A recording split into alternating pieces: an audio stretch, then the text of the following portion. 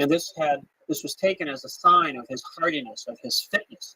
And so he was chosen and accordingly made emperor, and at first was guided in his rule by a council of regents, members of the Manchu imperial family, headed by his uncle, a man named Oboy. And what's called the Oboy Regency is the first 5 or 6 years of Kangxi's reign. At the end of that time, in 1667, when he was still just a mid-teen, he decided to take power into his own hands and contrived to have his uncle Oboy set aside and had the regency disbanded, and from that point on, rules in his own right. He comes to power in his own right. He begins to exercise his authority directly at a time when apparently things were stabilizing and the dynasty was going to settle into its sort of normal course. But in the 1670s, he does face what is the most serious challenge to the power of the Qing dynasty, certainly since its establishment, and what will be the last serious challenge to it until the middle of the 19th century.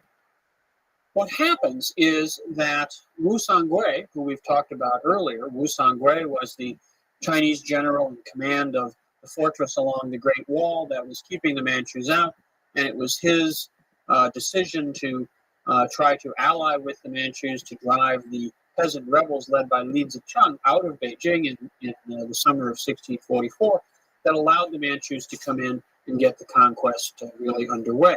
He had been rewarded for his cooperation with the Manchus by being given a very large territory in southwestern China, essentially as his own sort of feudal domain, and a couple of other important Chinese generals who had cooperated with the Manchus had been similarly rewarded.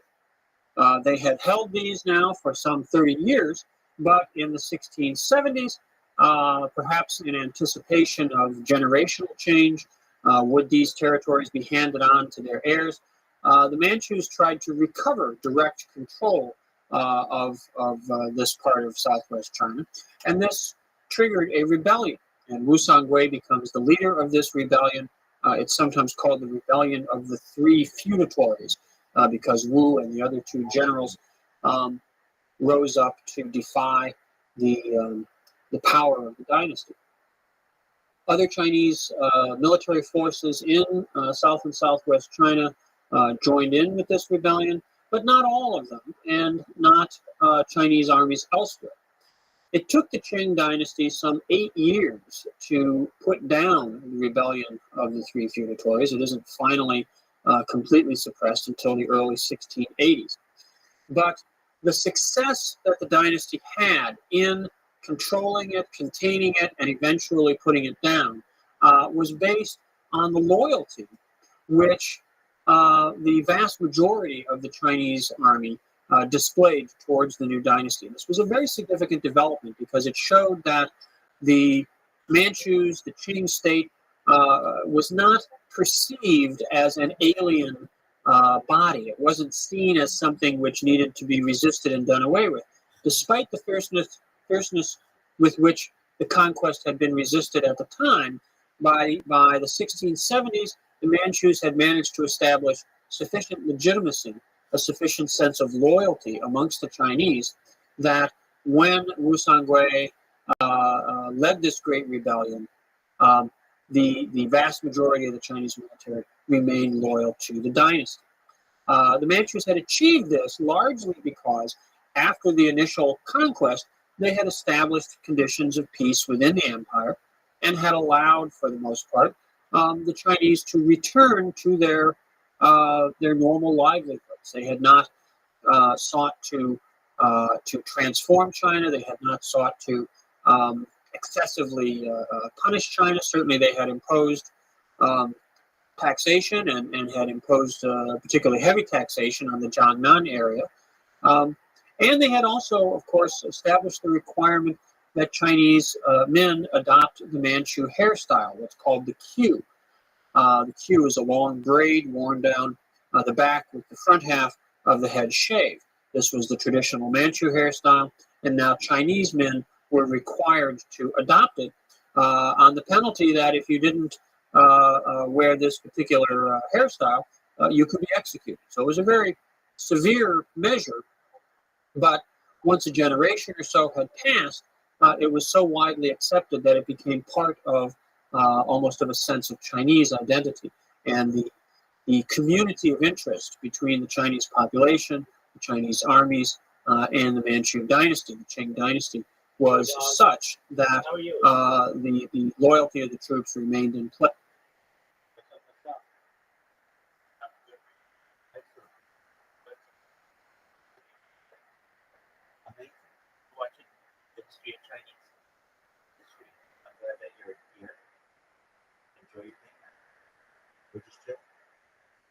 On his list was trying to win control over all.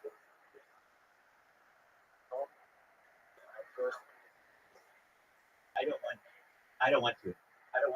I don't want to. I don't want to. I don't want to speak in the actual speak Discord because I don't want to come off as self-promoting, and I'm getting very. So all I'm gonna do is just show my camera in there like I do in the Aiden Ross VC, and people will click on my profile and wonder what's going on, and they'll click the computer and I can do all I want.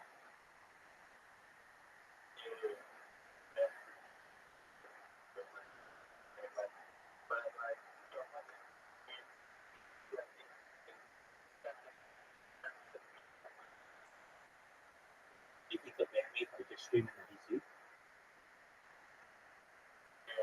Did they say that?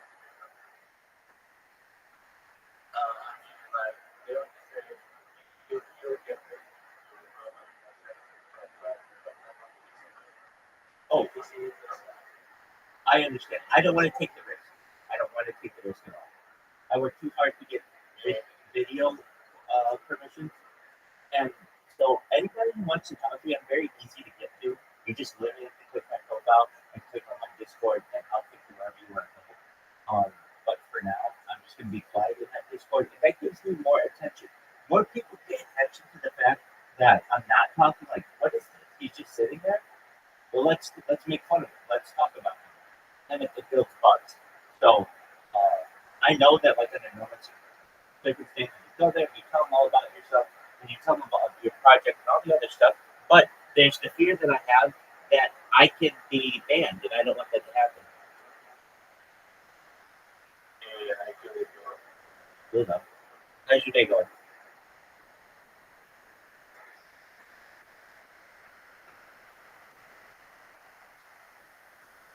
All right. Well, enjoy To participation in the Qing political order.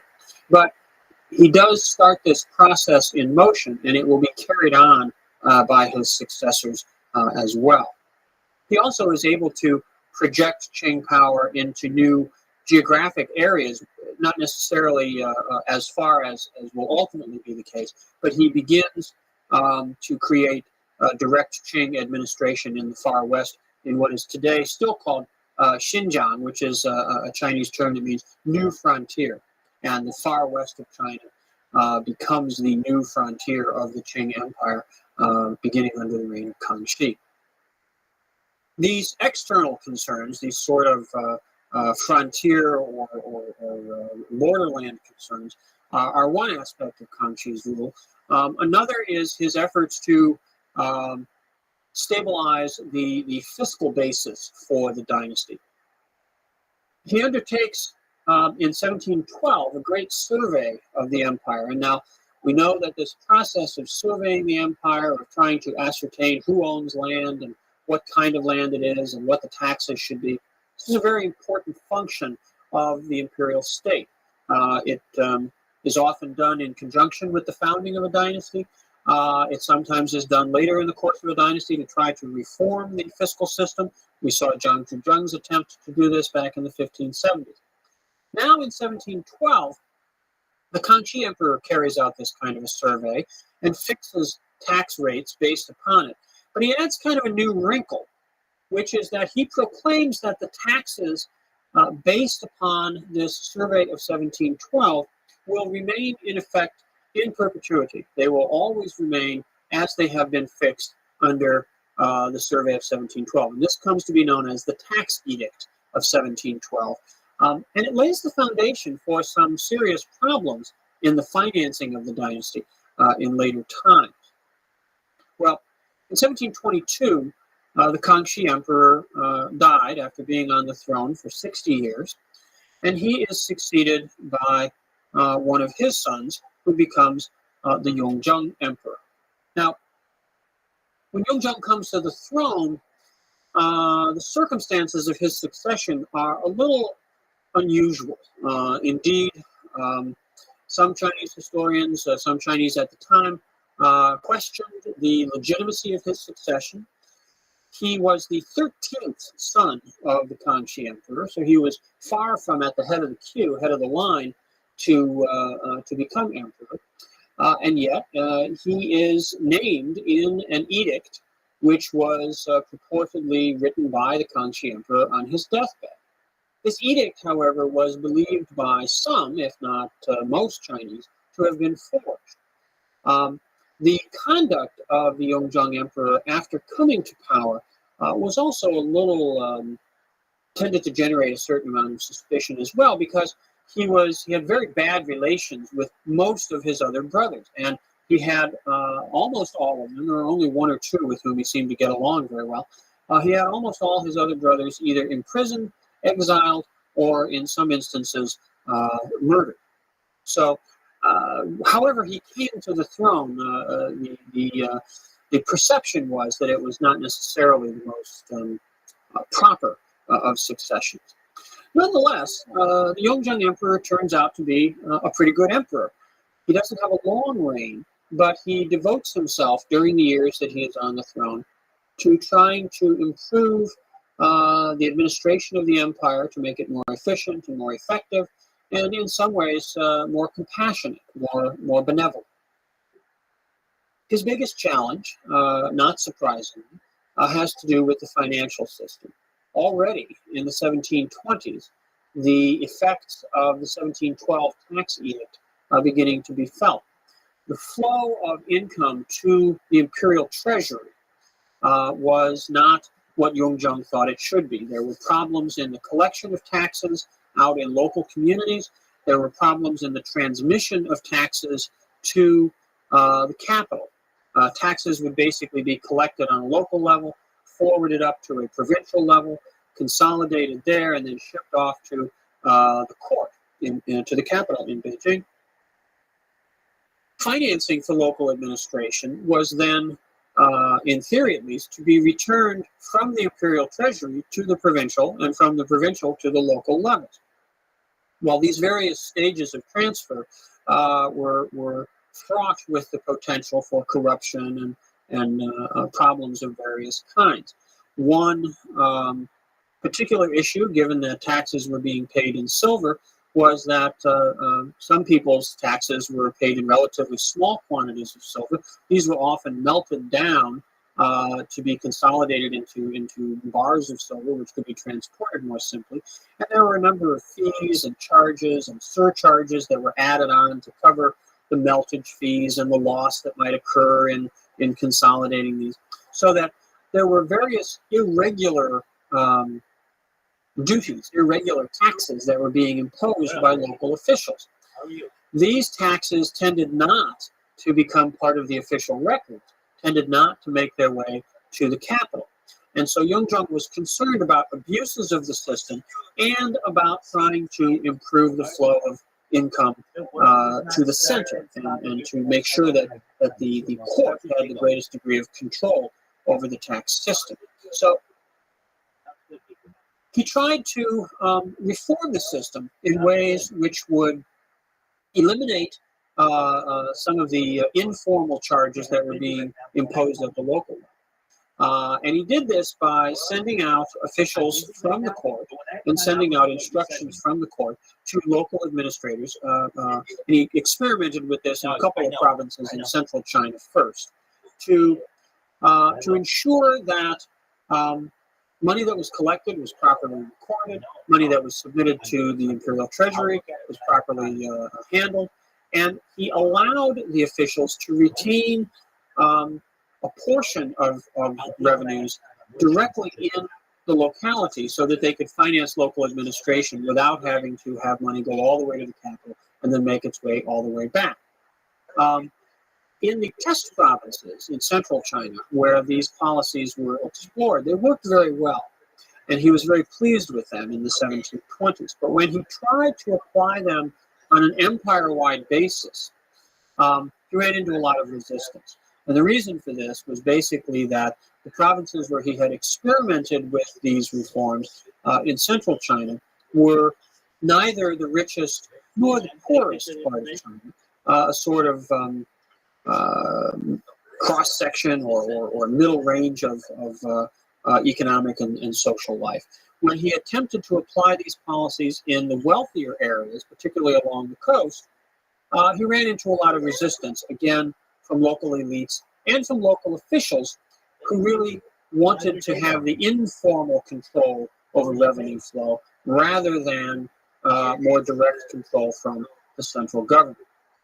And this is reminiscent of themes that we've seen earlier on, the resistance to Zhang Zhuzheng's reforms, the resistance to Wang Anshi's reforms back in the northern Song dynasty. It's a sort of classic pattern of conflict of interest within Chinese fiscal administration and within Chinese political culture in general.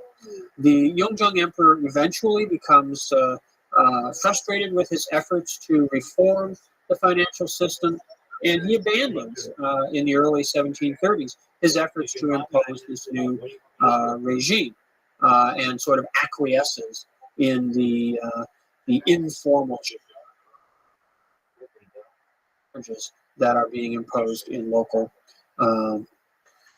contexts. So he's it's a frustrating story for him. He's obviously a very well-intentioned emperor, and he sets out to make these reforms, and he has some initial success, but is ultimately thwarted by the power of the local elites, the power of the literati in their capacity as both local officials and private economic interests. Other aspects of administration were more effectively reformed under the Yongzheng Emperor. I misunderstood you. Messi or Ronaldo? Both. If I had to choose, Pele. I thought you were saying my room's Messi. No, Messi or Ronaldo. I want Pele. Do you know who Pele is? That's who I know. Word. 100%. Amazing.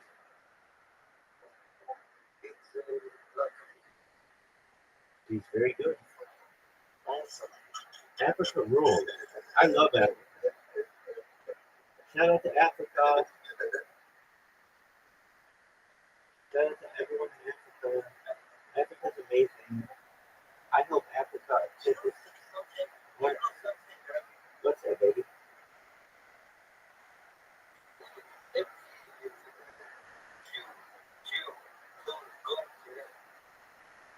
There are a lot of Jews going to Africa, you're saying?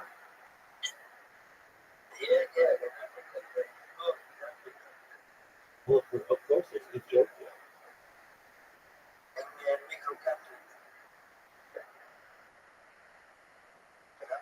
Shout out to all the Ethiopian Jews. Shout out to B'nai Israel. Yo, dog. Oh, no, me.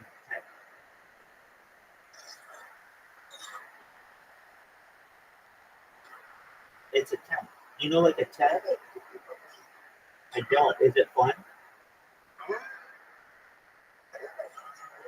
It's PUBG fun.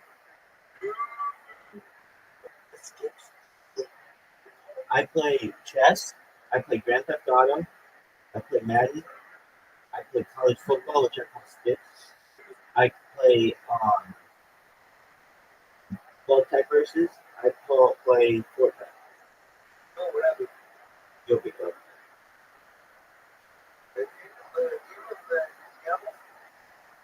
I love all people. All right, guys. I appreciate it. I got to work on something, so I'm going to continue the platform. You're wonderful, and I love having you here. Decided to live. Now, Yongjang, as I say, was not on the throne for a real long time. He reigns for 13 years. When he dies in 1735, he is succeeded by one of his sons, who becomes the Qianlong Emperor. Qianlong reigns from 1735 until 1795. He actually lives until 1799. He abdicates in 1795 in order that he will not serve on the throne longer than his grandfather, Kangxi, had. Kangxi reigned for 60 years. Qianlong reigns for 60 years. The reign of Qianlong is viewed by many historians, Chinese and Western, as sort of the high tide of the Qing dynasty. These 60 years were a period where the achievements of the early Qing, many of them come to fuller fruit, and Qianlong completes a number of the tasks, a number of the projects that his predecessors had gotten underway. He managed the government. He oversaw the economy in very pragmatic ways. He was a very hands-on administrator. He paid close attention to the details of many aspects of what was going on in the empire. He oversaw military affairs. He was very concerned with the tax system. He was eager to appoint and give power to competent officials, but he always made sure that he knew what they were doing, not necessarily to micromanage them, but simply to keep himself as well informed as possible about the workings of government administration. Under the Qianlong Emperor, population continued to grow in China, reaching perhaps 400 million by the end of the 18th century. And China attained perhaps its greatest prosperity, certainly prior to the present day. It was a country, it was probably the richest country in the world, a country whose products, tea, silk, lacquerware, ceramics, other kinds of manufactured goods, flowed all around the planet in a global market, which China came increasingly to form a very powerful component of. Some 25% of global economic production originated in China, and many of the goods that were produced there traveled or by land or by sea to the far corners of the earth. So the empire over which Qianlong presided was truly one of peace and prosperity, certainly in terms of China itself. Nonetheless, it was not a time when there was peace everywhere, and for Qianlong in particular, there were military campaigns that he was very interested in pursuing. He was able to complete, through these military campaigns and through diplomatic initiatives as well, the process of bringing all the Mongol tribes into the empire, the Western Mongols, sometimes called the Zhongars, finally, by the 1770s or so, submit to the authority of the Qing. They return to Chinese territory or to Qing territory in the far west, and they pay their respects. They pay their sort of feudal duties to the Qianlong Emperor, and he receives them in special ceremonial sites built to specifically to perform these functions. Qianlong pursues a policy, a very careful policy in dealing with defeated rivals, of paying them great honor and great respect. He gave them official titles. He often bestowed great wealth upon them. He was interested in expanding his empire. He was interested in establishing his control and domination. He was not interested in destroying and humiliating his enemies. He wanted to bring them into the empire, and then once he had them in the empire, he wanted them to be successful, prosperous participants in this great, all-encompassing sort of vision that that the Manchus had. He deepened the relationship between the Qing Empire and Tibet. Tibet had been closely linked to the Mongols, and through that link to the Mongols was incorporated into the Manchu Empire when it was first established in the 17th century. The Manchus had been deeply involved in the internal politics within Tibet, the conflicts between different factions within the religious leadership in Tibet was resolved under pressure from and perhaps with the assistance of the Manchus. And the Qianlong Emperor continues those policies of intervention and maintaining a strong Qing presence in Tibet all through his reign. Under the Qianlong Emperor, the borders of the empire reached their greatest extent.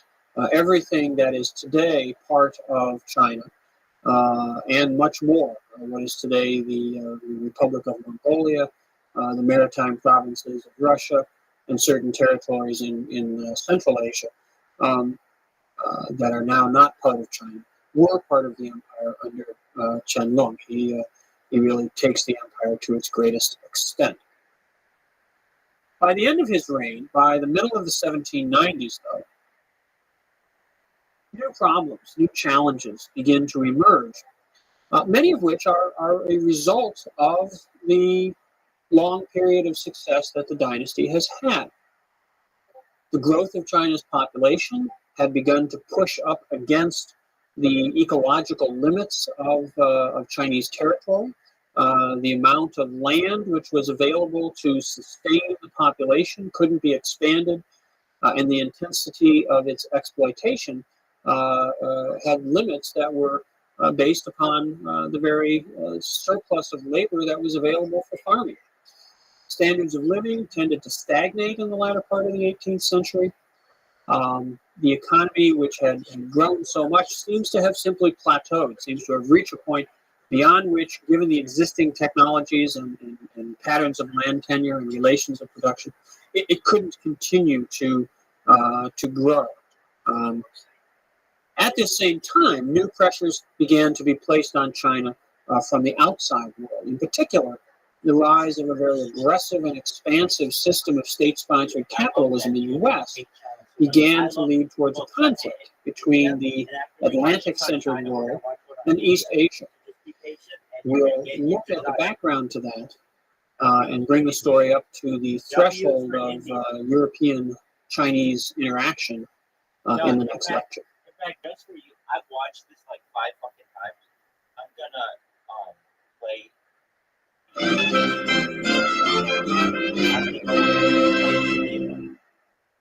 At the end of the 18th century, both China and the West were poised on the edge of a new era in world history. In China, the Qing Empire, which had been around for more than 150 years, had achieved great success, had expanded its territory, its population had grown, its economy had flourished, its culture was vibrant and dynamic, and yet it carried within itself the seeds of very serious problems having to do with the pressures of population on the ability of the land and the economy to sustain it, and having to do with the ability of the All right, friends. Next up, we've got the BBC, The Story of India, Episode 1. Shout out to India. Shout out to the man from India in my chat. Shout out to all the Indians ever. Any Indian. Bend down and feather. 60 years ago, India threw off the chains of the British Empire and became a free nation. And now the world's largest democracy is rushing headlong into the future. As the brief heyday of the West draws to a close, one of the greatest players in history is rising again. India has seen the ebb and flow of huge events since the beginning of history. Its tale is one of incredible drama and the biggest ideas.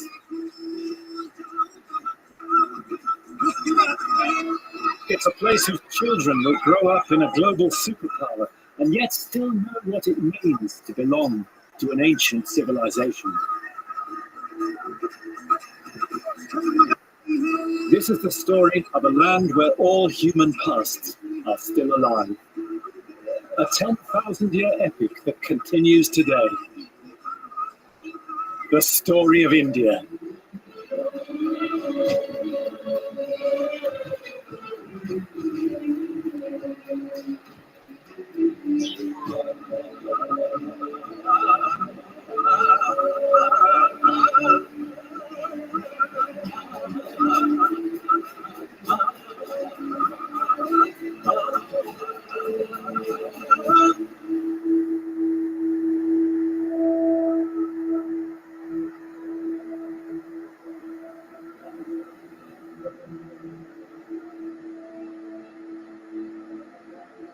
In the tale of life on Earth, the human story is brief. A few hundred generations cover humanity's attempts to create order, beauty, and happiness on the face of the Earth. The beginnings to most of us are lost in time, beyond memory. Only India has preserved the unbroken thread of the human story that binds us all.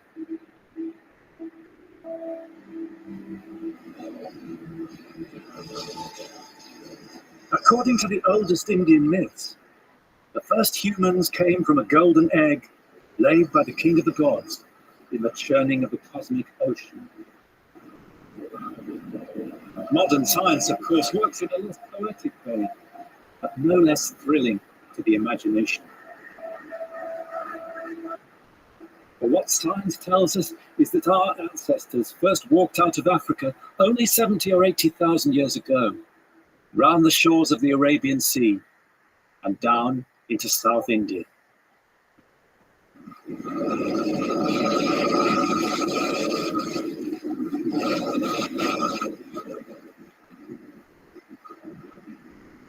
They were beachcombers, barefoot hunter-gatherers, driven as human beings always have been by chance and necessity, but also surely by curiosity, that most human of qualities. When they came here to India, they must have been overwhelmed by the fertility. Here down south, you throw a mango away and a tree will grow. Life is super abundant. So here, some of them stayed, and they were the first Indians. And all non-Africans on the planet can trace their descent from those early migrations into India. The rest of the world was populated from here. Mother India indeed. And amazingly, for so long ago, those first Indians have left their trail. If you go inland from the beaches of Kerala into the maze of backwaters deep in the rainforests, you'll still find their traces, clues to what lies beneath all the later layers of Indian history, clues that till recently were completely unsuspected. For here, you can even hear their voices, sounds from the beginning of human time.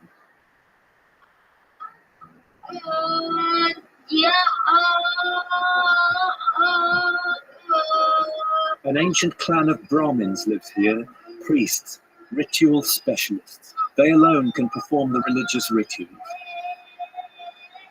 They're preparing an ancient ceremony for the god of fire that will take 12 days to perform.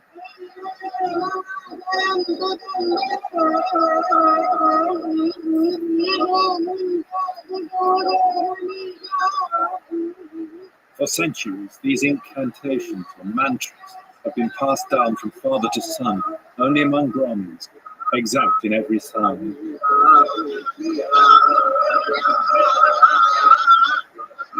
But some of the mantras are in no known language. Only recently have outsiders been allowed to record them and to try to make sense of the Brahmins' chants.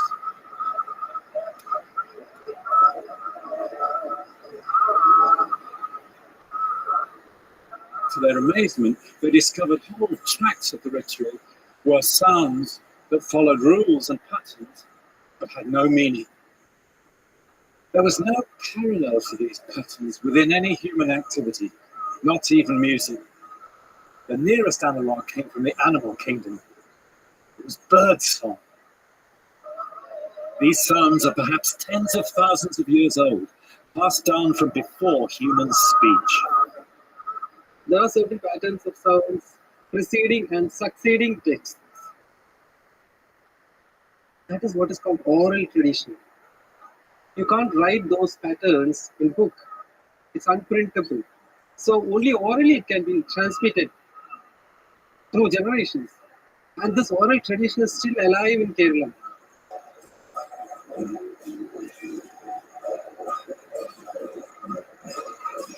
For 12 days, the priests and their wives must stay inside the enclosure. And then when the ritual is over and the world purified, the huts are burned down, all trace obliterated, save in the memory of the Brahmin reciters.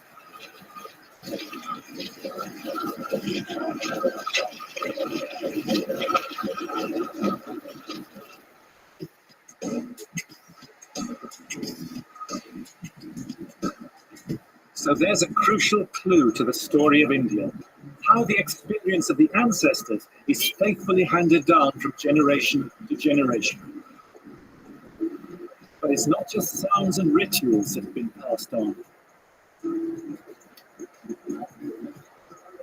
Over the hills in Tamil Nadu, geneticists from the University of Madurai have been testing the DNA of tribal villages. First, we isolate the DNA from the solution and we look for specific markers in the solution, ancient markers, which can give you the clue about the migrational history of people. It's a direct evidence that we are out of Africa, and it's all a brotherlyhood. We are all the same. Here among the Kalar people, Professor Ramasamy Pichapan recently tested a man called Virumandi. In his DNA was the marker of that first human migration. Virumandi's wife, since the migration of the first man 70,000 years ago, and which Virumandi is probably carries that gene M130, right? Right. Yeah. So Virumandi, how does it feel to be the first Indian? Yeah. I'm very happy for that you have this gene. Wonderful. Virumandi's tribe practiced South India's and the world's oldest form of marriage with first cousins. That way, they've handed down some of mankind's earliest genes. Some 50 to 60,000 years ago, this M130 gene pool came over here. And luckily, somebody stayed in this village and expanded, then we could identify. To our surprise, that the whole village is of M130. Everybody around us here. Everybody around us here carries M130. So you call it as a founder, whatever it is. You've got early migrations in at least two waves. Language is only developing later. Yes, the scholars feel that it is only just 10,000 years old, the spoken language. Maybe only 10 to 15,000 maximum. Language is not the same as ethnicity. We need to make that clear, don't we? Yes, it is absolutely essential. Yes, it is not. The language can easily be adopted. But the same is true with the religion too. It's a kind of belief system. You believe in your system, in your education, or in your capacity, or in your family, whatever way you feel like. You have every liberty to feel proud of what you have. This is because of this reason I believe that India has become such a cosmos of humanity with a diversity, but still with a unity. Is that what makes you an Indian? Yeah, not only, yes, a human being, all the more, I would say, rather than Indian. And despite all the later migrations and invasions, India's gene pool has remained largely constant. It's one of the unchanging roots of India. Languages and religions came only later and are always subject to change. But here in the south, they've passed down humanity's oldest religion too. In the great temple of Madurai, they still worship the female principle, the mother goddess, as Indian people have done for tens of thousands of years.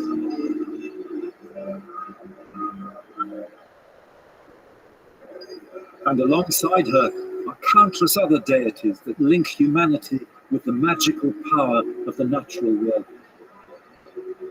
Over the ages, thousands of gods will emerge, almost adding to what had been before. So the roots of Indian religion too will grow over a vast period of time as India's expression of the multiplicity of the universe.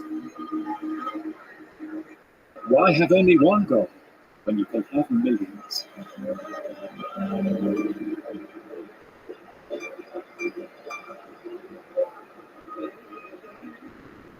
So India's famous unity and diversity goes back to customs and beliefs and habits that lie deep in prehistory, like the worship of the goddess here in Madurai. And when you look at all the tides of Indian history that follow, you can see that identity is never static, always in the making and never made.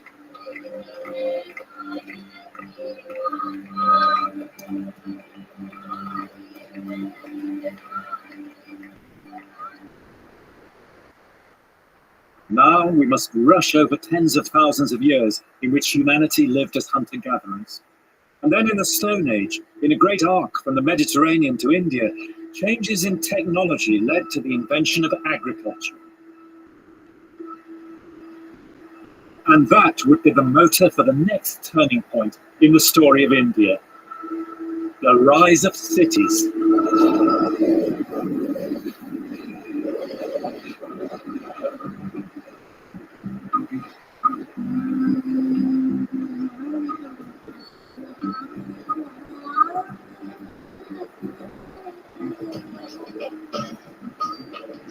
In the year 2007, for the first time in history, most of us will live in cities rather than in the countryside.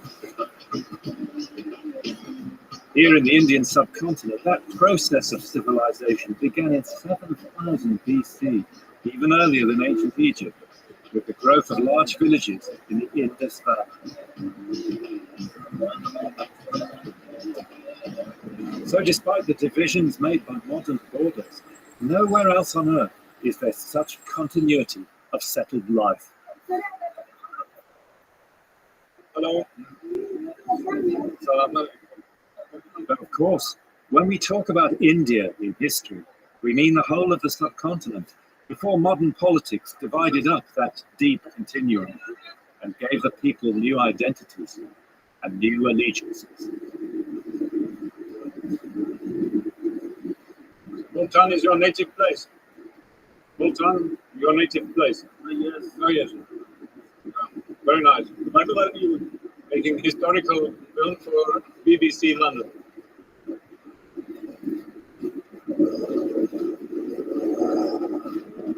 These days, civilization is a very problematical word with many shades of meaning.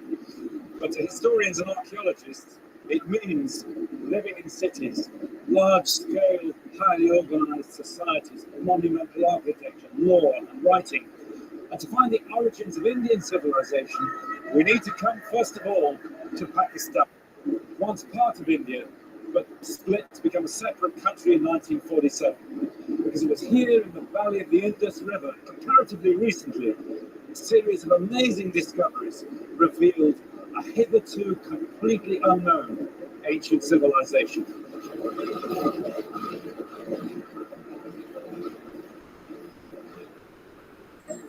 Those first discoveries took place in the 1920s at a little halt on the railway line between Multan and Lahore, Harappa.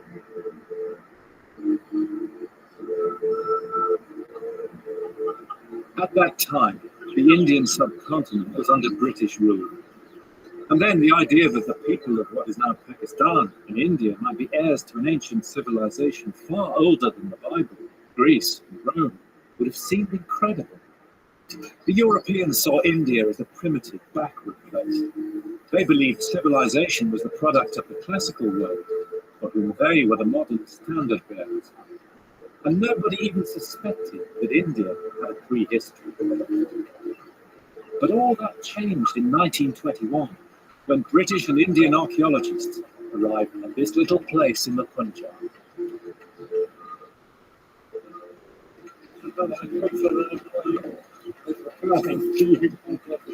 Thank you for having us. The archaeologists camped in tents here, and they were plagued by mosquitoes too.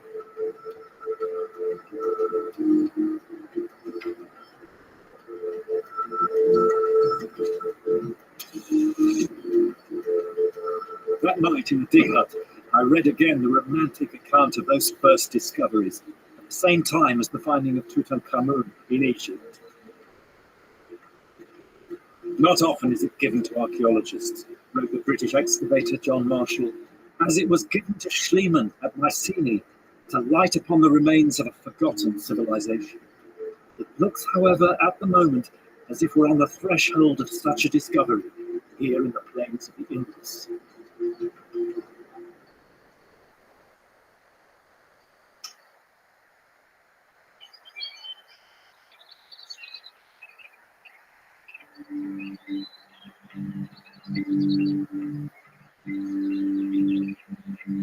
Like the other great ancient civilizations in Iraq, Egypt, and China, India's first cities had grown up on a river. The ruins of Harappa stood on the dried up bed of a tributary of the river Indus. Its huge citadel walls had been quarried away by Victorian railway contractors, but there was still evidence of industry and trade, of writing and high-level organization, and a huge population. Harappa was far older than anything previously known in India. Amazing, at the time of the building of the pyramids of Egypt, there had been vast cities here in India. When does Harappa begin? Harappa was begun in 3500 BC, 5,000 years ago from here. 3,500 BC. Yeah. So this is very, very long-lasting place. And when was the heyday, the high period of the Indus civilization? The high period of Indus civilization started from 2,900 BC to 1900 BC.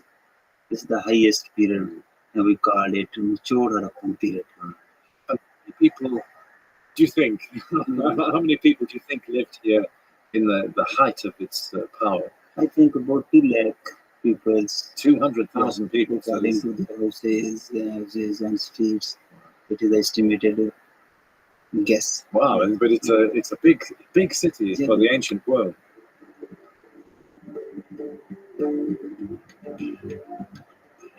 The next year, 1922, British and Indian archaeologists targeted an untouched site to the south, Mohenjo-Daro. By ancient standards, it was an urban giant, a Bronze Age Manhattan. Just like the modern Indians and Pakistanis, the Indus people were traders. From here, their boats sailed to the Persian Gulf and Iraq, carrying cargoes of ivory, teak, and lapis lazuli. The city appeared to be the capital of a great empire, which we now know extended from the Himalayas to the Arabian Sea. With over 2,000 towns and villages, it was the largest civilization in the ancient world. With up to 5 million people, the world's biggest population. But their writing is still undeciphered.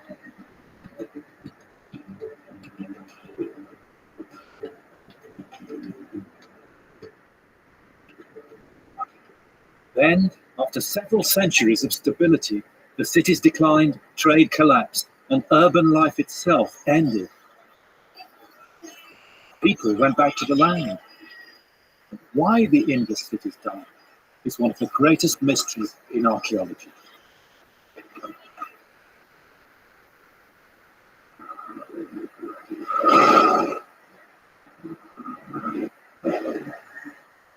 Back in London, I went to see Dr. Sanjeev Gupta, who offered me a much bigger picture as to why civilizations rise and fall.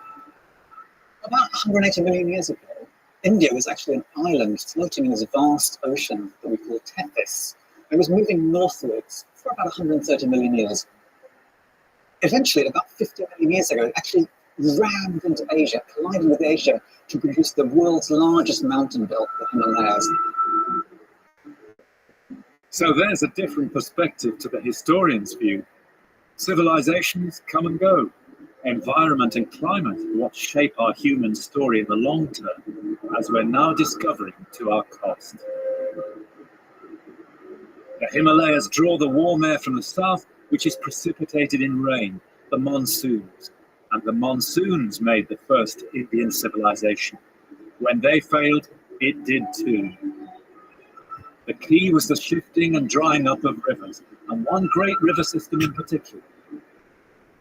What we've been doing is to look at satellite imagery to try and see if you can trace paleo river channels essentially on the floodplains. So this is the area just around, along the border between India and Pakistan. That's right. And we're going to basically zoom in on an area over here and look at some satellite imagery in some detail. So in the satellite imagery, what you can see are these light areas, which are desert areas, sand dunes, etc. But snaking through the desert, you can see the trace, this dark channel-like feature, which people believe is the trace of an ancient river. If we now put the sights on for the main phase of the Harappan civilization, you can see beautifully how those sites are actually strung along the trace of this ancient channel belt. There, isn't it? Absolutely matches the curve of the channel there. You can trace it actually from India into Pakistan, into the area that's called Cholistan, where you have numerous sites. So this is from the height of the Indus civilization? Yeah, probably between 5,000 to 4,000 years ago. When Mohenjo-daro and Harappa are at their height. So what happens to these sites at the end of the Harappan civilization? So, actually, if we look at the later Harappan stages,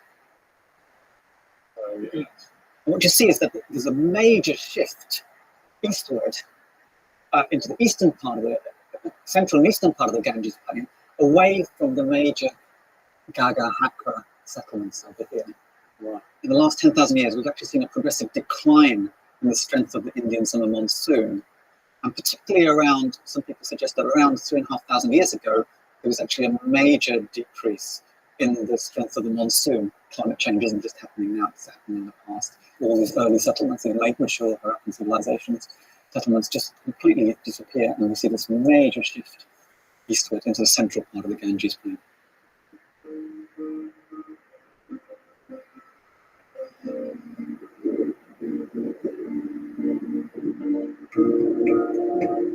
And ever since, from sacred songs to Bollywood movies, Indian people have loved the monsoon. The coming of the monsoon has an almost erotic charm. It's the giver of life itself.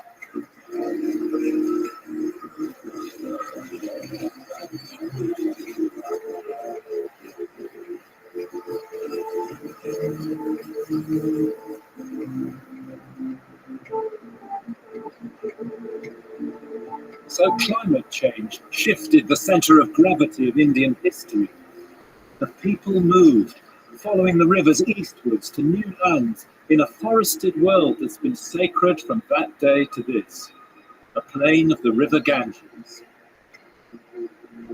And here, the next chapter in the story of India will take place.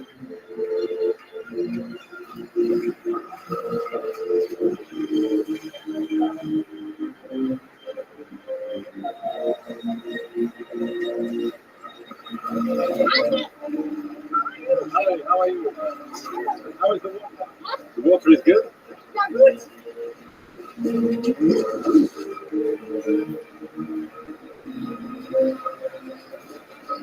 So the first great Indian civilization died out. Or did it? The mystery of the Indus cities is so tantalizing. And the differences with later Indian civilization are apparently so great that it's easy to think that there was a major break in continuity of Indian civilization. But history is not like that, especially Indian history. And it's only a very short time after the end of the last Indus cities, let's say around 1500 BC, that we get the first definite evidence of an Indian language and an Indian literature. And language and literature are the next landmarks in the story. Texts we can not just hear, but read. The language is Sanskrit, the ancestor of all the modern dialects spoken in the north of the subcontinent, across Pakistan, India, and Bangladesh. It's the root of the languages spoken today by nearly 1 billion people. But where did Sanskrit come from? Is it the language of the Indus civilization? Did it grow up here in the Ganges plain? Or did it come from outside India? Like Latin, Sanskrit is no longer a spoken language. But here in the holy city of Varanasi, young Brahmin boys still learn it to recite their earliest scriptures, the Vedas.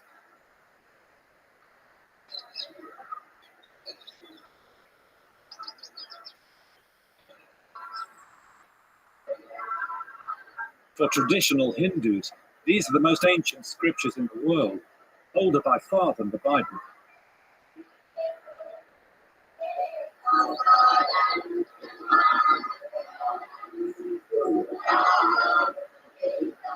The Vedas have been orally transmitted down the ages as accurately as a recording, and it's because they're so perfectly preserved that linguists can date them.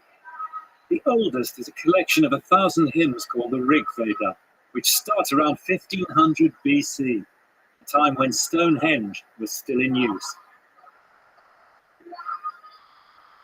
It's quite a thought, isn't it? In this room, you've got a living link with India's deep past. What you're listening to are the sounds and the words of the Bronze Age. As with the mantras in Kerala, the archaic verses of the Rig Veda have been passed down word for word only within families of Brahmin priests. Is it easy to understand today? Or is the Sanskrit, ancient Sanskrit, very difficult to understand? Yes, very difficult to sense. It's very difficult. Only through Brahmins? Only Brahmins. Only Brahmins now. So all the boys here today are Brahmin boys. Yeah. After Uparayana Sanskar. Okay, welcome. After Uparayana Sanskar. Alright. That motherfucker wake you up. That motherfucker with the trains wake you up.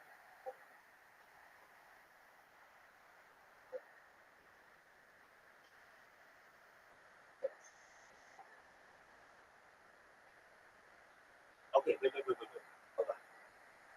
Okay.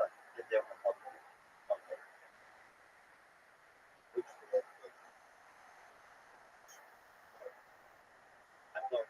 Wow, this is our first like tag team. Alright, here we go. Yeah. Okay, so I go to moderator. And, right. It's right.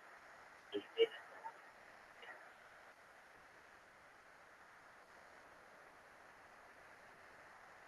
How far away is it?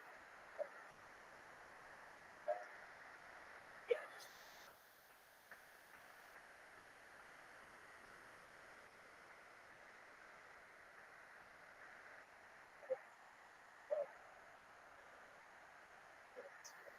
Message and I see it is in moderator. Okay, jump to message. Oh, cool. Even screaming and then I wake up. Hold on, I even know. Hold on, yeah. Gail Grizzly. Here's the thing. I heard them. Yeah, I'm okay with it. Believe it or not, that's it. You're good on that one. That's fine. You did exactly right. Bravo to Cassidy and see. We're still learning through this, but that's exactly what you made me aware of it. Now let me say the Gail Grizzly tonight. He's a pretty big creator.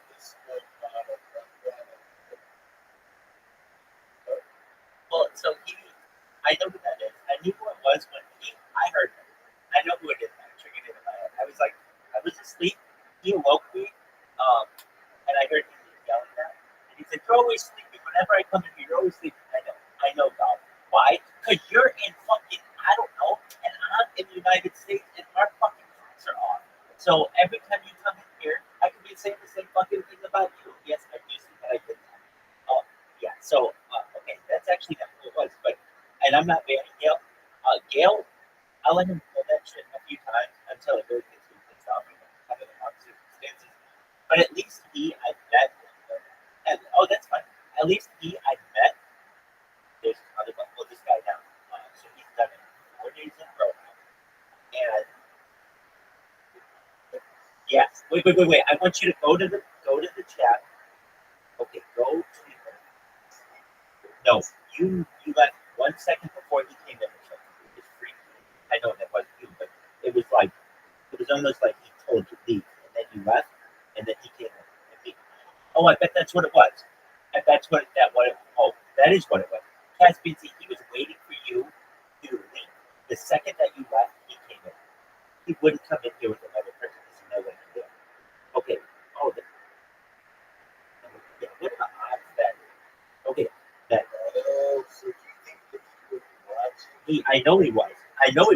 Dog. I know he was. So let me find the message. Dude, I'm telling you, that's exactly what happened. Uncle Caleb, man. That's exactly. Oh, man, I don't know if I can do that, Max. I'm bringing a lot of people to you. Flex, I love you, and I want to make sure that your audience knows about me. Do you want to know how to get rid of it?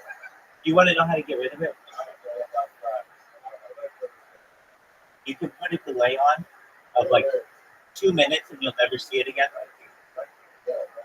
2 minutes and you'll never see it again.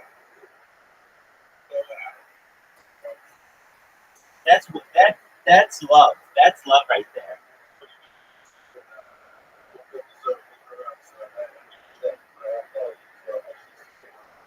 I watched it.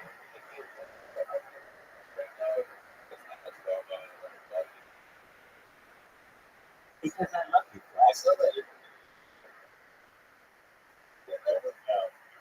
Absolutely, Flex. Flex, I promote you everywhere. I'm promoting you in Ada Ross's Discord simultaneously with I Show Speed. Everybody knows about you, big dog. Everybody knows about you. Yeah, and it's in a.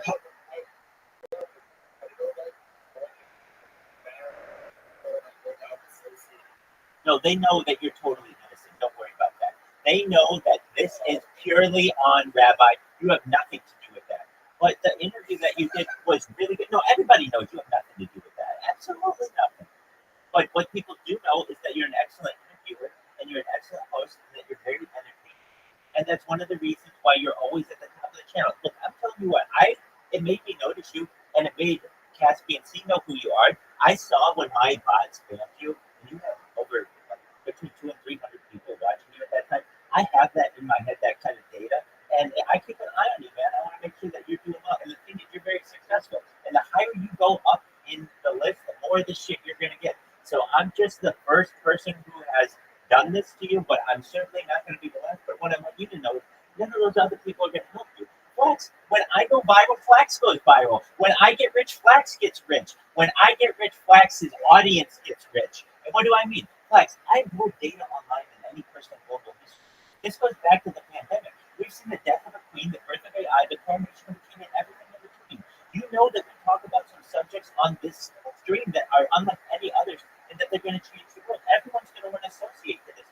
We've watched every major motion picture, including the Oscar winners and Oscar nominees of the last decade, and going back to 1928, we watched every single year the best winners, plus many other versions of movies. We've listened to every major album of every genre. You can go on this Discord and see more 50 different music genres. Very few people know 50 different music genres, but we're fans of 50 different. I have write-ups on them. You can go on this and listen to every major audio book, every major religious book. Additionally, every major television series, everything from Sex and the City to The Sopranos to I Love Lucy and everything in between. We've watched. I've done my best to archive all of it so that in the future, once AI can cut it up, you will essentially be able to go to this as a library of the world of media, and you'll be able to get reactions. We'll be able to grow up together. It's like a real life Truman Show. Flax, have you ever seen the movie The Truman Show starring Jim Carrey from the 1990s? That's okay. It is something to check out sometimes. It's a classic. Yeah, yeah.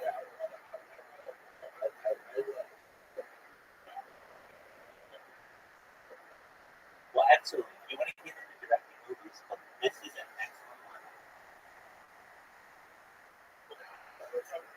Yeah.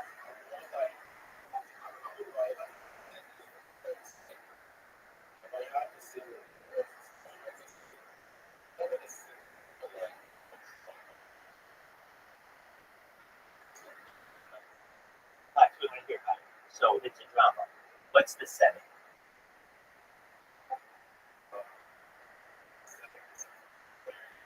Cool.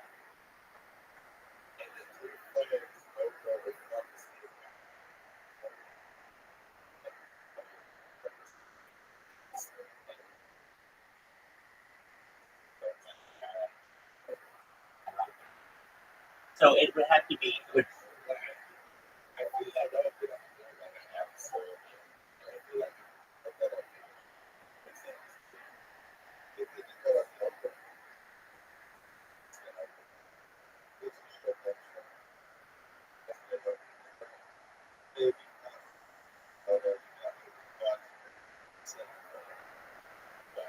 Here's the thing.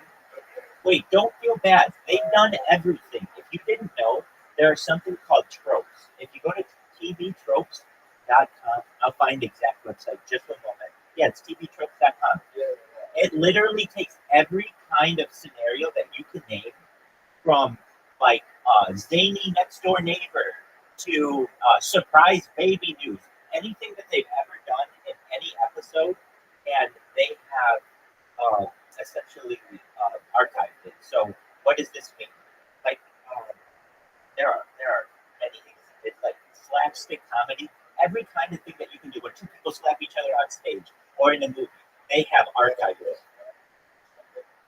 So that's, I think, that.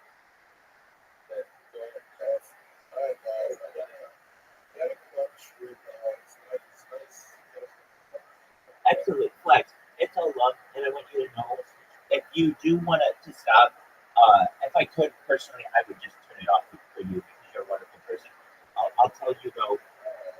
No, absolutely. You've been really cool with me, Flex. Honestly, that interview that we did, I promoted it a lot. A lot of people have said that is a really favorite moment of mine that I've had.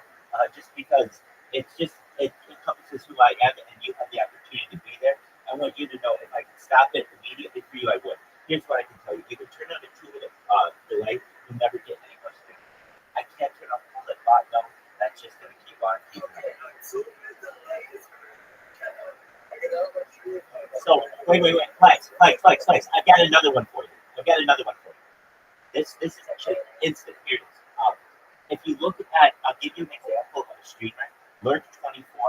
He has a very long list of rules, okay? And what happens is that list of rules gets cut off at the bottom, and my bot can't see it. So I advise you, just have a bunch of rules. They can be cool rules. Somebody just presses accept, and a human will go through it, and my bot won't remember. Then you don't have to wait any time. Excellent. Yeah, no one knows it. Flex. I'm going to tell you the truth. No one knows it. And it's because, look, I'm looking out for you. You're a wonderful person, and I appreciate our friendship. And I would do the same for any friend if anybody really asks me. So what you can do is just have a long list. Look at Lurk24. Take some of his rules, put them in yours. You won't ever get scared. Absolutely. W's Flax. Take care, man. You have a great stream. W's the Flax.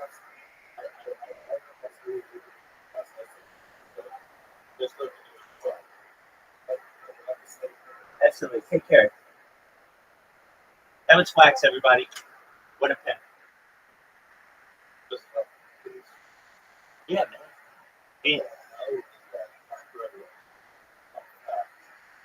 on What the fuck was that? It sounded like you had like a small thing. yeah, I think it's pretty hot where he is right now. I'm not sure. So he might have an This was background. Oh, and that could be too. He could have his off.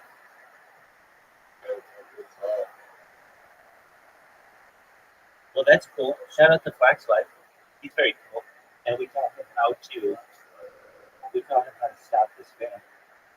So that's cool. And he's also really good to be like, no, it's cool, I'll let it be, whatever. And he's a nice person. I think he's a very nice person.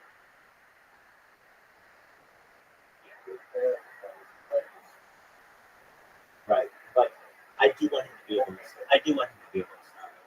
And here's the thing. If enough people do that, then I'll just teach the bot how to fucking do it. So it's like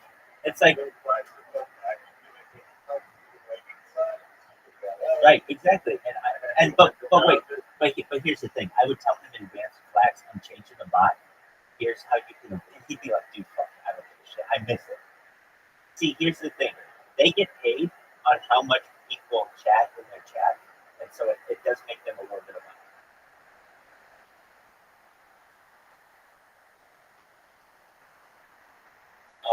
I have been successful. I don't know if it's a good thing or bad thing, but I think it's kind of a bad thing for them. Amaria now has a delay on her chat. Finally, after however long she's been spammed, I spam this woman unintentionally. She's just always at the fucking top of the fucking website. And so what would happen is they would ban my account. And guess what? She's at the top, and it would fucking just start right back up. And she got it worse than just about. I think she probably got it worse than anyone. Here's why: she didn't have any spam blocking, and you could just go in and chat once you followed her, and this bot would just go in and follow her. So she now has a 6-minute delay, which is fine. So I tell people, if you do it for 2 minutes, I won't spam you. I can just about guarantee you won't get spammed. Actually, I can guarantee you won't get spammed. However, or guarantee most. I might manually spam. But then there's the shadow rises where enough people have a delay on it, 1 minute, 2 minutes, or whatever, and then I have to change the bot to delay 2 minutes or whatever. But there are so many different people on Discord. There are 700 members. Yeah, 700 can just chat at any moment. That's 700 people you can affect with this bot. So I don't have to go at the most popular people. I did it. I've been changing it up. I built 5 bots that just randomly create clips of people's streams. And like one of them goes after streams 1 through 10, next one 11 through 20, the next 21 through 30, the next 31 through 40. What's up?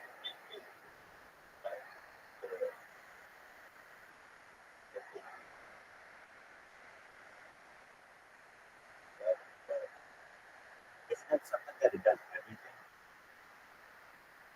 It is amazing. Yeah, that's the word for it. It's an amazing bot. I even put that bot in. It's the one bot that I have in the 2 other teams. And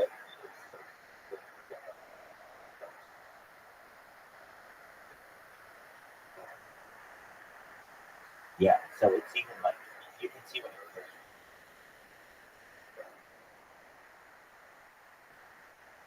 Yeah, and that's cool. And that's cool.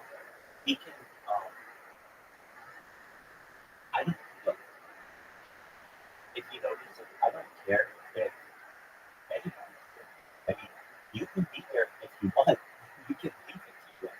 It's basically my virtual tent. Like um, if we were nomads and people were like hunter gatherers, I would have had people come in and talk. But they have to be here if you want. So you don't even have to be a full-time member. If he just wants to come in and hop in and bounce whenever he wants, that's cool too. Um, yeah, that's cool.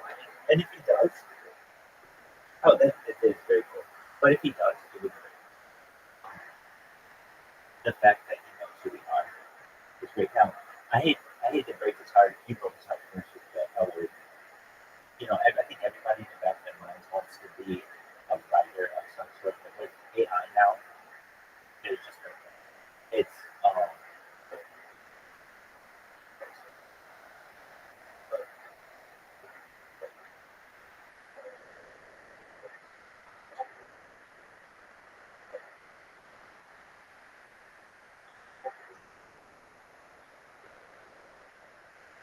I thought of it as three women who had won that stuff. He thought it was three guys. I guess it's ambiguous, which could be really cool too.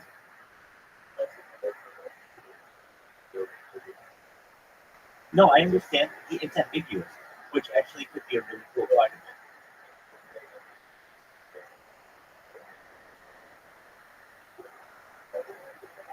Welcome, welcome. How are you? How are you, Lou? We're happy that you're here. What's good?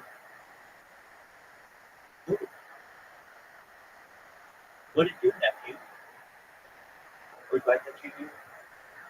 If you're wondering what we're doing in our life, we have moved from a history of China podcast, history of China to the history of India, BBC's India. We had a person in here earlier who was like, China, they didn't like China. Or I shouldn't say they didn't like China.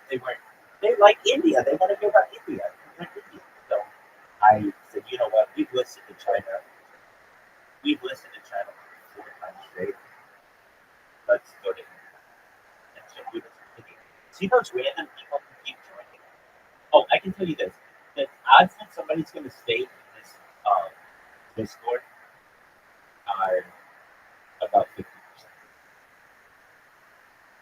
Meaning, and you know what? I think that's pretty good for me. But there are a ton of reasons why people leave Discord. They don't like you, is the big one. They also have almost 50 and they don't put it up. They have lots of things. I personally don't take it I made the impression of that. I sold, I shouldn't say sold, but do you know about my friend who married? Yeah, it was in March.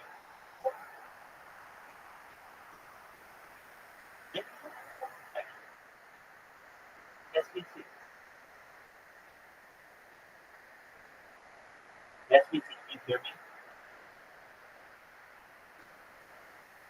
SBC, can you hear me? I can hear my fucking voice. Can you hear me? SBC. Are you there? SBC. Fuck. SBC.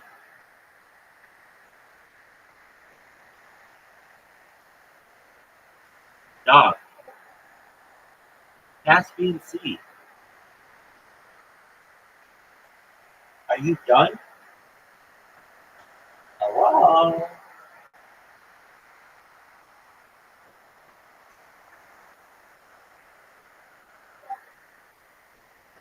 Krishna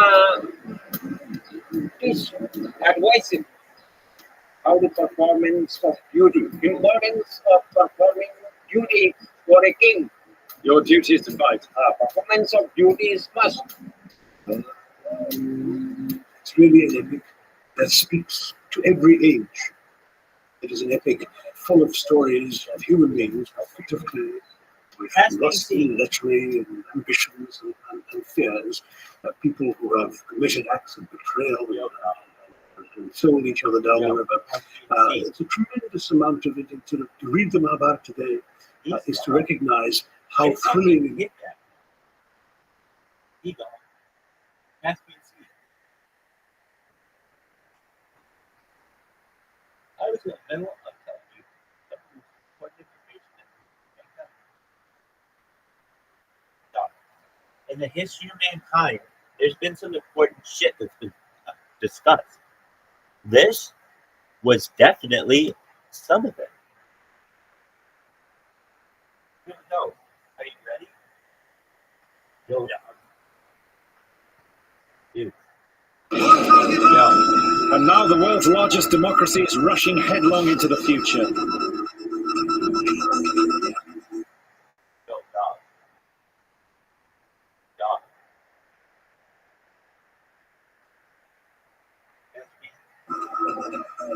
Aslan, Yo, Caspian Sea. Yo, Caspian Sea. Yo. Caspian Sea. He's gone. He's gone. And he is not coming back. It's almost as if he's proud at the gone.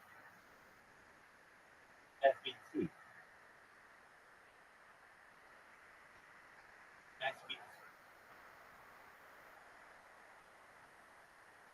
Doug, I remember this time Caspian Sea was here, and we were talking, and it was like, oh, dog, that was a really great conversation. And then literally, he just left, and then everyone was like, dog, were you just talking to him? And Rabbi was like, oh, fuck yeah, I was talking to him. And everybody would be like, what happened to him? People would be like, we don't know. It could be like you, your fucking internet goes down. So who are you to fucking say anything about it? And then people would get up in arms and stand up for Caspian Sea. And I think, God, his internet's fucked. It has nothing. It has to do with pure selfishness. And people would be like, really? I'd be like, fuck yeah. Why? Because that kind of value of equipment. That's not selfish. That's all. Alright, dog, are you fucking there? No. This motherfucker's just jerking himself off. He's couldn't fucking shit. He hears about a three-way. Instantly, this motherfucker starts thinking of dudes. Okay.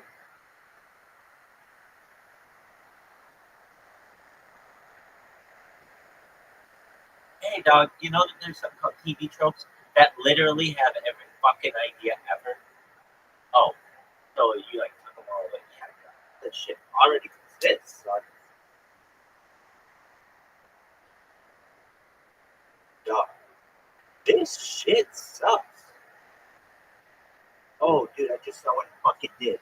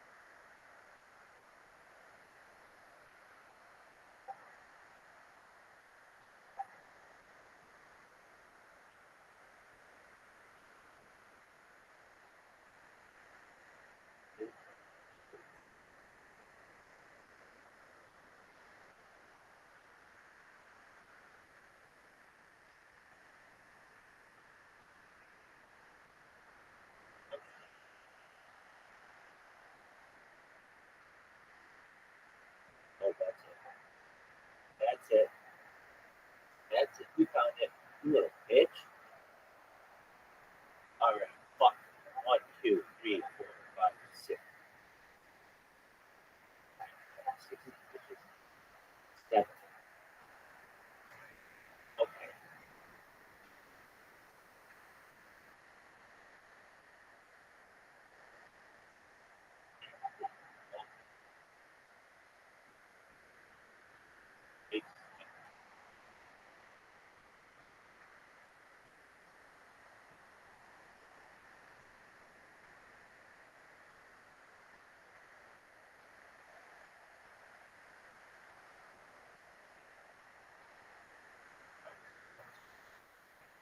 Oh, what happened to Caspian Sea? And everybody would be like, No one fucking knows. Everyone would be like, dog, no one fucking knows. You know, and I'd be like, dog, absolutely fucking no one knows. And they would be like, dog, this is the most horse shittedest thing I've ever seen. I'd be like, dog, I know. We were literally in the middle of the fish. And this motherfucker was like, hey, dog, I'm in a piece. And I'm not. And I was like, what?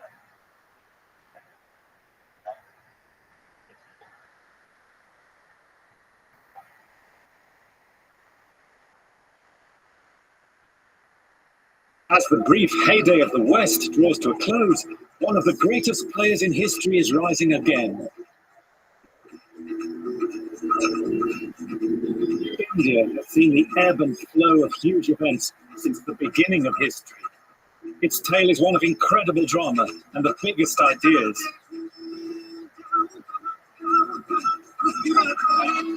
It's a place whose children will grow up in a global superpower and yet still know what it means to belong to an ancient civilization. This is the story of a land where all human pasts are still alive. A 10,000-year epic that continues today. The story of India.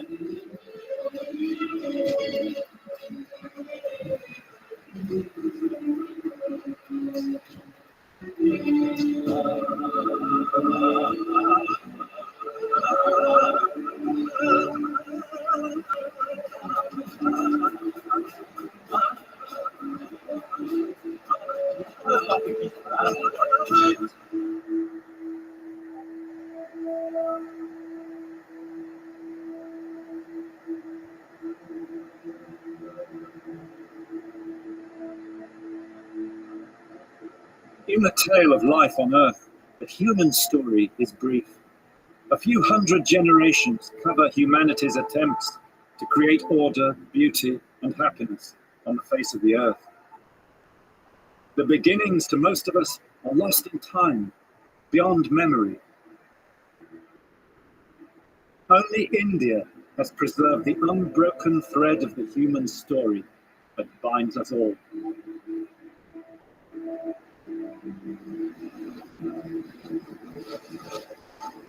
According to the oldest Indian myths, the first humans came from a golden egg laid by the king of the gods in the churning of the cosmic ocean.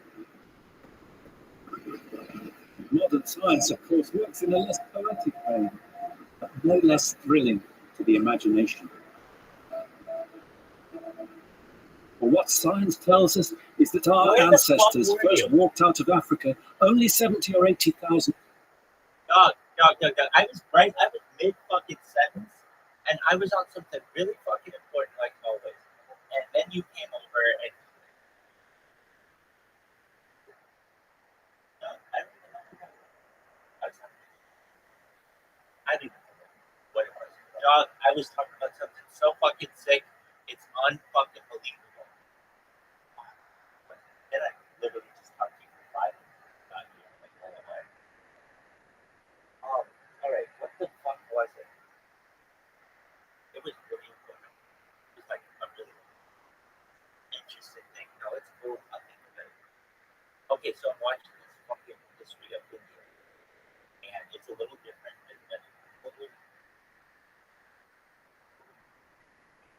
Right, yeah, I know. But it's too fucking much work to go back and watch. It is. It's a lot of work. You would think that it would be really easy for me as a creator to be like, oh, I'm going to click the little thing and go back and go back and go back. It's like, no. I don't even know if it's fucking recorded. So, I think it is. But you know, as a creator, there's always something that can go wrong.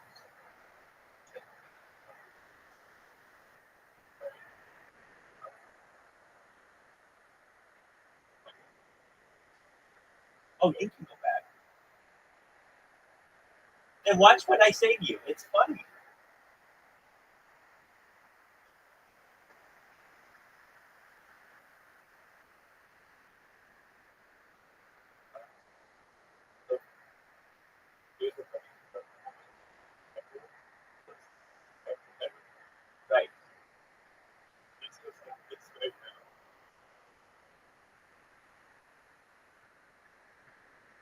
watch what I say. It's pretty funny, and I'm not even thinking about it. I'm just ripping. Yeah, you got it. I'll shut the fuck up. I finally have someone who's enjoying my content. I'll shut the fuck up.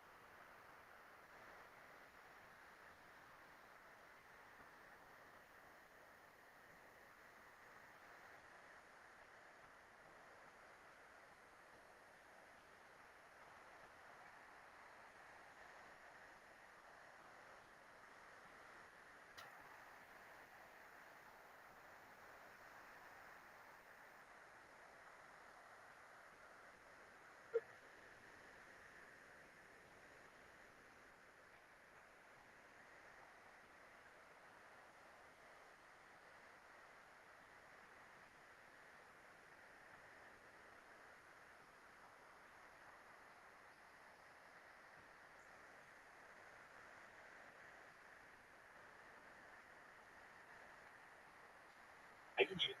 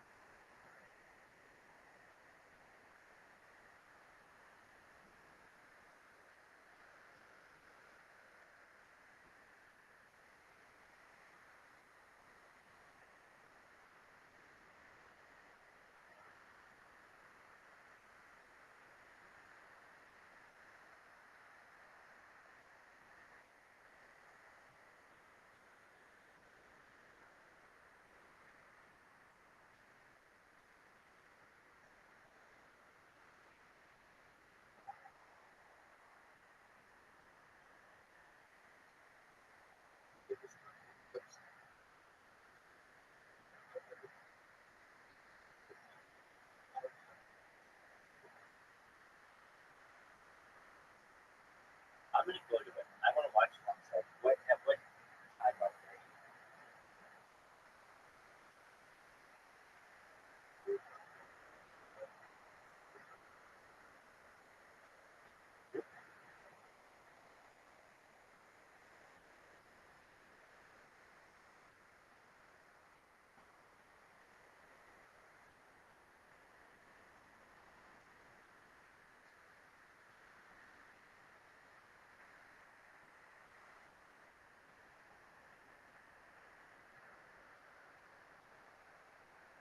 What time marker do you have?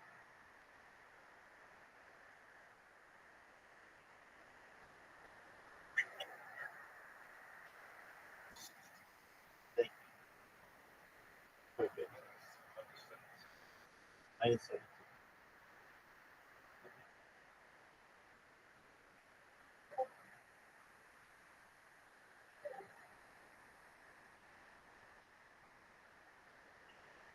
Well, you.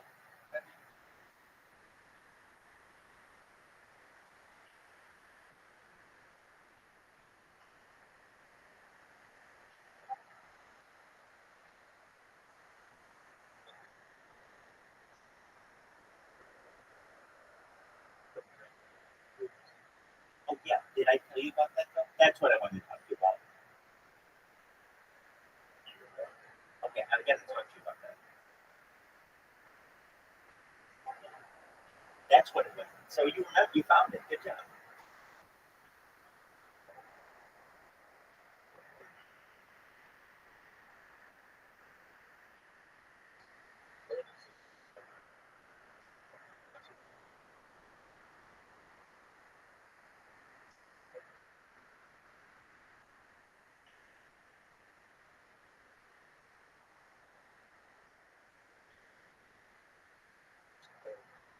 Yeah, I do. Thank you so much.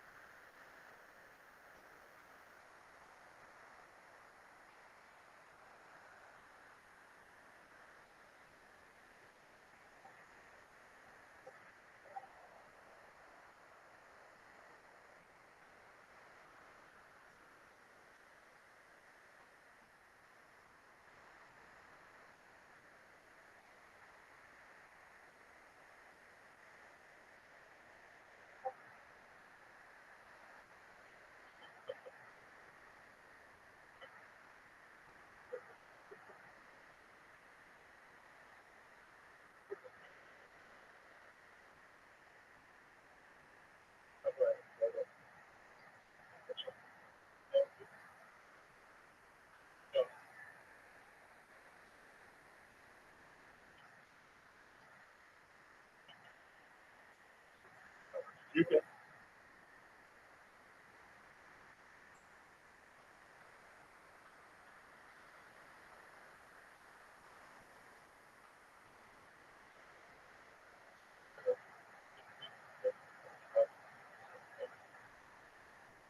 I love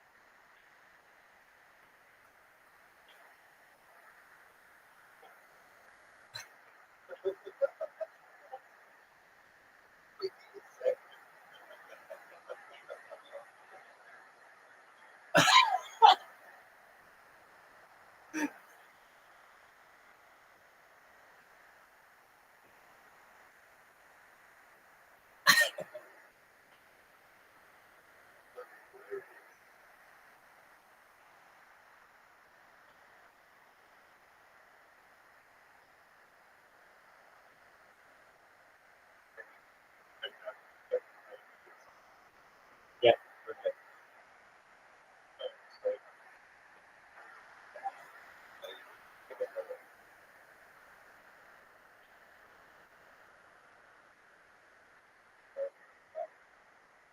There you go. Well, that's amazing. I'm glad. It was very funny. I mean, just I didn't know he went, and okay, so my friend. So I told you about it, but I didn't find out that he had died. Sure.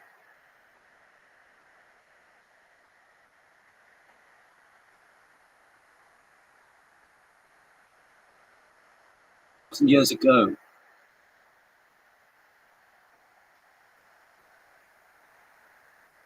Dude, Rumble is a great fucking platform. It comes really very TikTok.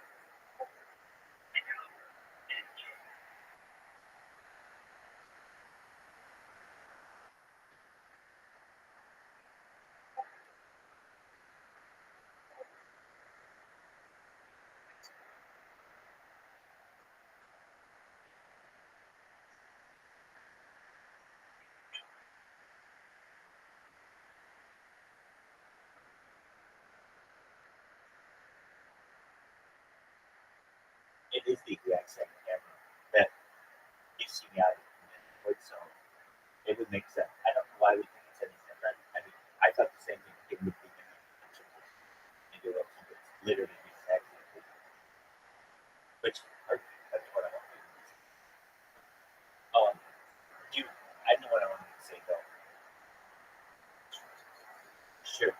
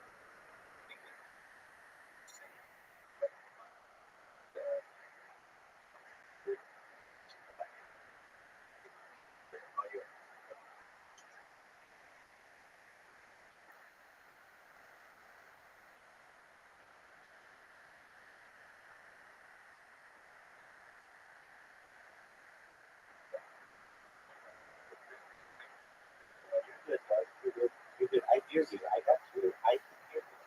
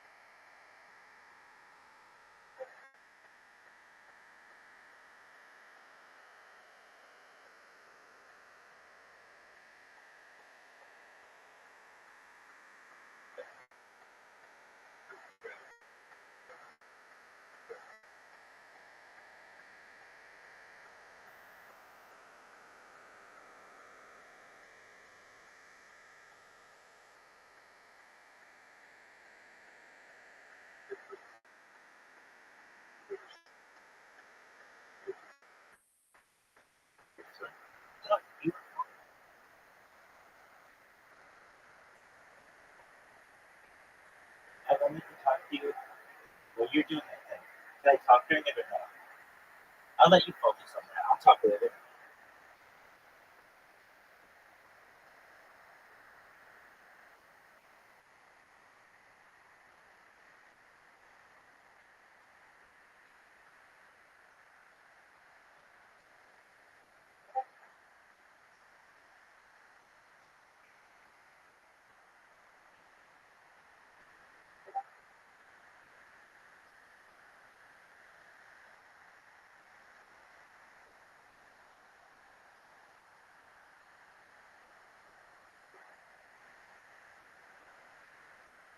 Yeah, that's the motherfucker with the chainsaw.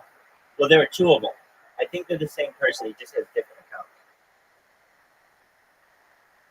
But I'm okay. I can keep up this shit every day.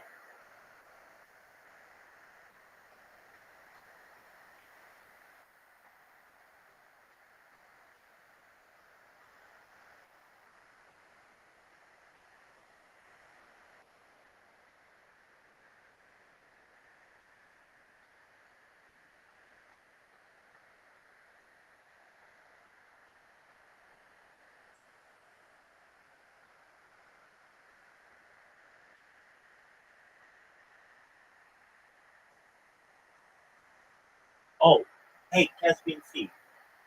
If you can find that message, go to that message in the chat and look and see that guy came in right when you left. He was waiting for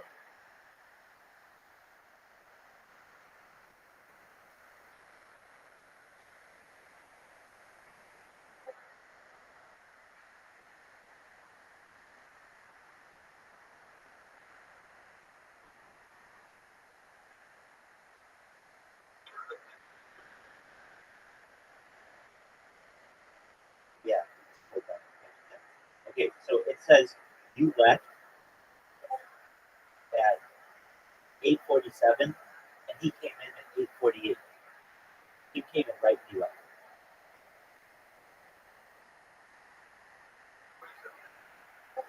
Yep.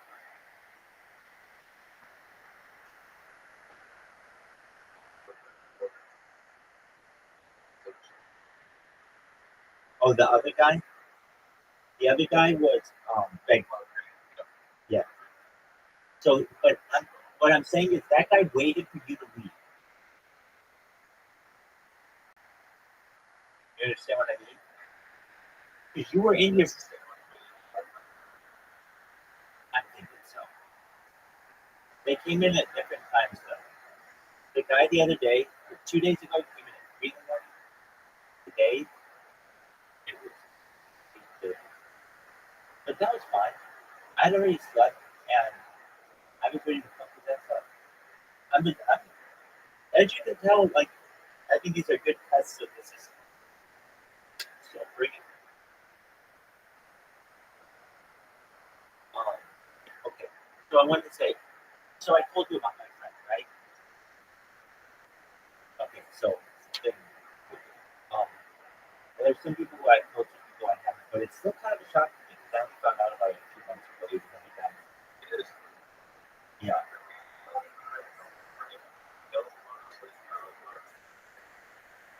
Yeah. So, yeah. Did you see the news article about it?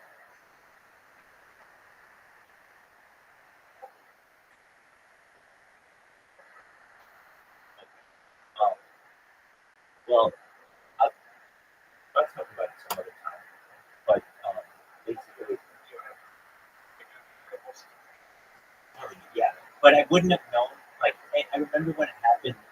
Um, I don't think we were together at that point, and so it came as a shock to me. And um, it's still not something that, but I don't know. Talking about it helps sometimes, but one of those things where it's like I've got a list of people who I have to bring back from the dead, basically. If life extension technology and revivification technology is a thing, like this is going to be that motherfucker. Anyway, I'll let you do your thing. I am. Oh, I wanted to tell you, there's a guy, Darren. Shout out to Darren. Darren will come in here. Do you know Darren? He's from like he's like from he's a he's fun. Okay, he helped me though. What did he do? He I was in iShow Speed like 2 weeks ago or like a week ago, and he saw me, but I wasn't sharing my camera because it's really hard to share your camera in iShow Speed server. You have to get a level 10. Well, it's not hard, you just have to get some money or get a level 10. But it's not like anybody can do it. So I hacked into that server, and he found out about me, just started clicking around. He came in here, and he's no, yeah, tell me, I show speed. He comes in here, and he asks me, I've asked him, hey, how did you find out about me? And he's like, you were like streaming on I show speed, his channel. I'm like, this there wasn't a whole lot going on in there because I couldn't show my camera. And that's what differentiates me from being just an advertisement in your fucking Discord to being, actually a portal into someone's life. And he's like, I tell him about what I do, and he's like, oh, you should try to become a level 10 in I Show Speed Discord. And I'm like, oh, okay. He's like, all you have to do is chat in the general chat. He shows me where to do it, and he's like, or you can pay a little bit of money. But so all yesterday, for like 8 hours straight, I fucking chatted in this thing a lot. I mean, spam chat basically, and just to get enough fucking points. Level 10. The second that I got in level 10, I turned my camera on in there, and I haven't stopped. And I'm speaking. That's a fucking. You can get fucking by from just being around these creators. And I think it's a thing that, hey, do you know that there's one person who streams both Made in Austin and I Show Speed Discord simultaneously? I think that's cool as fuck.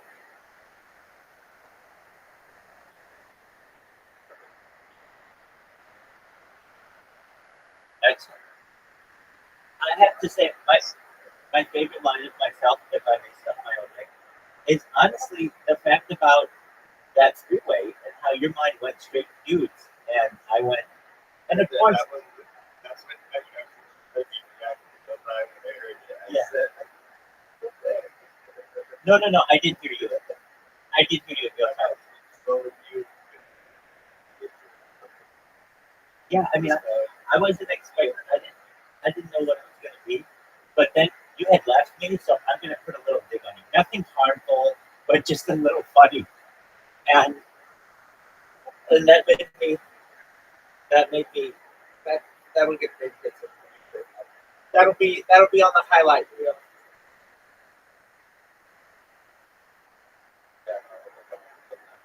I was going to say it's not going to make sense to people.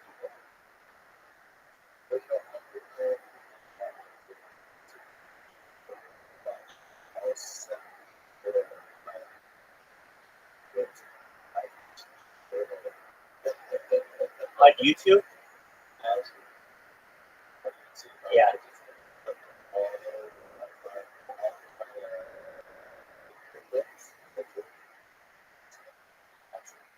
Round the shores.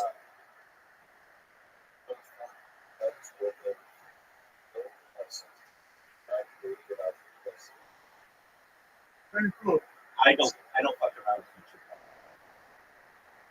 Do you remember how that guy yesterday was talking about how like do you know how that no, I wouldn't even do that either. Do you know how that guy was like for all the money in the world basically like $1 million he could shoot a 9mm gun that guy? Remember that? Okay. That I'm gonna tell you this, he's an interesting character. I don't know what to do with him. But okay, so there's that guy. You know how he would say that he wouldn't fuck around with the 9mm? I don't fuck around with YouTube. The reason why I don't fuck around with YouTube, I've been banned too many times, and that's my bread and butter. I can't lose that. So for as much as I like you, and I will say, hey, anybody out there in the future, fucking go to his Overwatch was it?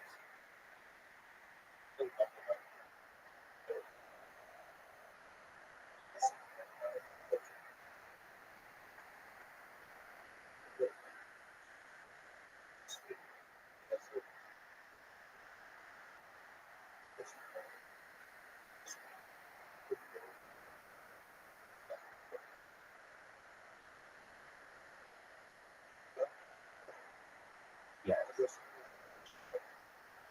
What do you mean? Rumble? I get 8 different numbers. No, every single camera that you're seeing comes out of a Rumble restream. So, if you want to know the other one, here's another one. Best person ever. Let's look that one up. That one should be. Yeah.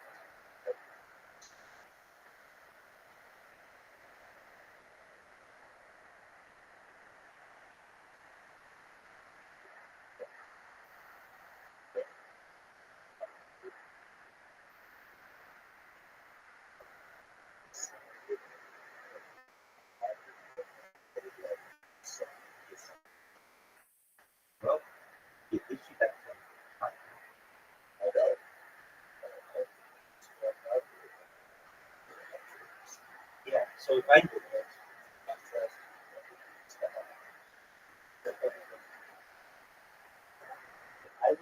best person ever, okay, maybe it's not best person ever. Best. Let's see. Well, here, I can just fucking tell you. I have them all right here. So another one is hold on. Oh, it's not best person ever. It's coolest person ever, dog. It's coolest person ever. Get it right, dog. Look how much fucking content I have. Look how much content there is. Dog, look at how long these videos are.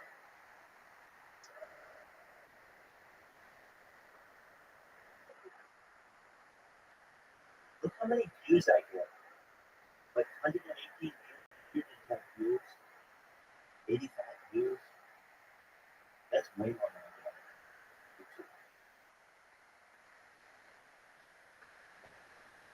get. 11.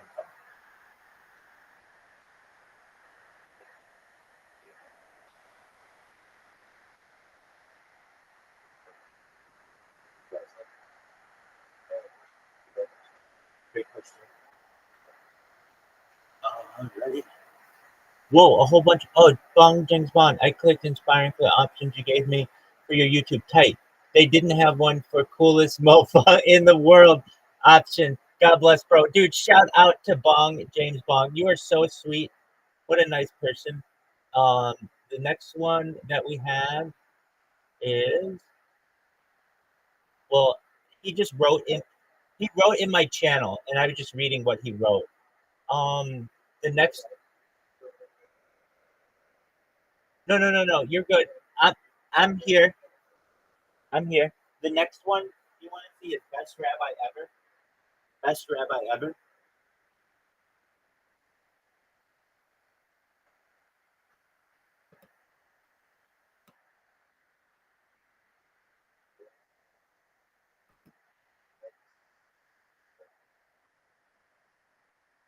My Rumble account 000. My Rumble account 0. And then another one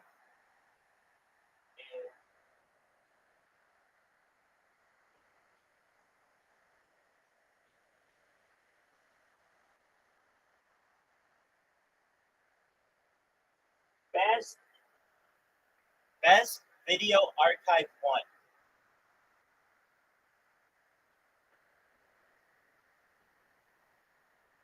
Best video archive 1. So it's like, look, Rabbi, why the fuck don't you just put these under Rabbi Rothschild? Oh, I did. But Rumble put some kind of thing. I did that. I had 5 Rabbi Rothschild accounts, and they were great. But Rumble didn't like one person streaming on their platform with 5 different accounts simultaneously. It's just unnecessary. So any of those accounts, whenever I try to go live with them, it says server error. So it's like they did something on their end to stop it. Now, I even emailed Rumble in June, and I said, hey, I tried to log in, and they never got back to me. So it's like, okay, well, fuck you. I'm just going to come out with a bunch of different accounts, none of which can be tied to me that well. They can be, but you really have to search for them. And then if I get, let's say just somebody comes out with a lightsaber of death and tries to cancel me on everything. Well, I've even got videos out there that aren't tied to accounts that I have. All's out throughout the netherworld of the internet. So basically, like, I'm a bomb that's gone off, baby, and can't put the dragon back in the box.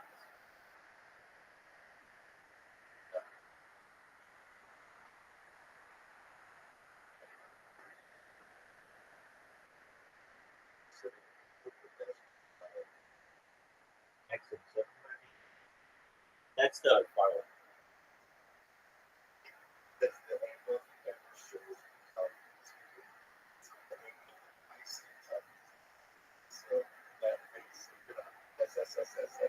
That's okay. Oh, dude.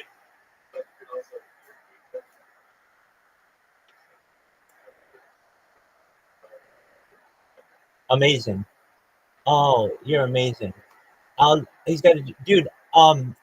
James Bong. If you hear me, come to the Discord when you can. I want to make sure everything's going well with your mouth and everything. I know you had the surgeries, and just we want to update. I hope you're doing well. Blessings, my man. Take care. You're a wonderful individual. Take care, big dog. Um, just one moment to Caspian Sea. Yeah, send them the best rabbi ever. That works. Um,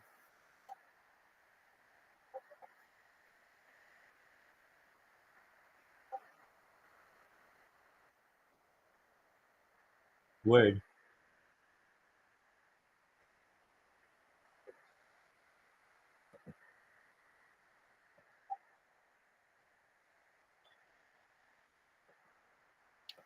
Dude, when I did this, when I first contemplated doing this, I had a six-figure income, but um, that goes with, and so I was able to buy what I could at the time, all kinds of like Western equipment, and I got these fucking Chromebooks, and you can see they fucking work. I mean, is it the best quality? Absolutely not, but it works, and that's all I care about. Right?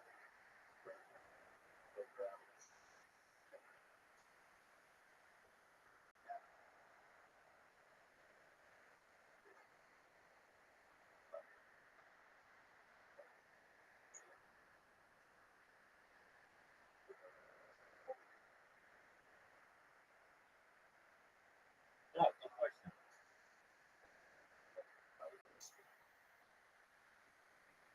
You're able to stream better than a lot of them. You can't, especially they made like a better version of the Chromebooks. I bought two of them. I got like three standard versions and two upgraded versions. And the upgraded versions are Samsungs, and they're basically like I have a mini computer. Basically, they have like a little bit of a hard drive on them, and they're perfect for students or something like that. I mean, I'm not saying this is what you want to buy your family. This is what you want to game on.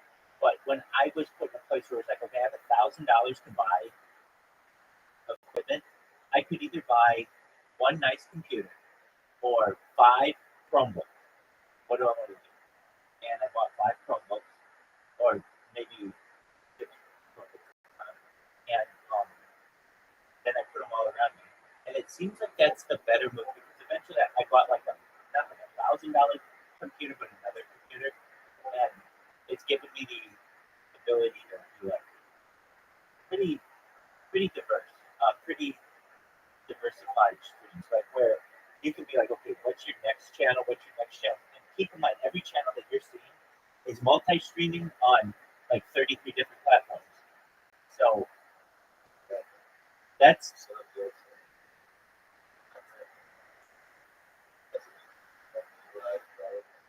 yeah. In fact,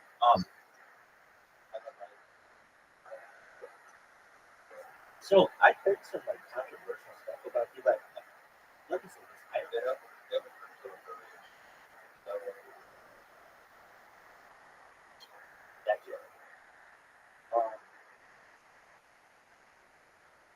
They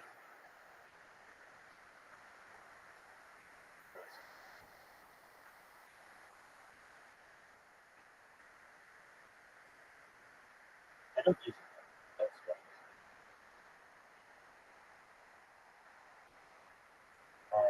I do use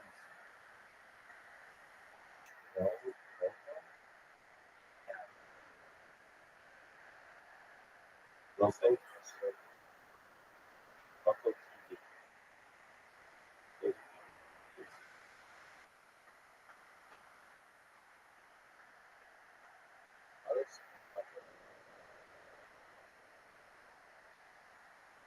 Oh, it wouldn't let me. It wouldn't let me do it either. It would not let me do it either.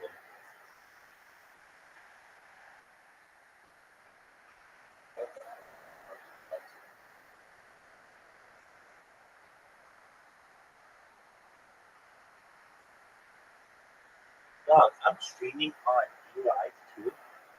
I mean, I knew I was, but I didn't know it was really working. And some of these, like what's an example of something that happened on Twitter? Like, you know, I was doing Twitter, and you were like, hey, there's a way to do Twitter. I just was doing Twitter Spaces, and it's like basically this program. Here's the thing: Twitter has so little engagement when it comes to basically. I'm not saying like Elon Musk. You need to build a platform that people want to use before you charge people something like that. Their video platform is dollars. Okay. So I have a question for you. What is stopping you from streaming?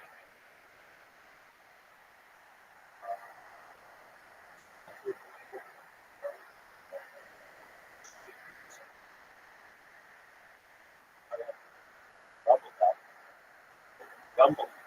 Rumble's the place, man. Did you see how nicely you were able to go on that shit?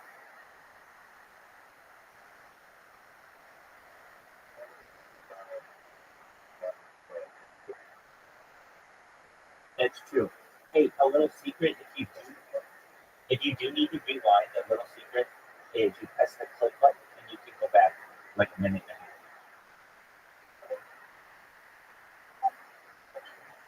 You know what I'm saying? So you press the click button and then you can go back and for 90 seconds or something and click something from the long.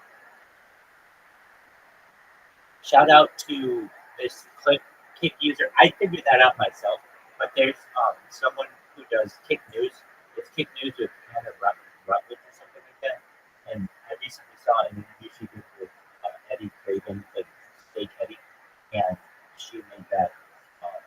She said that she does that as well because they asked him, "Hey, Eddie, can't you make it like YouTube where you can go back?" And he's like, "Well, it's basically we can do the whole VOD at the end or the ability to back up." His answer wasn't very clear. It was this: we want people engaged in the chat right now. We don't want people watching 10 seconds ago or 15 seconds ago and not realizing that they're not engaging with the live chat.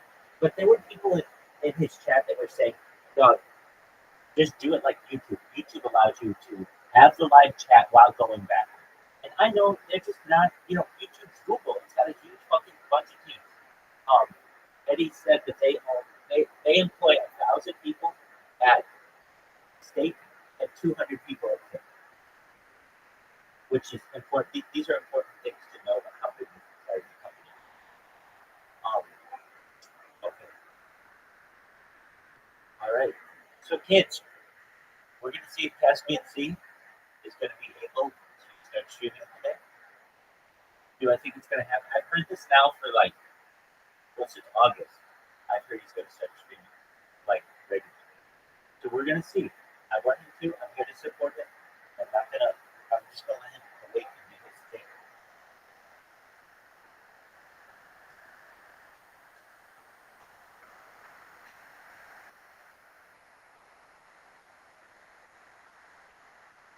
Shores of the Arabian Sea and down into South India.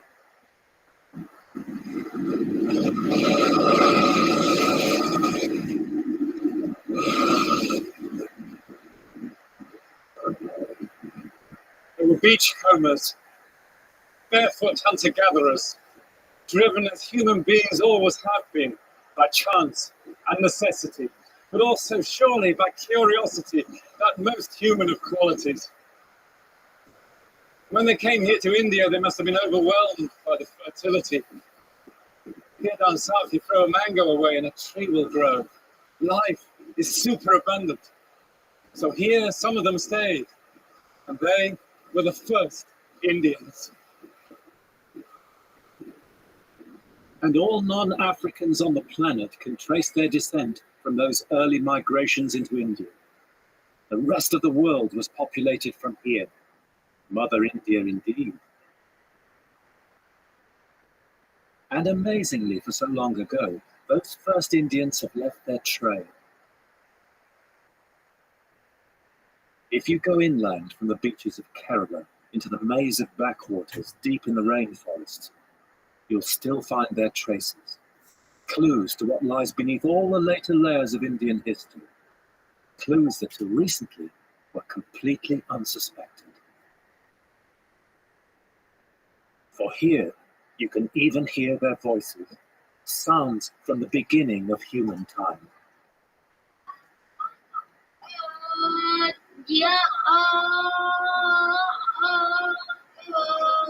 An ancient clan of Brahmins lives here, priests, ritual specialists. They alone can perform the religious rituals.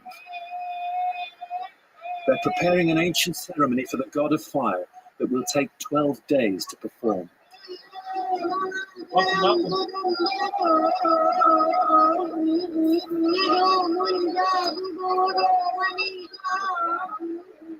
For centuries, these incantations and mantras have been passed down from father to son, only among Brahmins, exact in every sound.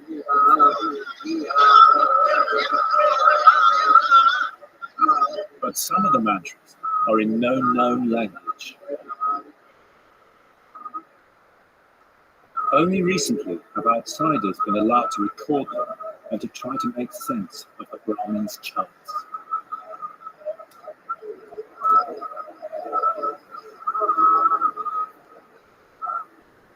To their amazement, they discovered whole tracts of the ritual were sounds that followed rules and patterns but had no meaning.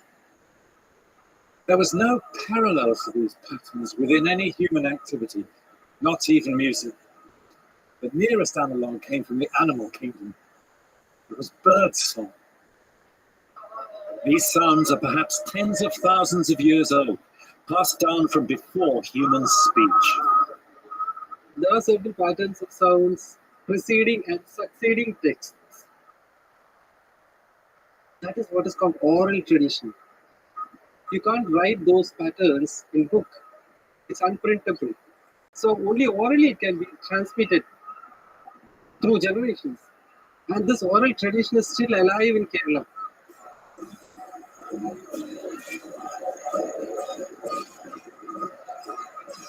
For 12 days, the priests and their wives must stay inside the enclosure. And then when the ritual is over and the world purified, the huts are burned down, all trace obliterated, save in the memory of the Brahmin reciters.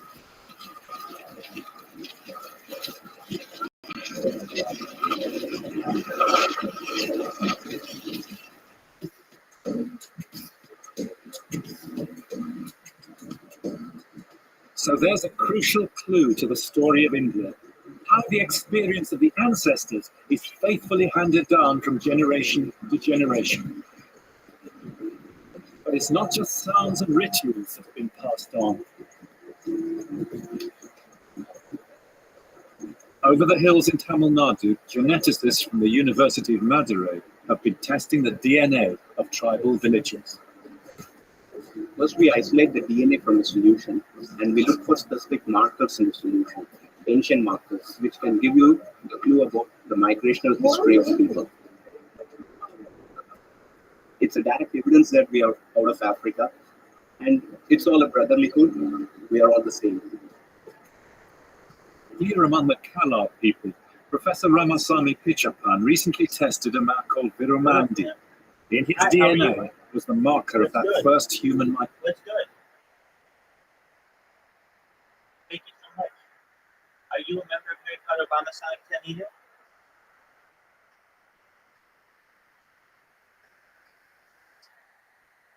Well, you should be. You know that it's up like 22x?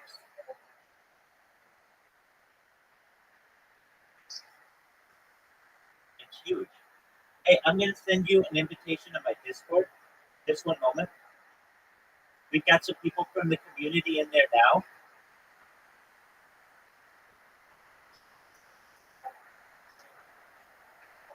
That's okay. You don't have to buy. You can just be our friend. We're just chill. We're hanging out. So I'm going to send you a link to my Discord right now. And I'm live there right now. And I'm live there 24/7. You can come say hi. And we're always live. Do you know Russian? You know a bit of, what language do you speak? Oh, excellent. What's your best language? Yeah. Excellent. Just one more. Your English is great, but I'm trying to judge if this is accurate or not. One moment.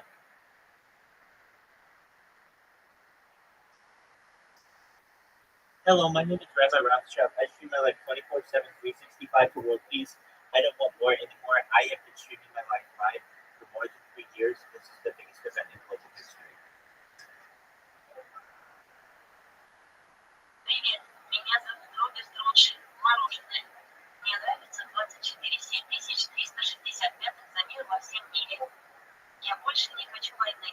Я транслирую свою ложь о жизни уже более 3 лет. Это крупнейшее событие в мировой истории. Is that pretty accurate?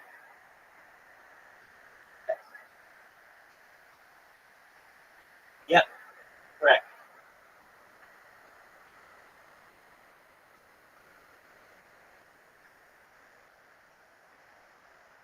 Yeah, I stream my life. I've been live in this Telegram for more than a year, and I do interviews with people. I do IRL. I do reaction content. We watch movies. We watch football or sports. We watch the World Cup. We watch the Olympics. We do collaborations. We play games every day. We play games every. We play chess. Go ahead. Like a community leader. Like a community leader. Exactly. I sent you a link to my Discord, and you can see I've got already 1,300 people in it. Am I using drugs?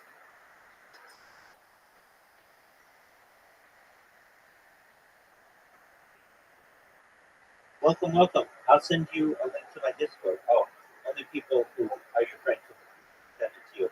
So I would tell you, I sent it to Rabbi, send it to the other guys, and you can come into the Discord and hang out. Feel free to buy Harry Potter Obama Sonic Pen video. It's going to the moon. It's worth like 22 cents right now. Last week it was worth like 7 cents. So take a look at the chart. It's amazing.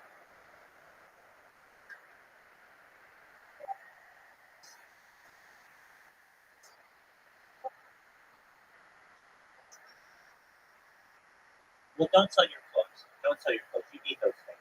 Keep what you have. If that's what works for you, that's what works for you.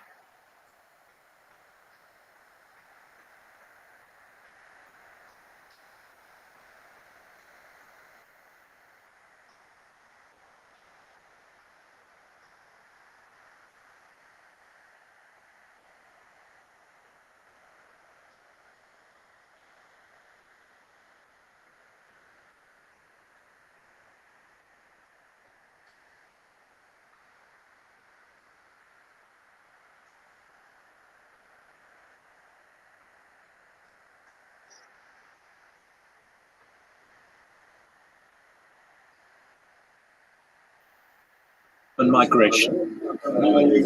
This why since the migration of the first man 70,000 years ago, and which human is probably carries that gene M130, right? Right. Yeah. So Virumandi, how does it feel to be the first Indian? Yeah. I'm very happy for this. That you have this gene. Wonderful. Virumandi's tribe practiced South India's and the world's oldest form of marriage with first cousins. That way, they've handed down some of mankind's earliest genes. Some 50 to 60,000 years ago, this M130 gene pool came over here. And luckily, somebody stayed in this village and expanded, then we could identify. You know, to our surprise, you know that the whole village is of M130. Everybody around us here. Everybody around us here carries M130. So you call it as a quantified, whatever. You've got the early migrations in at least 2 waves. Language is only developing later. Yes, the scholars feel that it is only just 10,000 years old, the spoken language. Maybe only 10 to 15,000 maximum. Language is not the same as ethnicity. We need to make that clear, don't we? Yes, it is absolutely essential. Yes, it is not. The language can easily be adopted. The same is true with the religion too. It's a kind of belief system. You believe in your system, in your education, or in your capacity, or in your family, whatever way you feel like. You have every liberty to feel proud of what you have. This is because of this reason I believe that India has become such a cosmos of humanity with a diversity, but still with a unity. Is that what makes you an Indian then? Yeah, probably, yes, a human being, all the more, I would say, rather than Indian. And despite all the later migrations and invasions, India's gene pool has remained largely constant. It's one of the unchanging roots of India. Languages and religions came only later, and they are always subject to change. But here in the south, they've passed down humanity's oldest religion too. In the great temple of Madurai, they still worship the female principle, the mother goddess, as Indian people have done for tens of thousands of years.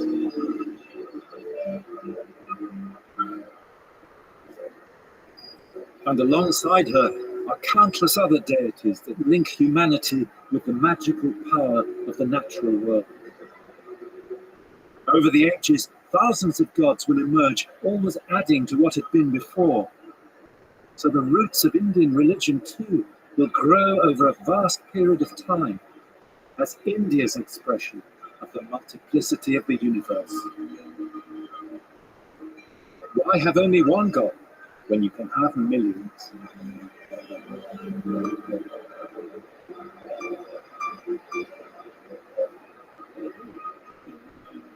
So India's famous unity and diversity goes back to customs and beliefs and habits that lie deep in prehistory, like the worship of the goddess here in Madurai. And when you look at all the tides of Indian history that follow, you can see that identity is never static, always in the making and never made.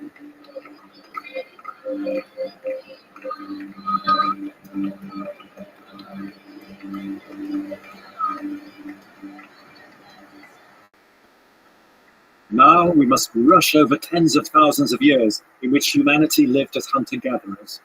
And then in the Stone Age, in a great arc from the Mediterranean to India, changes in technology led to the invention of agriculture.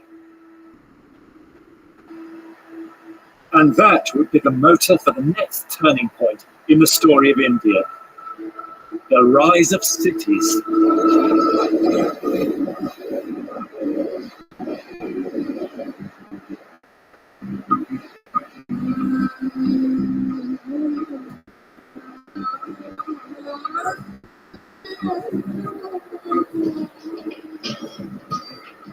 In the year 2007, for the first time in history, most of us will live in cities rather than in the countryside. Here in the Indian subcontinent, that process of civilization began in 7000 BC, even earlier than ancient Egypt, with the growth of large villages in the Indus Valley. So despite the divisions made by modern borders, nowhere else on earth is there such continuity of settled life. Hello. Though of course, when we talk about India in history, we mean the whole of the subcontinent, before modern politics divided up that deep continuum and gave the people new identities and new allegiances. Bhutan is your native place. Bhutan, your native place. Yes. Oh, yes. Very nice. Why will I be making historical film for BBC London?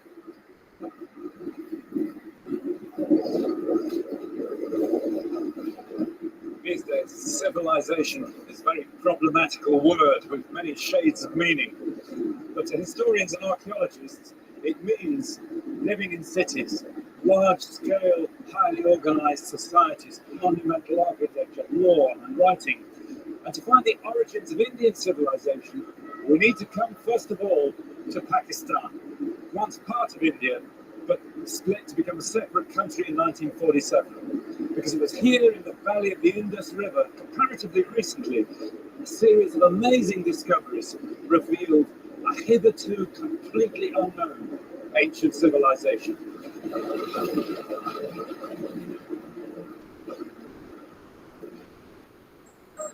Those first discoveries took place in the 1920s at a little halt on the railway line between Multan and Lahore, Harappa.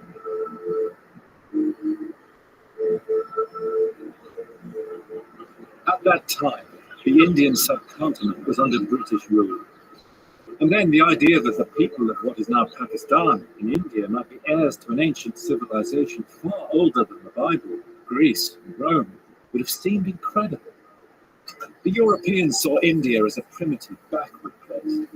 They believed civilization was the product of the classical world, for whom they were the modern standard bearers. And nobody even suspected that India had a prehistory. But all that changed in 1921, when British and Indian archaeologists arrived at this little place in the Punjab.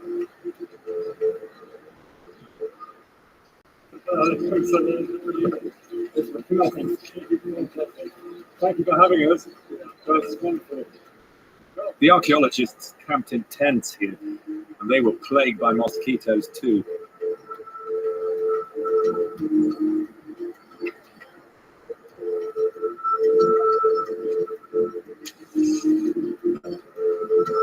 That night in Dighat, I read again the romantic account of those first discoveries, same time as the finding of Tutankhamun in Egypt. Not often is it given to archaeologists, wrote the British excavator John Marshall, as it was given to Schliemann at Mycenae to light upon the remains of a forgotten civilization. It looks, however, at the moment, as if we're on the threshold of such a discovery here in the plains of the Indus.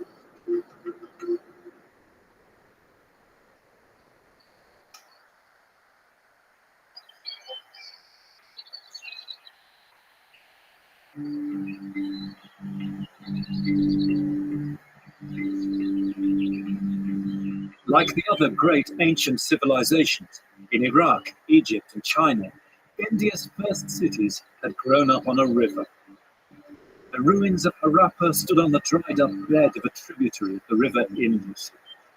Its huge citadel walls had been quarried away by Victorian railway contractors, but there was still evidence of industry and trade, of writing and high-level organization, and a huge population. Harappa was far older than anything previously known in India. Amazing, at the time of the building of the pyramids of Egypt, there had been vast cities here in India. When does Harappa begin? Harappa was begun in 3500 BC, 5,000 years ago from 3,500 BC. So this is very, very long-lasting place. And when was the heyday, the high period of the Indus civilization? The high period of Indus civilization started from 2900 BC to 1900 BC. This is the highest period, and we call it mature Harappan period. And how many people do you think? How many people do you think lived here in the height of its power? I think about 2 lakh people. 200,000 people. According to houses and streams, it is estimated to guess. Wow, but it's a big city for the ancient world.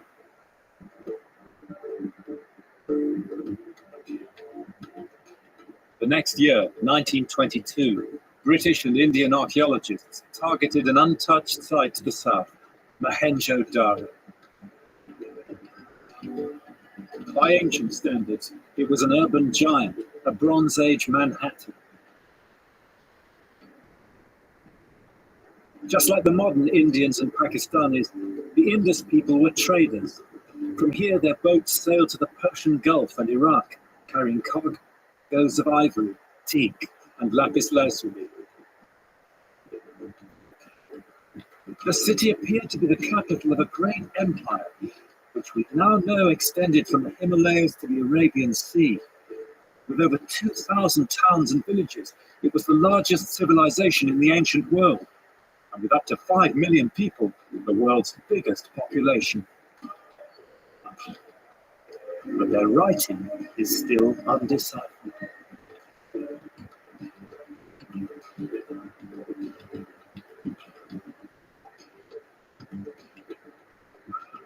Then, after several centuries of stability, the cities declined, trade collapsed, and urban life itself ended. People went back to the land. But why the Indus cities died is one of the greatest mysteries in archaeology.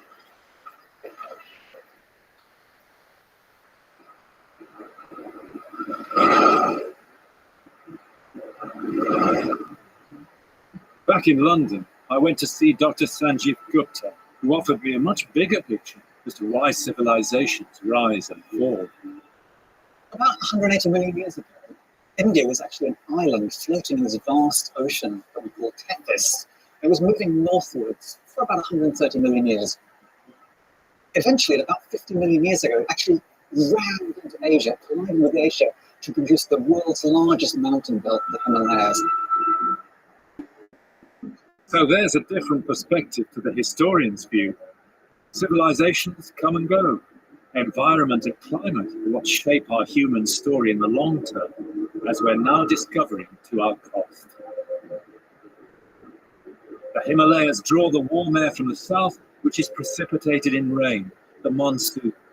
And the monsoons made the first Indian civilization. When they failed, it did too. The key was the shifting and drying up of rivers, and one great river system in particular. What we've been doing is to look at satellite imagery to try and see if you can trace paleo river channels essentially on the floodplains. So this is the area just along the border between India and Pakistan. That's right. And we're going to basically zoom in on an area over here and look at some satellite imagery in some detail. So in the satellite imagery, what you can see are these light areas, which are desert areas, sand dunes, etc. But snaking through the desert, you can see the trace, this dark channel-like feature, which people believe is the trace of an ancient river.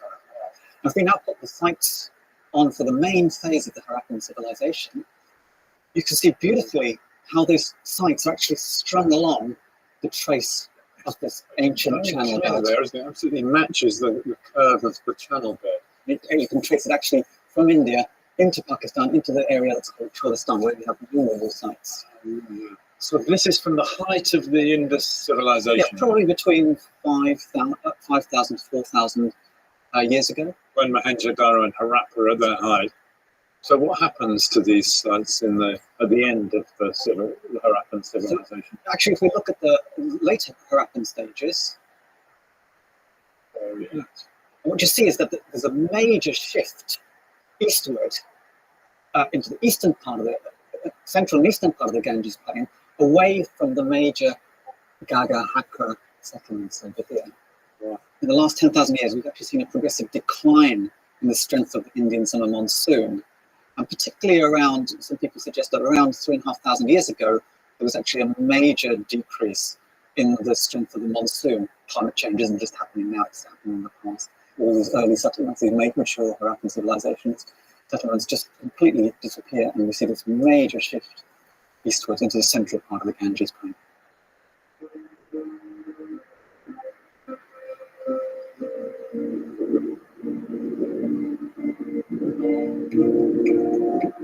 And ever since, from sacred songs to Bollywood movies, Indian people have loved the monsoon.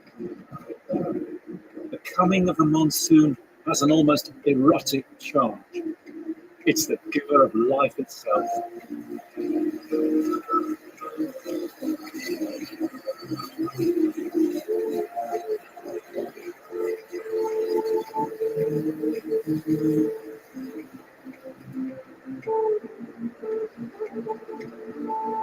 So climate change shifted the center of gravity of Indian history.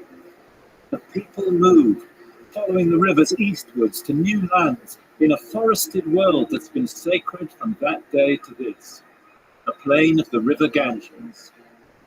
And here, the next chapter in the story of India will take place.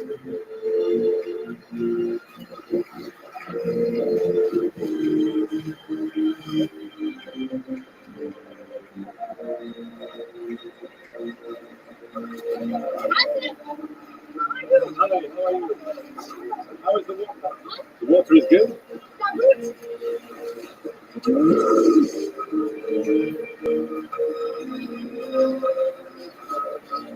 So the first great Indian civilization died out. Or did it? The mystery of the Indus cities is so tantalizing. And the differences with later Indian civilization are apparently so great that it's easy to think that there was a major break in continuity of Indian civilization.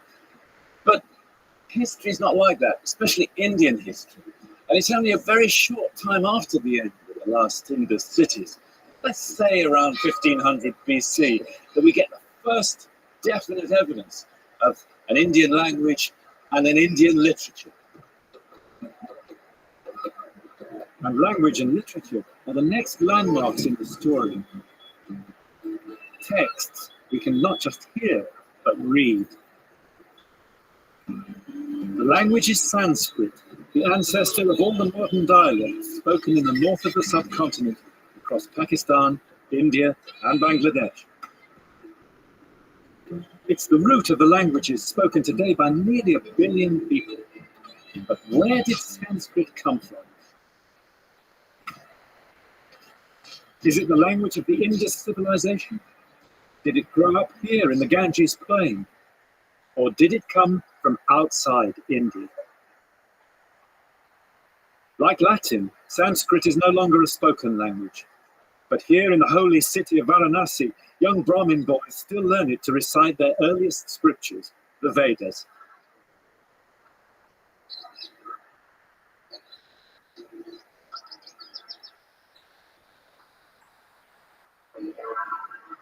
For traditional Hindus, these are the most ancient scriptures in the world, older by far than the Bible.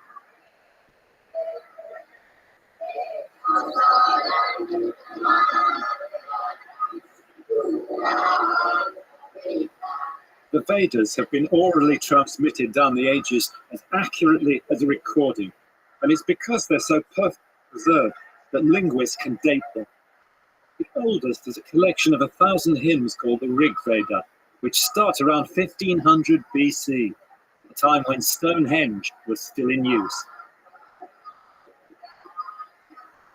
It's quite a thought, isn't it? In this room, you've got a living link with India's deep past. What you're listening to are the sounds and the words of the Bronze Age. As with the mantras in Kerala, the archaic verses of the Rig Veda have been passed down word for word only within families of Brahmin priests. Is it easy to understand today? Or is the Sanskrit, ancient Sanskrit, very difficult to understand? Yes, very difficult to Sanskrit. It's very difficult. Very difficult. Only through Brahmins? Only Brahmins. Only Brahmins now. So all the boys here today are Brahmin boys. Yeah. After Upanayana Samskar. After Upanayana Samskar. All right. Holy thread. After the holy thread, yeah.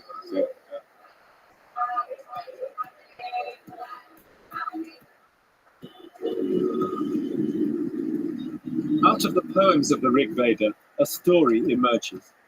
Over several centuries, it's the tale of tribes moving across North India, led by the god of fire, burning forests, looking for new lands.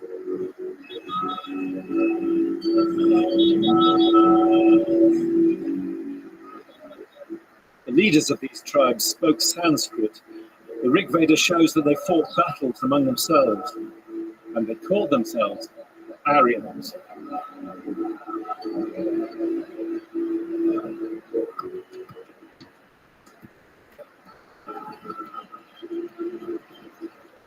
The significance of that story only began to be understood in the 18th century when the British came here to Calcutta.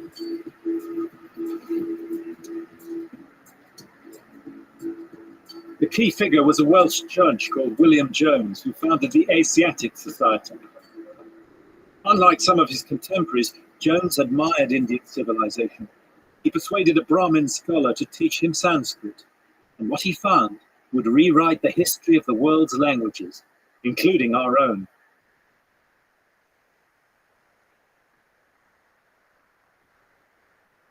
On February the 2nd, 1786, Jones gave a lecture here to the Society. Like others before him, he noticed a very close similarity between Sanskrit, Latin, and Greek, and even to English and his native Welsh.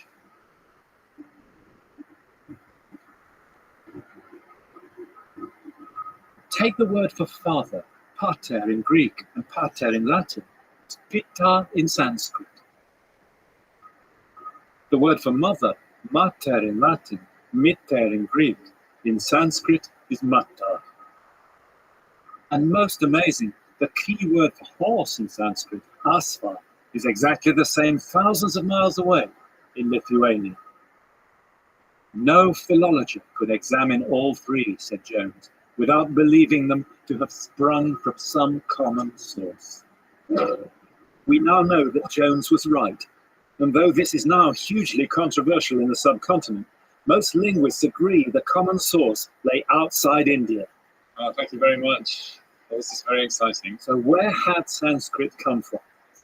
In the Rig Veda lies the key to the next phase of the story.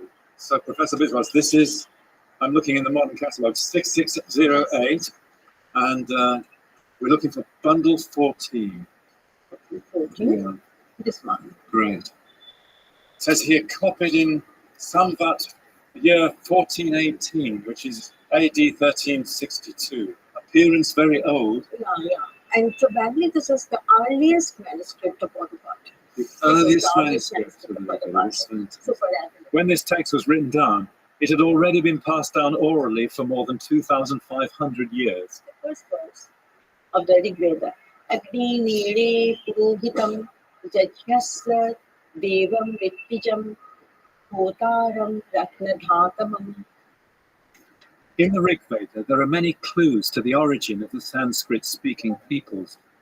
First, the Rig Vedic gods are not originally Indian. The most important god was Indra. Indra was the god of thunder. He was the god of rain. The god of thunder and the god of rain. He brought down the water from sky. Brought down the water from the sky. Then there's the chariots and horses. Horses are not known in the Indus civilization, and yet they're a key part of the society of the Rig Veda. Chariots were drawn by the horses. They used to ride the horses, and it was very familiar animal to them. And I think that they tamed the horse at a very early period. And another clue is the evidence of a migration eastwards. So a movement eastwards can be determined. And some of the rivers are identified with rivers almost towards the Afghan border. Yeah. The Swat, Sebastian, and the Kabul River. This is the first movement of Aryans. Is this the name they called themselves? What does it mean? It actually means the civilized, the sabya, the socialized, civilized person, Yes. civilized, refined person. And so they use the word Arya. That's what they call themselves. Yeah. So this is a key moment in the story. Around 1500 BC, after the death of the Indus cities, Aryan tribes began to enter India with new gods and a new language. The earliest hymns in the Rig Veda mention places in the northwest where the Aryans are first found inside the subcontinent. They settled in the valley of the Indus, the river that gave India its name. They fought battles on the Kabul River, which flows down from Afghanistan. And they herded their cattle on the river Swat. today in Pakistan's northwest frontier. The heart of the early Aryan territory was the region of Peshawar in Pakistan. And here I hope to solve another clue. The Rig Veda talks about a sacred drink central to the Aryans' rituals, a speciality of the tribes around here. It was called soma. The Rig Veda says it was taken from a mountain plant. It didn't have leaves or berries. It was a brown twig-like plant which you crushed to create a kind of distillation. Now, in the mountains of Afghanistan, there's still a drink called som today. And if we're likely to find it anywhere, it'll be here in the bazaar of Peshawar.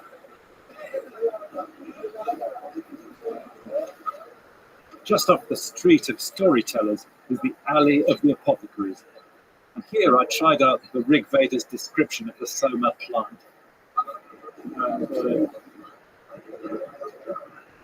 Long stalk, no leaves, makes bitter, very bitter taste. Like this. Okay. So, you have. Ah, fantastic. Fantastic. He has a natural plant here. It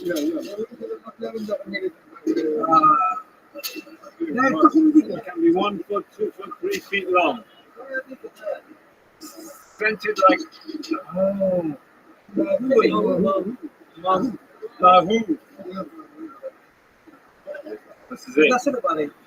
This is it. It smells slightly like pine. If I boil this up in water, I should be able to taste the bitter taste of it. Yeah, okay. We don't know exactly how soma was prepared, although we do know that they sweetened its bitter taste with honey. All we want is a pot of this, full boiling water, but a lot of it. Som is still used as a medicine in Central Asia. The active element in the plant is effigy, and the effect that it has, according to the Rig Veda, is what if you take too much of it, it can cause nausea, it can be frightening, it can give you vertigo, sickness, vomiting. If you take it in the right measure, it enlivens the senses, sharpens you up, keeps you awake. The poets in the Rig Veda compose their songs often at night, having drunk soma. And of course, Indra, king of the gods, drinks vast quantities of this. That's because it's thought to be an aphrodisiac as well. My God, look at the colour of it! But soma's not an Indian plant. It doesn't grow in the humid plains. And today it's no longer part of Hindu religion. It came from outside. Now I'm getting a kind of tingling feeling all over.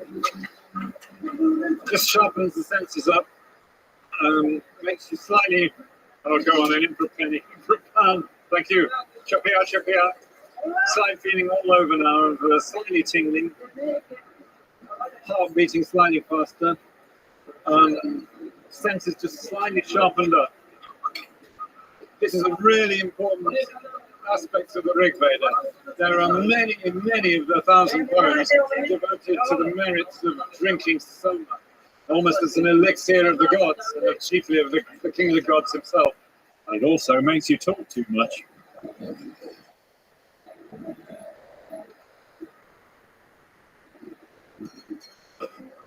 So the northwest frontier and the rivers of the Punjab were the first home of the Aryans inside India. But the Rig Veda suggests they'd come from much further afield, beyond the Khyber Pass, even beyond the mountains of the Hindu Kush. The clues now point us northwards into Central Asia.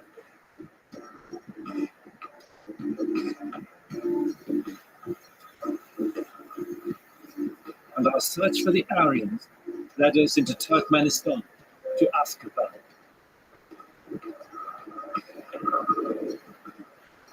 A closed world in the last days of its strange and secretive ruler, Turkmenbashi.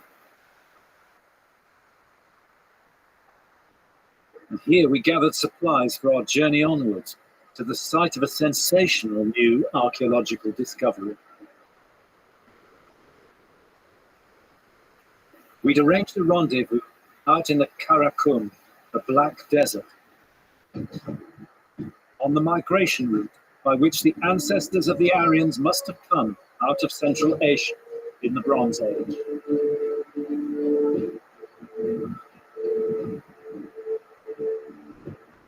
Four 4,000 years ago, this desert was a fertile oasis, home to thousands of settlements, all of them destroyed by climate change at the same time as Harappa and Mohenjo-Daro. Out here, we made our rendezvous with Victor Sarianidi. But Professor Sarianidi is, to say the least, a living legend.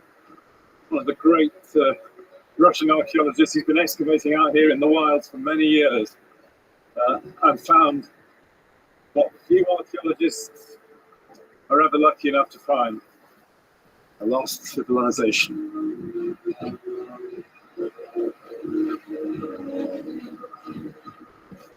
Sarianidi is excavating a vast fortified mud brick enclosure, a huge sacred precinct with tombs and fire altars. The material culture here is the mirror image of the Aryans of the Rig Veda and their ancient Iranian cousins who follow the Zoroastrian religion. It is first time we founded in all archaeology of Near East the ensemble with palace with many temples which is belong to Zoroastrian religion. What date does the site finish stop being used? I think in 2nd millennium BC, because the Murgab river coming in west and the life coming together with water in west in other place. So change of river and Yes, climate change yes. moves the population. Move in west. This is where the Soma Homa was prepared, the sacred drink. In this kind of bowl. Yeah. What were the ingredients of the sacred drink? What went into it? Ingredient. Coffee, cannabis, etc. Yeah. Have you tasted? No. Have you made today? No. Too early in the morning. No, it certainly is for me. I'll tell you that. When you look at the connections, you've got the sacred drink here, the Soma. You've got the fire altars. You've got the beginnings of very close similarities with what we heard in the Rig Veda. What about horses then, Victor? Yeah. Have you found evidence of horses? The horse was first domesticated out here in Central Asia. So this is a foe or a king's mausoleum.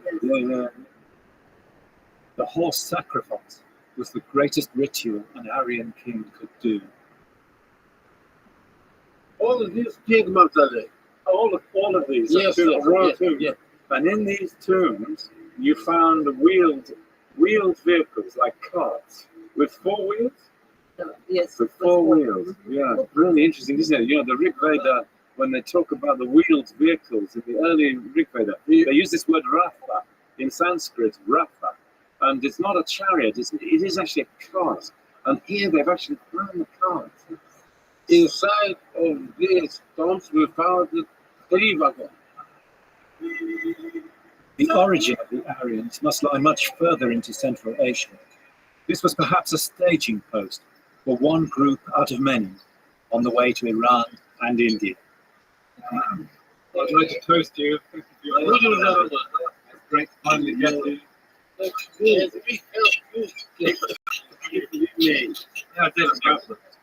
Аргуш существовал, может быть, много постов было для женщин, но я хочу повторить мать наших детей, продолжение нашего рода.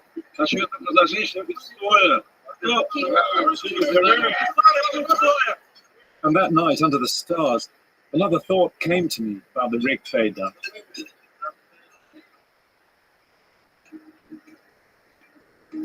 A communal drinking, a convivial feast. Was that how some of this ancient poetry was composed by the bards in front of the Aryan kings? Mighty Indra, let your regal moons bring you here to drink soma, the juice which is swifter than thought.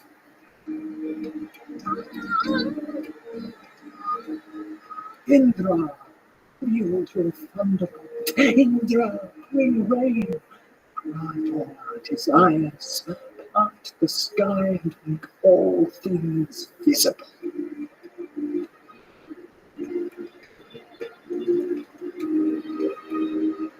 Part the sky and drink soma that opens our mind to the vastness of your sky.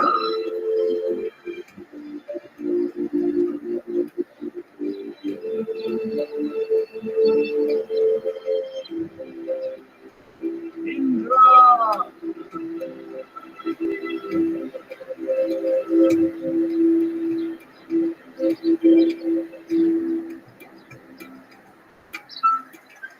It's a wonderful, tantalizing mystery, isn't it?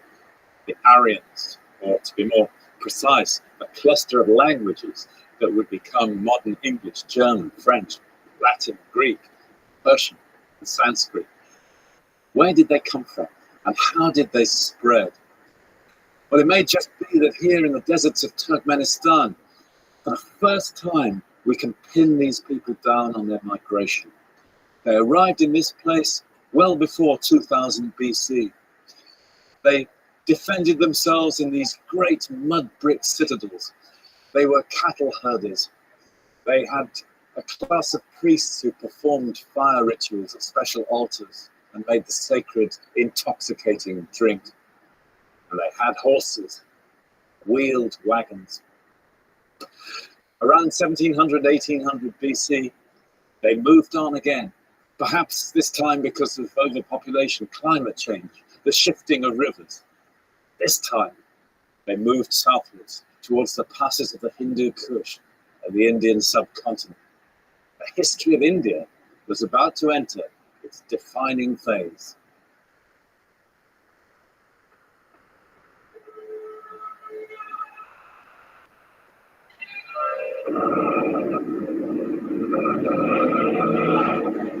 Now again, we need to jump the century.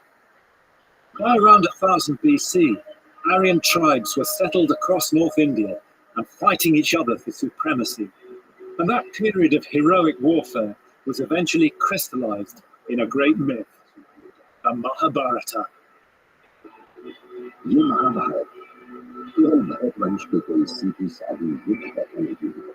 Composed in Sanskrit, it's the longest poem in the world, and for all Indians, the greatest story ever told.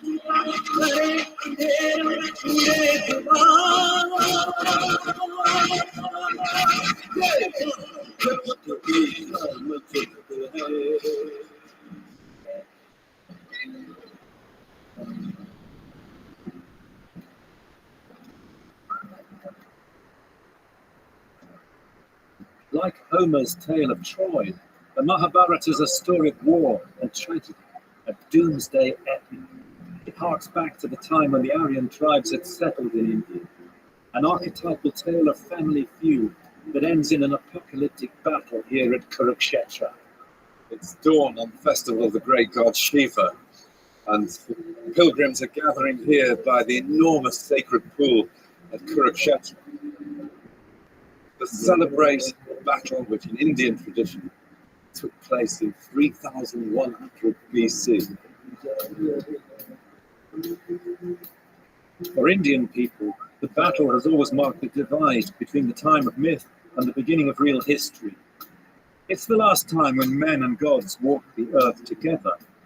The story of the rival families, the Kurus and the Pandavas, would permeate Indian culture in all Indian languages, a fundamental guide to how to live your life and do your duty. It's a battlefield for Kaurav and Pandav. At the time of Dwapar, Dwapar is a Christian time, Lord Krishna's time. All the warriors, they belong to his own family, all family relatives. He don't want to do war with his own Doesn't want to fight against War, the war, yes, yes. And what did Krishna say to him? Then Krishna is advising how the performance of duty, importance of performing duty for a king. Your duty is to fight. Performance of duty is must. It's really an epic that speaks to every age. It is an epic full of stories of human beings with feet of clay, with lust and lechery, ambitions and fears, people who have committed acts of betrayal and sold each other down the river. It's a tremendous amount of it. To read the Mahabharata today is to recognize how thrilling it must have been to hear it the first time, somewhere between 400 BC and 400 AD, which is roughly the 800-year span during which it was composed. During that period, the tale was told and retold to a point where it became a sort of national library of India, where every tale that had to be told was incorporated into a retelling of the Mahabharata. All sorts of things were tossed into this. Literally every single thing that people wanted to talk about their times was interpolated into a retelling of the epic. So for 800 years, the Mahabharata became the story of India. And stories too become part of a nation's identity. Well, they help create a shared past that binds us all, irrespective of language or religion, making an allegiance to the idea of India itself. But was the war more than just myth? So these are all places that were famous in the legend. That these names have not changed. Till today, they bear the same name. The reason is that they have been under. In 1949, 2 years after independence, the young archaeologist B.B. Lal went to the citadel of the warring clans at Hastinapur to see if real history lay behind the myth. This is a view of the Hastinapur Mound. And we put a long trench right across the mound. We are looking at this mound from the west.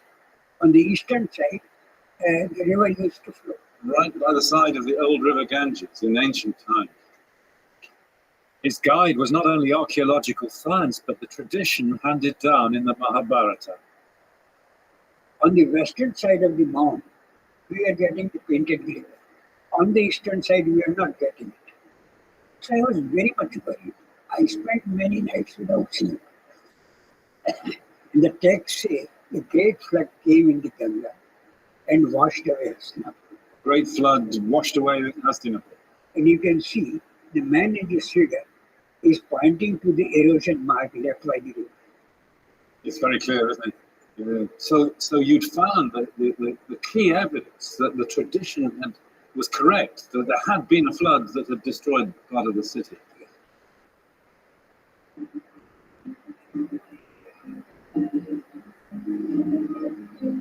When you go to Hastinapur today, you'd almost think it could be then. What Lal found under the ground was so similar to what is still above it. The country people of India live the same way. They build the same kind of houses. Ancient Hastinapur was recognizable in the India of today.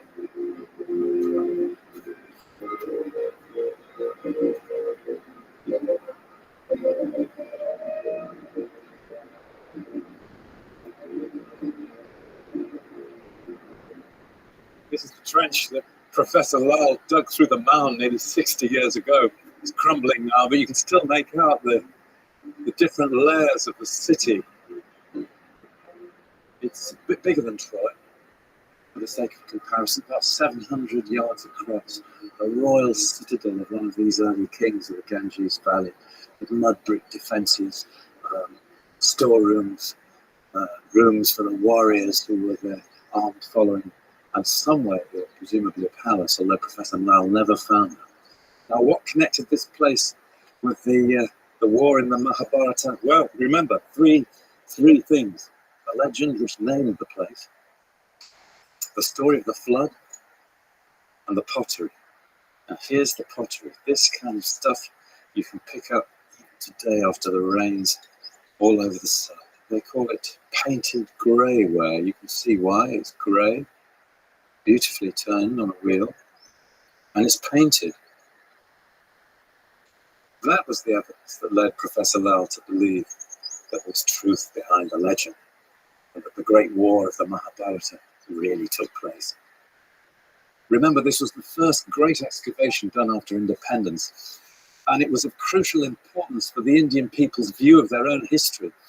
The Mahabharata was their greatest and most loved epic, and here this excavation seemed to prove that long before all the colonial periods which had dominated India, there was a real history, and it was their own.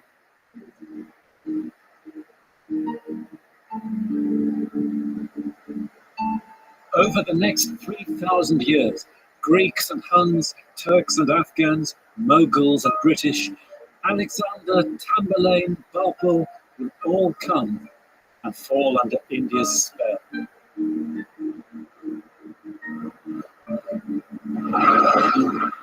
And India's greatest strength, as the oldest civilizations know, will be to adapt and change, to absorb the wounds of history and to use its gifts, but somehow magically always remain India.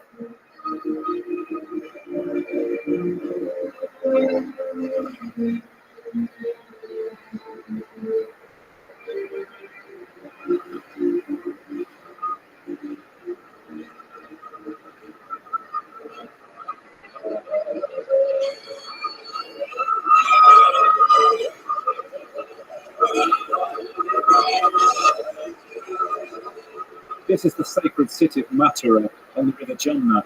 The cool season is over now, the rains are ending, and the heat is beginning to rise. The festival of Holi celebrates the coming of light, the triumph of good, the growth of life.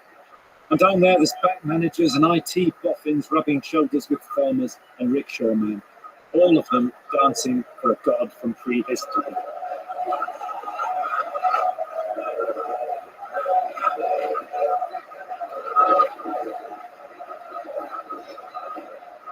Amazing journey has already taken us from the deep south of India to the wilds of the Hindu Kush in Central Asia and here to the heart of the Ganges plain. And already you can see the cultures, the languages, and the religions of India built up over tens of thousands of years. They're the deep current on which great events of history are just the surface movements. And they make up that deep core of the identity of India.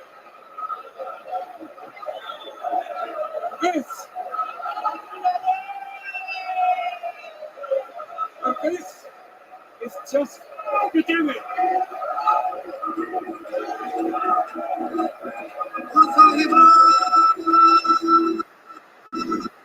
Next, in the story of India, tales of war and peace, and the power of ideas. The greatest warriors, the greatest thinkers, the most dangerous idea in the world.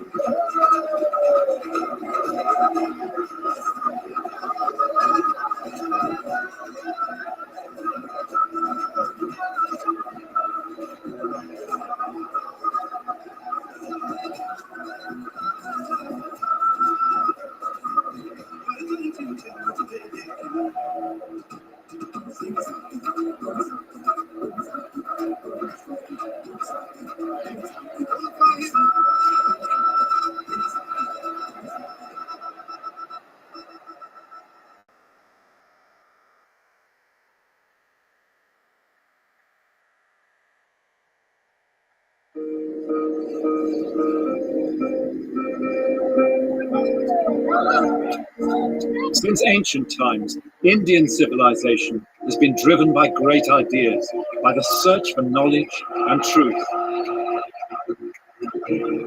Here in South India, the people of the Jain religion pay homage to a teacher who was once a king, who renounced his kingdom to seek enlightenment.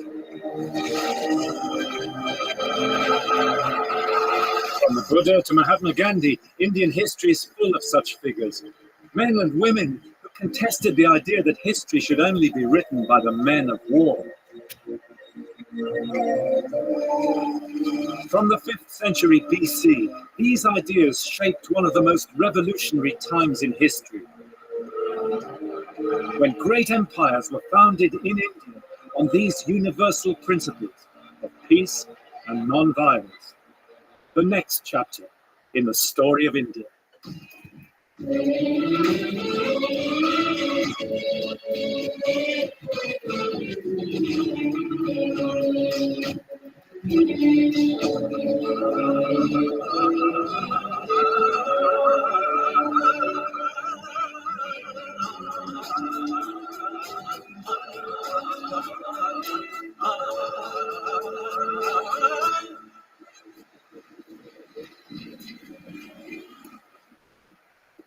But our journey begins very much in the present. Not Hollywood, no, BBC document. Good morning, Times of India, please. Amid one of the all too common crises of our modern world, we humans are a competitive species fighting for power, resources, and ideas, still to learn history's lessons. Well, we're heading to Varanasi on the River Ganges, tempered slightly because last night there was a terrible series of bombings in the city, the railway station and one of the temples. Nobody knows quite why it's happened, but we think the trains are still running, so we'll see what happens.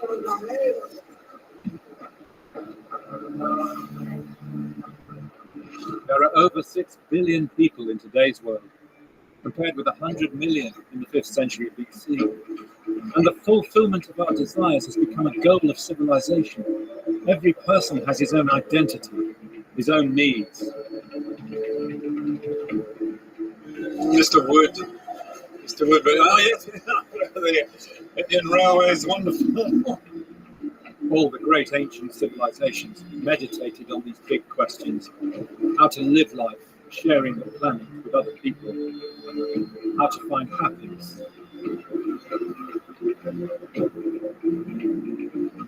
For Indian people, the traditional goal of life is to live with virtue, dharma,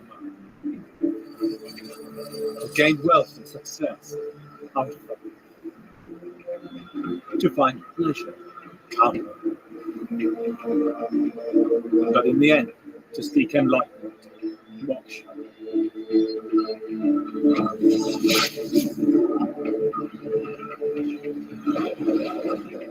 Back in the 5th century BC, a series of kingdoms had grown up in the Ganges plain with cities. And in history, cities are always vehicles for change. India's greatest sacred city, Varanasi, was founded around 500 BC. It's been called the Jerusalem of India. And here you can find living continuities with the old ritual order of Indian society. That order was founded on the caste system, into which all Hindus are born, marry, and die. The caste system divides people by birth from high to low.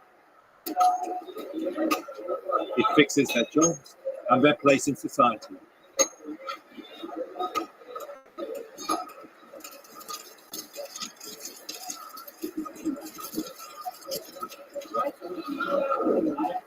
We're going to meet one of the family of the Dharmarajas, the Lords of the Dead. They are the only people who can perform the funeral pyres here in Benares. When family comes to have a cremation of family member, the fire can only come from your family. Because if they could not take the fire from us, it means it could not be burned the body, even Prime Minister died. Even the Prime Minister? Even Prime Minister died. Is it allowed to see? Yes, allowed to see. May we come? We follow you? Okay. The sacred fire from which all funeral pyres must be lit has been kept burning here continuously for thousands of years. So is this the fire here? This is the fire here, and is the fire momently keeping here since 3,500 years. In all societies in history, religions offer a path to salvation. But in practice, religions create bonds, both physical and mental. The essence of India's ancient system was that salvation only came by the precise performance of the right rituals in the right time and place. Before he start burning, he must walk around 5 times because of the 5 elements. Earth, water, wind, fire, ether. Fire, water, air, earth, ether. In the ritual universe, order is vital. And so it was with society in the 5th century BC. Know your place in the order. Perform the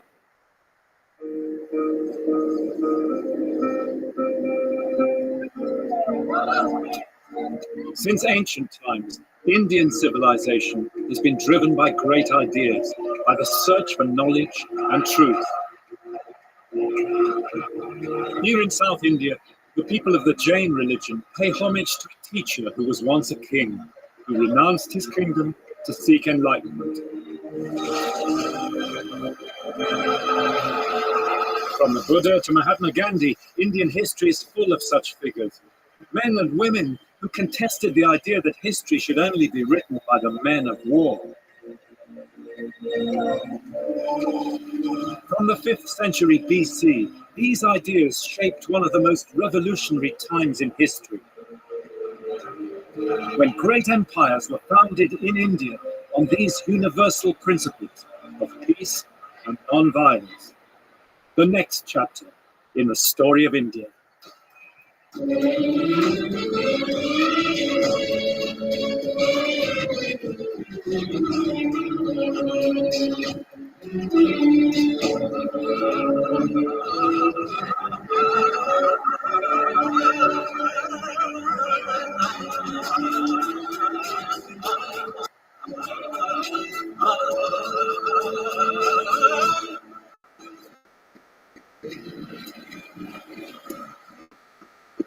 But our journey begins very much in the present.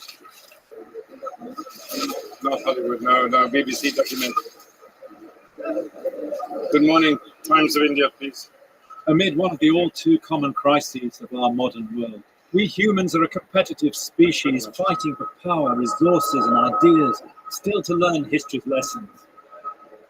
Well, we're heading to Varanasi on the River Ganges. Tempered slightly because last night there was a terrible series of bombings in the city, the railway station and in one of the temples. Nobody knows quite why it's happened. But we think the trains are still running, so we'll see what happens.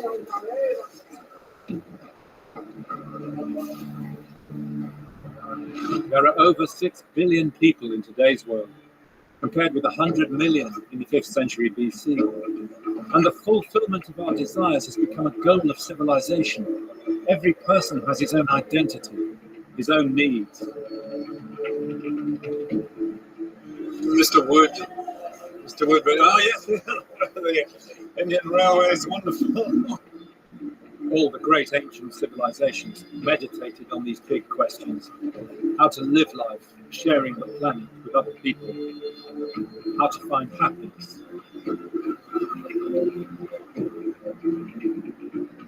For Indian people, the traditional goal of life is to live with virtue, dharma. To gain wealth and success, artha. To find pleasure, karma. But in the end, to seek enlightenment, moksha.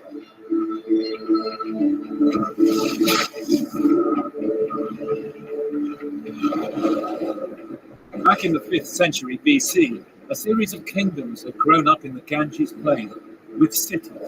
And in history, cities are always vehicles for change.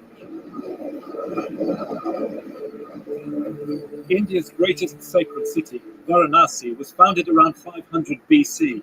It's been called the Jerusalem of India. And here you can find living continuities with the old ritual order of Indian society. That order was founded on the caste system, into which all Hindus are born, marry, and die.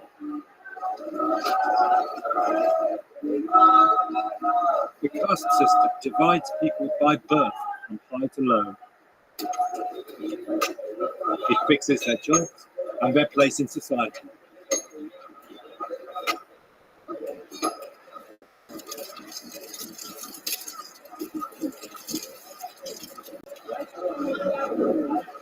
We're going to meet one of the family of the Dharmarajas, the Lords of the Dead. They are the only people who can perform the funeral pyres here in Benares.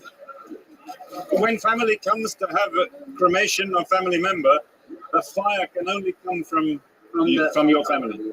Because if they could not take the fire from us, it means we could not be burned the body, even Prime Minister died. Even the Prime Minister? Even Prime Minister died. Is it allowed to see? Yes, allowed to see. May we come? We follow you? Okay. The sacred fire from which all funeral pyres must be lit has been kept burning here continuously for thousands of years. So is this the fire here? This is the fire here, and it is the fire momently keeping here since 3,500 years. In all societies in history, religions offer a path to salvation. But in practice, religions create bonds, both physical and mental. The essence of India's ancient system was that salvation only came by the precise performance of the right rituals in the right time and place. Before he starts burning, he must walk around 5 times because of the 5 elements. Earth, water, wind, fire, ether. Fire, water, air, earth, ether. In the ritual universe, order is vital. And so it was with society in the 5th century BC. Know your place in the order. Perform the necessary rituals. Fulfill your duty, whatever caste you're born into. You and your family are very, very important people in India. In a way of thinking. In a way of thinking. Yeah. But in a way of naturality, if you say, people think us, we are the very low caste. We cannot touch him. We cannot go with him. You are low caste. We are untouchable. If we are pariah, when we walk in the street, people don't like to touch us. That is the biggest thing. Really? So even though, because you do the rituals for the dead and you touch the dead, you are very low caste. But everybody needs you. Without us, they cannot do. From ancient times, that was the Indian way. And it's lasted thousands of years, a system of power from the Iron Age, now being renegotiated in modern democratic India. But it was challenged before. People first started to question the old order in the 5th century BC, and not just in India. In China, there was Confucius and Lao Tzu. Across in the Mediterranean, the Greek philosophers. In Israel, the Old Testament prophets. It was a revolutionary time for humanity, the birth of conscience, putting ethics at the center of the world.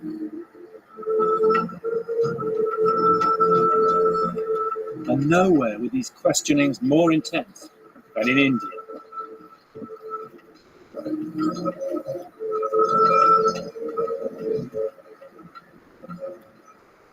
Speculation about the nature of the universe, the nature of the self, and the connection between the two is one of the oldest obsessions of Indian civilization. They were at it even in the Bronze Age. But in the cities of the Ganges plain here in India in the 5th century BC, a host of thinkers arose. Rationalists, skeptics, atheists. There were those who denied the existence of the afterlife and reincarnation. There were those like the Jains who believed that all living creatures were bonded together in a chain of being across time. There were scientists very closely resembling their contemporaries in the Ionian Islands in Greece, the Greek philosophers, who suggested that the world was composed of atoms and that everything was change.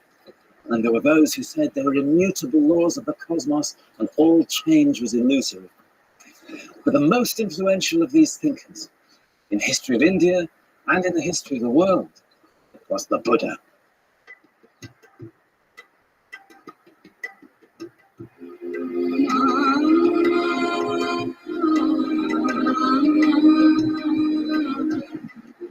The Buddha's story is the stuff of fairy tales.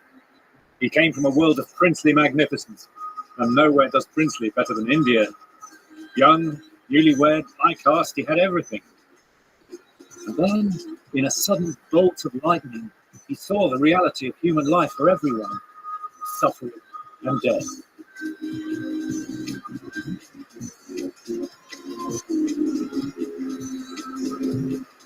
So there and then, young Gautam left behind his wife and family and set out on the road. seeking truth. 6 years he wandered, a long-haired dropout, until he finally came here, to Bodh Gaya.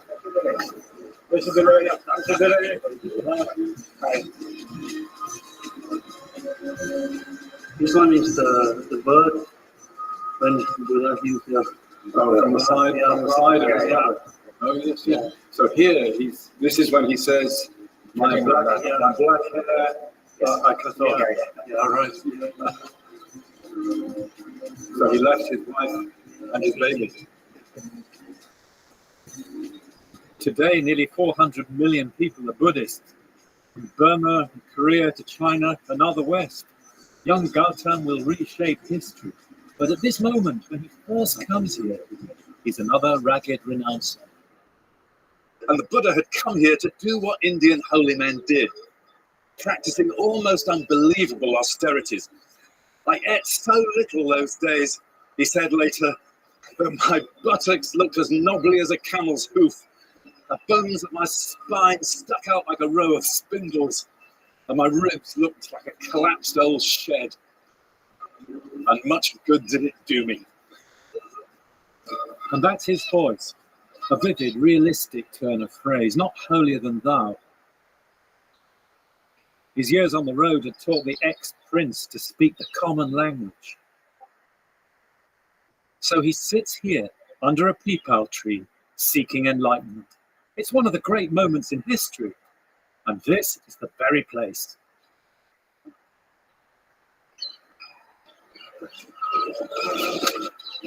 This is the diamond throne.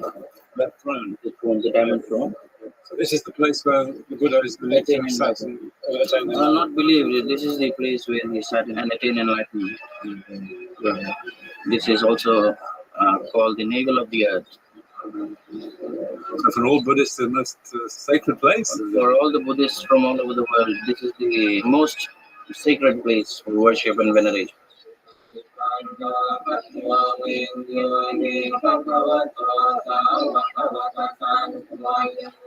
Some of his devotees wanted a statue of the Buddha to be made. He then and there rejected the idea, the proposal. And he said that if at all people need something, then it should be the Bodhi tree, which has given me shelter underneath to sit and meditate and attain the supreme bliss that I had experienced. And it will also give shelter to thousands and thousands of people who are in search of truth. And today, Bodh Gaya is a magnet for thousands of people from all over the world, whether seeking truth or simply curious. And it's a luminous place, magical, and yet full of life.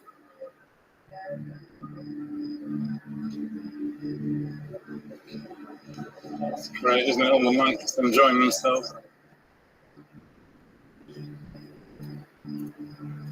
How often we make our history the story of the great conquerors, the men of violence, Alexander, Napoleon, Hitler. That's what we teach our children in their history books, isn't it? But here's one man who sits under a tree thinking and changes the world. But this is an Indian story.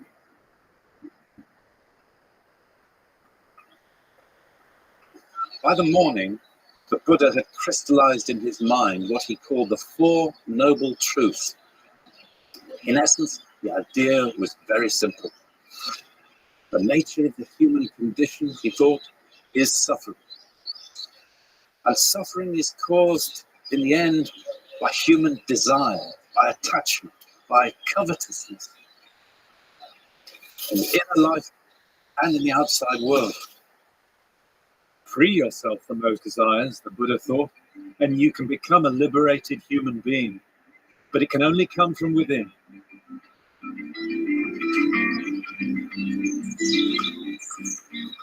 Ultimately, inner happiness, inner satisfaction must create by oneself.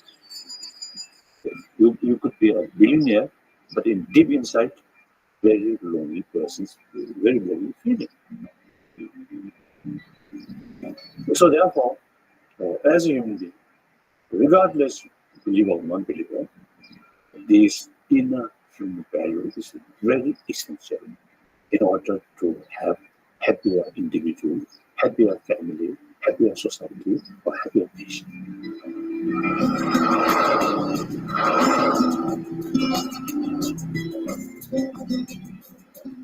The core of the Buddha's ideas was the Eightfold Path: respect for living things, compassion, truth, non-violence.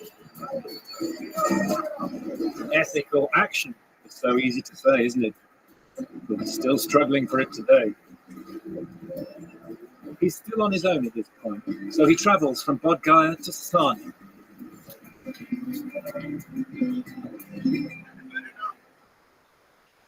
Here in the deer park, he picks up 5 old friends from his time on the road. They become his first disciples, and he tries his ideas out on them. And on this spot, now marked by the great stupa, he gives what becomes known as the first sermon. This first sermon is called Dhammacakkappavattana Sutta. It means setting the wheel of doctrine on motion. Setting the wheel of doctrine, or law in motion. The wheel, yes, yes. The teaching of Buddha is not only for man, it is for all. Bahujani Hitaya means for the well-being of many. And for the next more than 40 years, the Buddha journeyed and preached. 45 years. Journeyed and preached. Never stay at one place.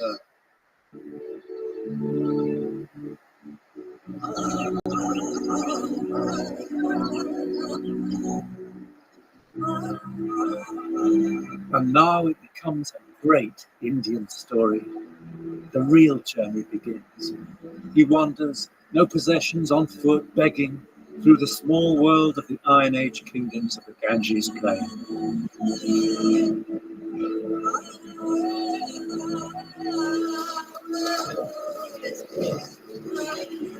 But the thing to remember is he's a protester.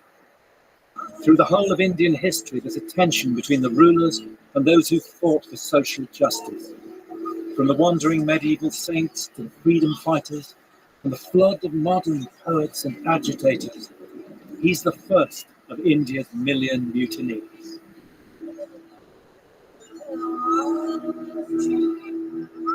Then he comes here to Rajgir, invited by the king, who saw something in him.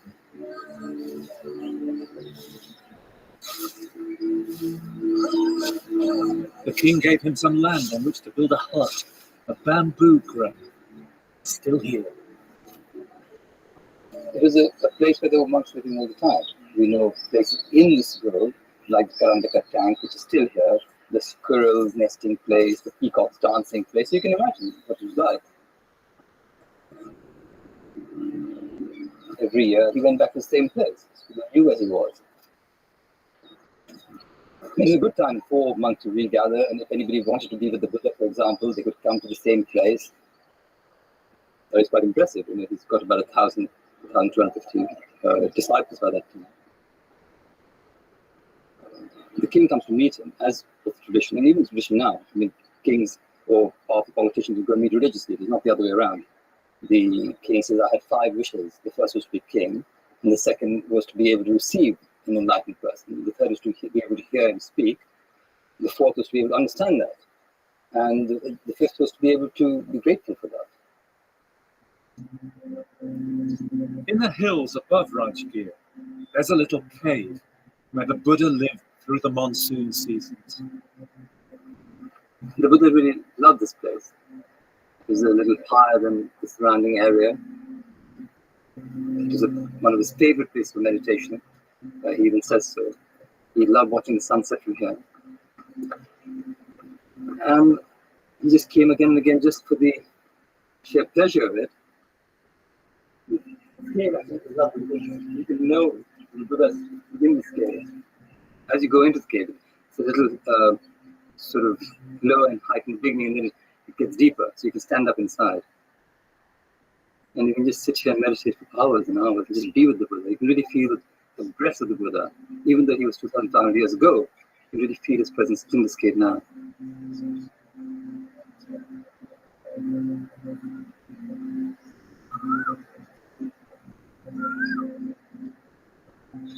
And again, that realistic voice. Be your own lamp, he said. Seek no other refuge but yourselves. Let truth be a light.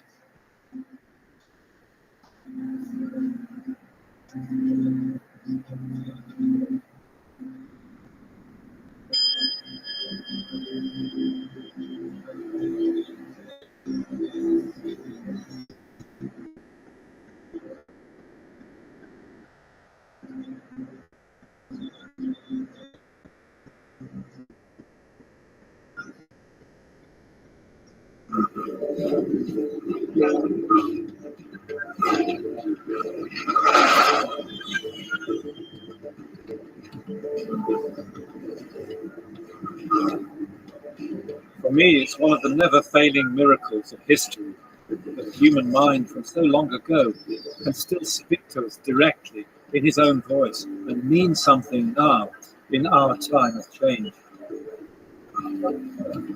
But then his was a time of change too.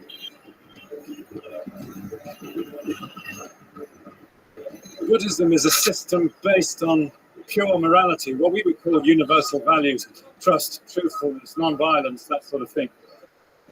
And those ideas were very attractive to the rising class of merchants and traders in the cities of the Ganges plain. But it's also atheistic.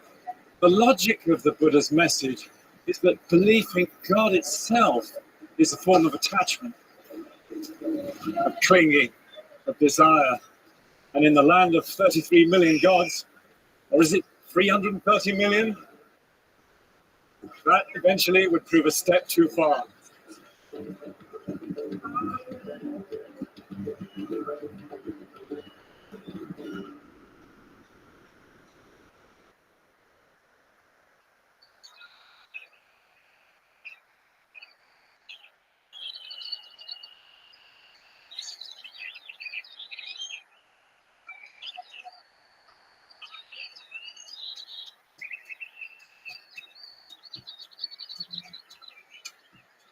But all things must pass, as he would say. No one in history was clearer about that. No promise of heaven, no threat of hell. He's an old man now, around 80. This was his last journey among the scavengers and the dispossessed, with their unending struggle for mere survival. Around 486 BC, according to the traditional date, he headed back across the plain towards the Himalayas. Now he's heading north, back to the land of his childhood. Perhaps he was consciously heading home. He knew he was going to die.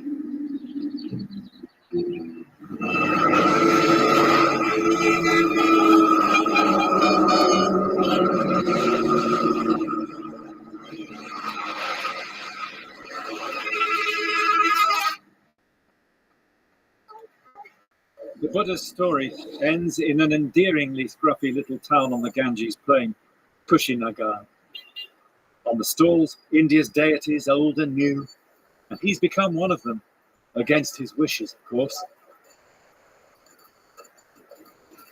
One of the Buddha's faithful disciples begged him to hold on a bit longer and not die here.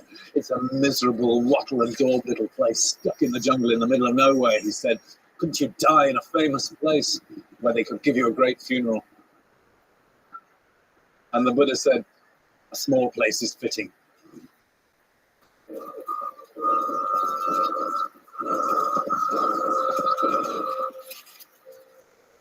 He took some food in the house of a blacksmith.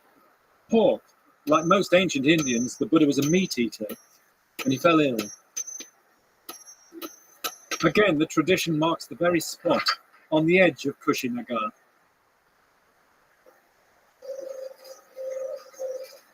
At the end, his disciples can't bear to let him go. What more do you want of me, he says. I've made known the teaching. Ask no more of me. You're the community now. I've reached the end of my journey. There are several versions of the Buddha's last moments. One of them says that he made a gesture and exposed the upper part of his body to show how age and sickness had wasted it, to remind his followers of the human condition. But all versions agree that his last words were these: all created things must pass. Strive on diligently.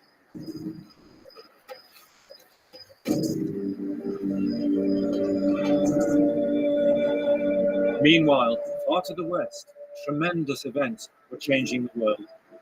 At the time of the Buddha's death, the Persian Empire, the greatest the world had ever seen, invaded Greece. And in the following century, the Greeks came east, looking for revenge. And Europe faced Asia in the perennial battleground of Iraq. What happened here would change the story of India.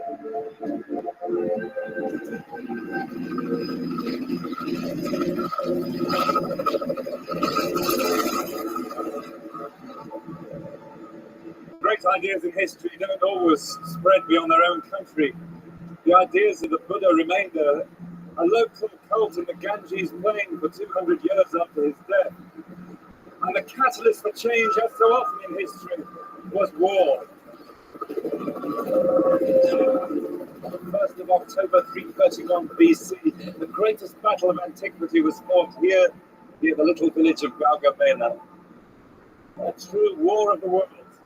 It was waged between the might of the Persian Empire, which ruled as far as the Indus Valley and the plains of India, and an army which had marched from Greece under an extraordinary young general, the 25-year-old Alexander the Great.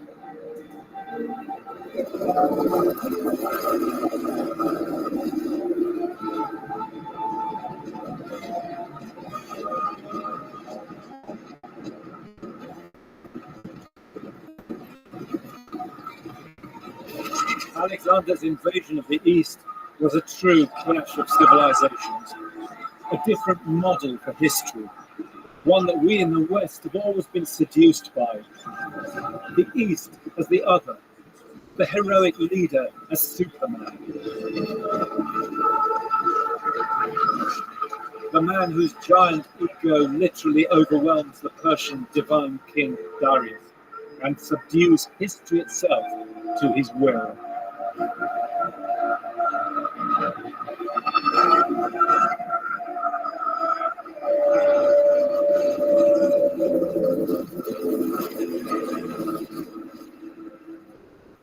Alexander was a globalist. Alexander would thoroughly understand the world today.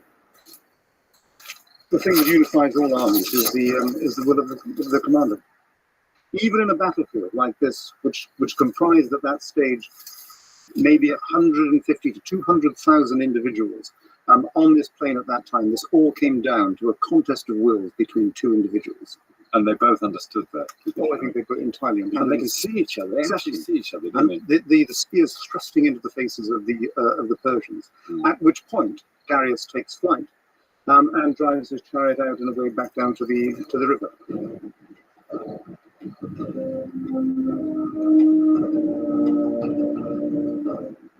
Alexander's guru Aristotle, another great teacher, a seeker after truth and reason, had a different take on the world from the Buddha.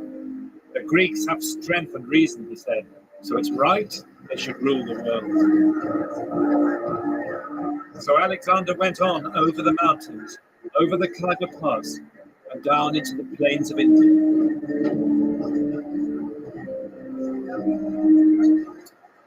It was the first meeting of India and the West.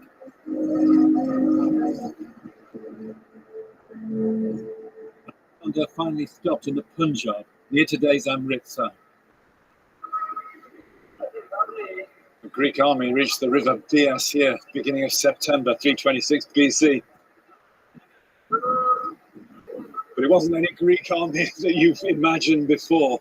Some of them were wearing Central Asian clothes, Persian trousers, Indian cotton tunics. This isn't a classical Greek army, it's close to a science fiction army, an ancient Greek version of Mad Max. And in the middle of them, Alexander the Great in his parade uniform with his ram's horn helmet with its great white plumes, and on his armor, the head of the Gorgon, which was supposed to turn to stone anybody who gazed into his eyes. Well, there was one person here who wasn't turned into stone. A young Indian had come to Alexander's camp. He was deeply impressed by this spectacle of imperialism, by the glamour of Alexander's violence. And he would become one of the greatest figures in Indian history, who would create the greatest Indian empire before modern times. His name, Chandragupta Maurya.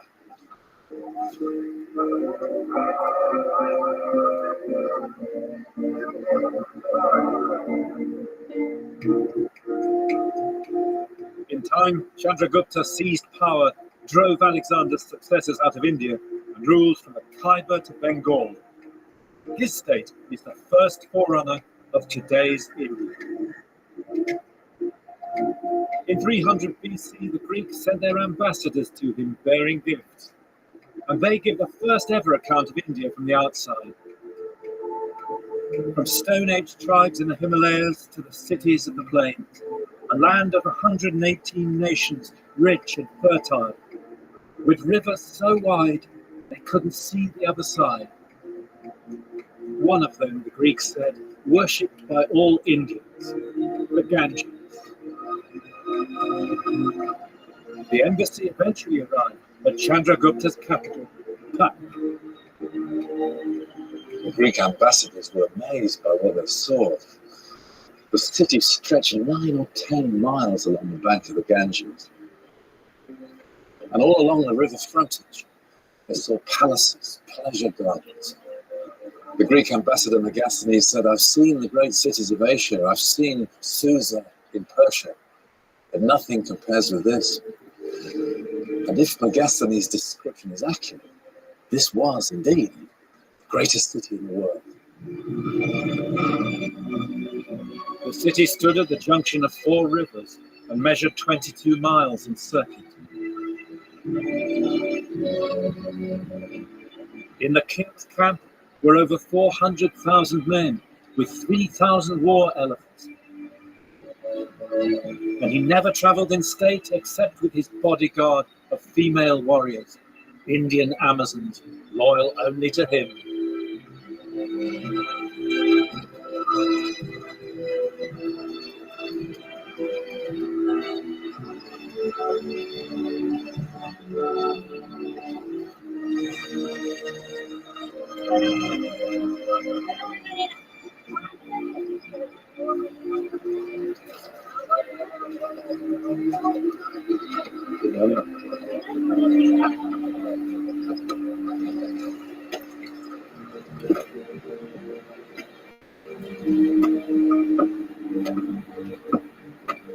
Patna today has almost turned its back on the Ganges, the silted shore of the ancient city, now high and dry.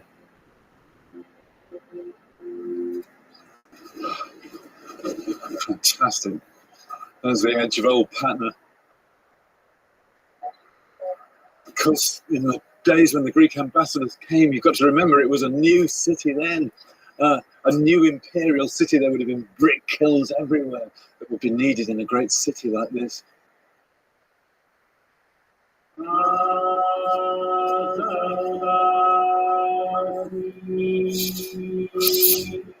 Today's Patna is right off most people's tourist trail.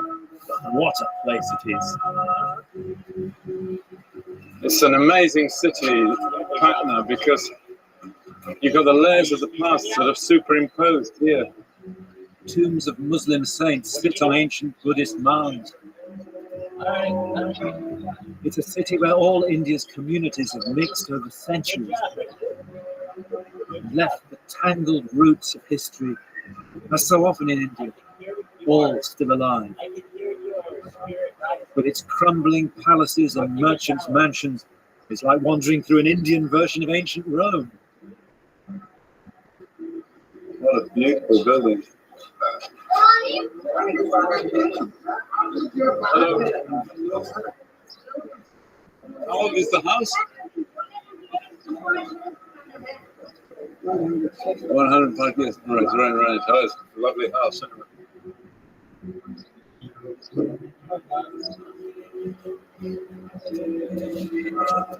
But what about the very earliest layer of power, the imperial city of Chandragupta, visited by the ancient Greeks? In a forgotten corner of the city is the last pleasure lake of Chandragupta's capital. And here, on a little island, is an ancient Jain shrine.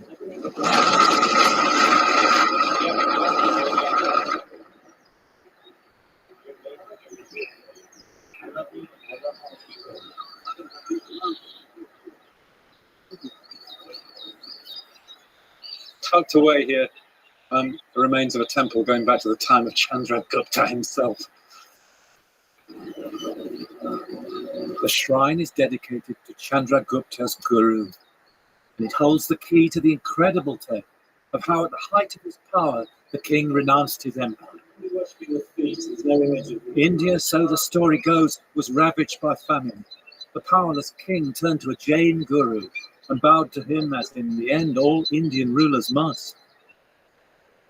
And so he left his throne and headed south in penance to the mountain of Sravana Belgola, where in the myth the ancient king Bahubali had also renounced his kingdom for moksha, salvation.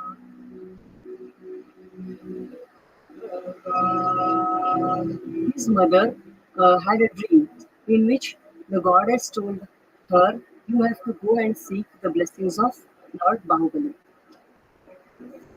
Chandragupta Maurya took a bow and an arrow, and then he shot the arrow only where he could see that he could see the impression of the statue. And then he got the artist who could carve this statue of Lord Bahubali.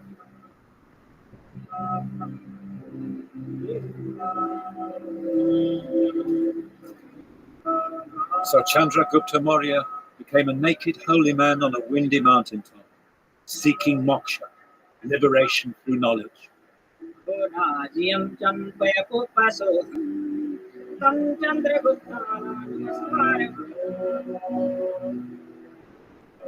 Chandragupta Maurya, when he came here, he wanted to renounce everything, and for himself he wanted to get into the penance and then moksha.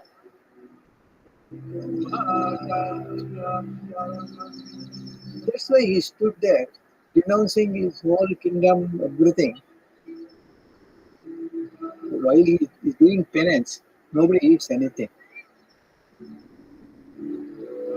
Finally, they attained moksha. Not one or two. They died. Yeah.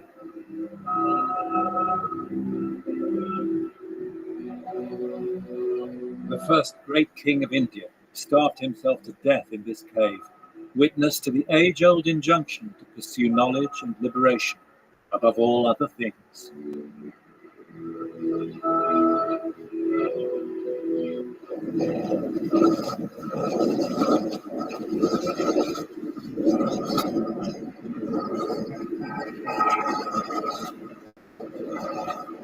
Chandragupta made the first great Indian state, a template of all future Indias right down to today.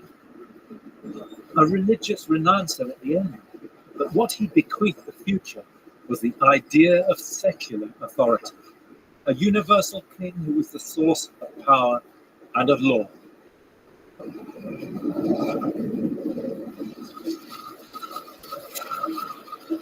But 20 years after Chandragupta's death, his grandson would take those secular ideas, join them to the ethics of the Jains and the Buddhists, and put that synthesis at the heart of politics. This astonishing story was only rediscovered in modern times. The tale takes us to Calcutta in the days of the East India Company.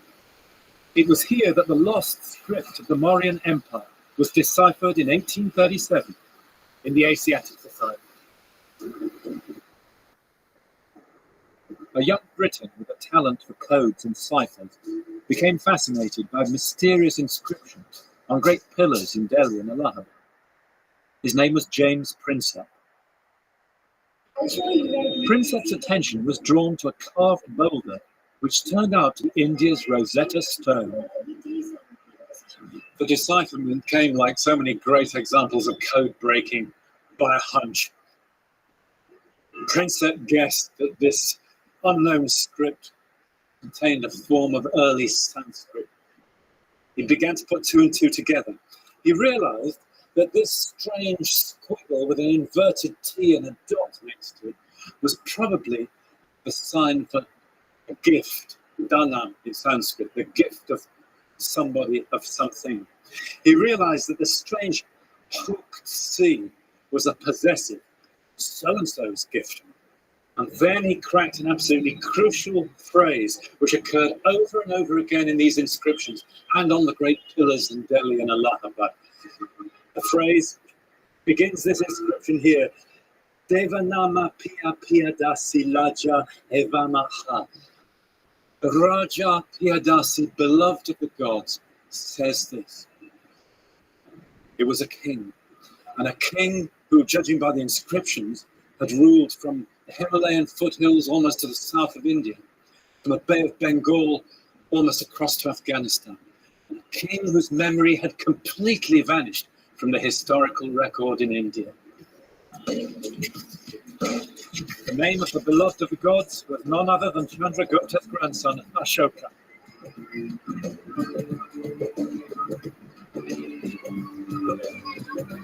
And back in Patna, the capital of his empire, he'd never been forgotten. And here I was inspecting a dry dust archaeological site. That's India for you. The place is an ancient sacred well, still used by the people of Patna in their thousands for their marriage ceremonies.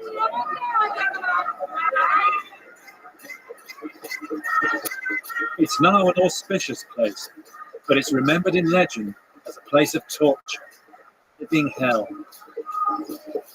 And the name of the king who built it?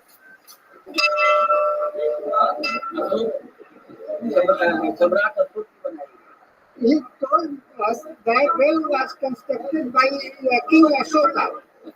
The well was built by Ashoka. Namaskar. This is the well. This is the Yagam.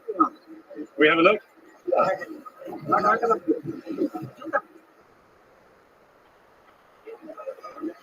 According to the legend told here, Ashoka decided to build what was called a hell on earth, which was on this spot, a kind of prison with great high walls within which terrible tortures were devised for people who went against his rule.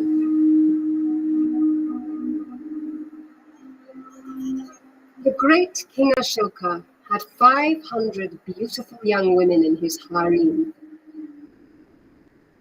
One spring day, he found his thoughts lingering on the seductive forms around him. But the great king had a flaw.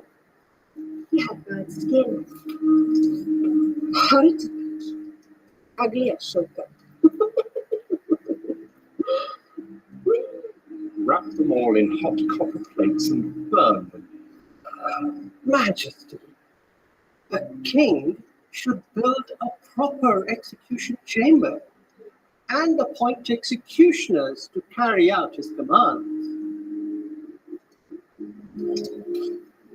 Ashoka agreed, and in Patna he built a torture chamber that he called Hell on Earth. When the people saw this, they called him Chandashoka, Ashoka the Cruel.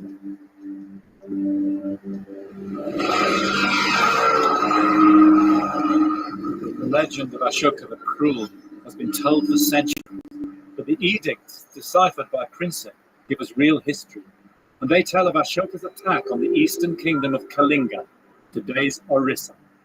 So if Ashoka is going to invade Kalinga, this river he must cross. Is that right? Yeah. So this was the entry point to the Mauryan army. So the real story begins with a brutal war of aggression. And only in the last year have archaeologists in Orissa found the first evidence for the fighting.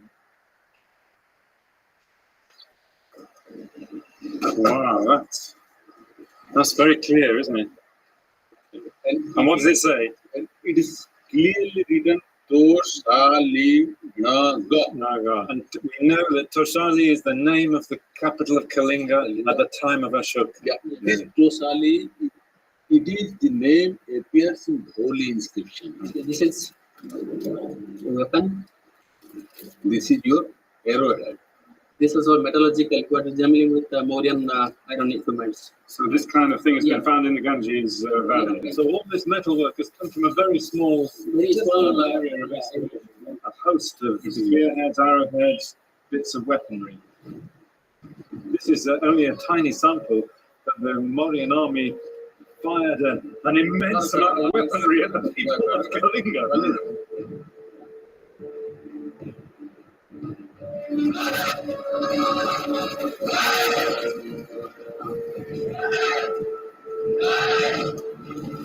The king, the beloved of the gods, attacked Kalinga.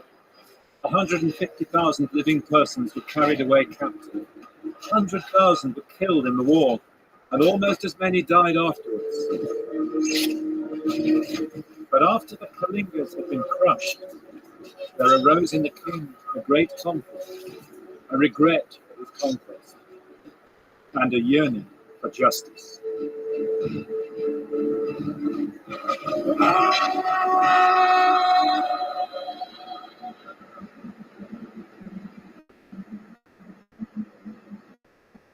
In war, said Ashoka, everyone suffers. There is killing and injury. People are cut off forever from the ones they love. War is a tragedy for everyone. Ashoka had hit on one of the most dangerous ideas in history, non-violence.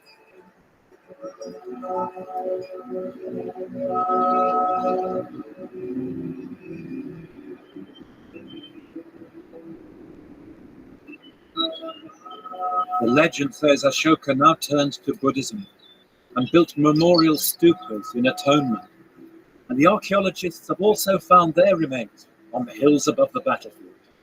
Many architectural members are found. 3 letters are clearly visible. One is R, second is Show, and they are Ko. The name Ashoka is clearly visible.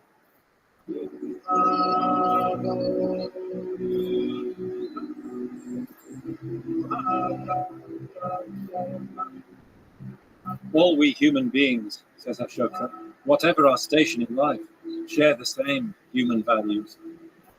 Love of parents, respect for elders, kindness and attachment to friends and neighbors, even to servants and slaves.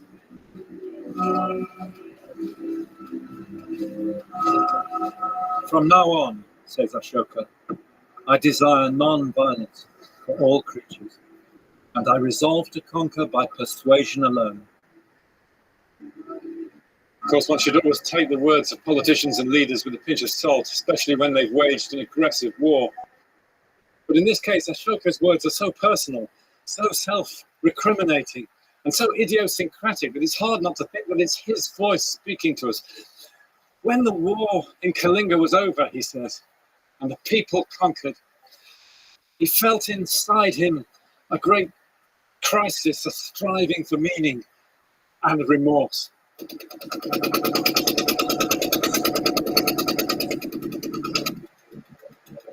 So like his grandfather, Ashoka goes on pilgrimage across India, seeking a guru, a teacher. And by the riverbank, he met the son of a perfume seller from Varanasi, a Buddhist monk. And the monk told him to go and sit beneath the Bodhi tree, where the Buddha had found enlightenment. And there the power of ideas and the power of the state came together in a uniquely Indian way. A rejection of the path of violence, indeed, a whole way of understanding history.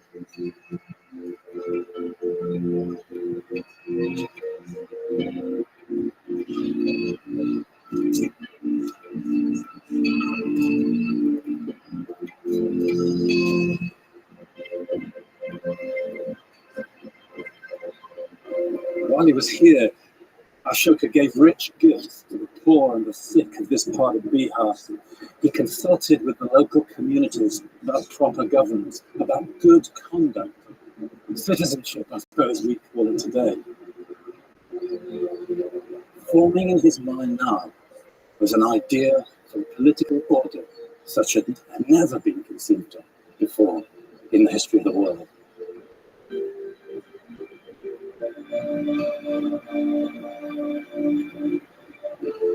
All over India, he carved his edicts on rocks and great stone pillars, and he erected stupas where he enclosed portions of the ashes of the Buddha, symbols of the source of his moral authority.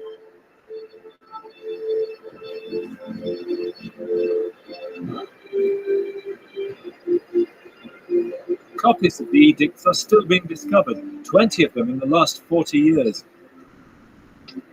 This one's near the battle site in Orissa. One of the great documents in the history of the world. One of the great ideas in the history of the world. The forerunner, the first forerunner of the UN Declaration of Human Rights. This amazing outpouring of ideas all boils down to one idea. All humans are one family. As Ashoka says, all men are my children.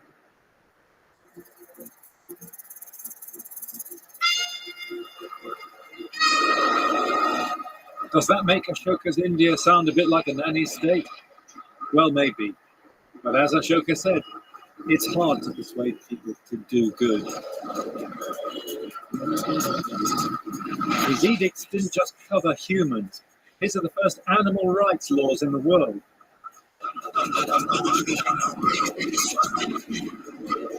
He even had police to enforce them.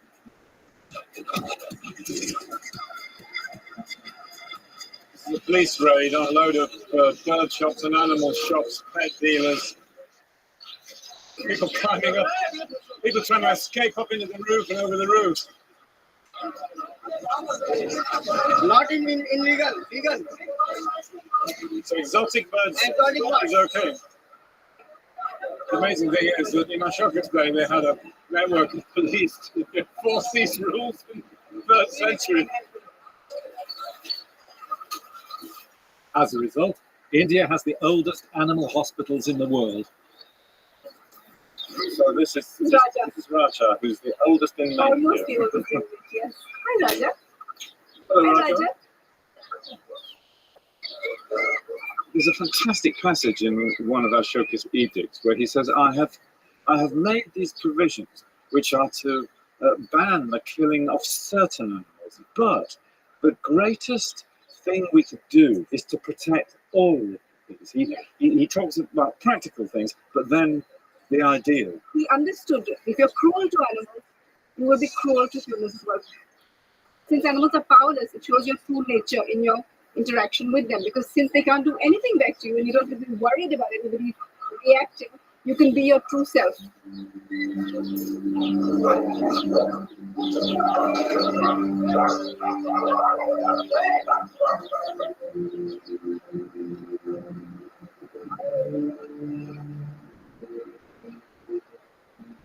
In history, there have been many empires of the sword, but only India created an empire of the spirit.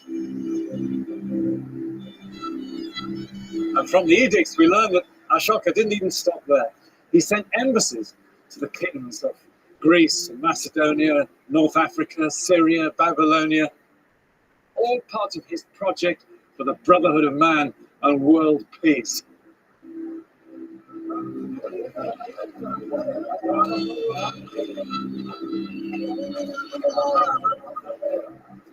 Ashoka also asked for religious tolerance.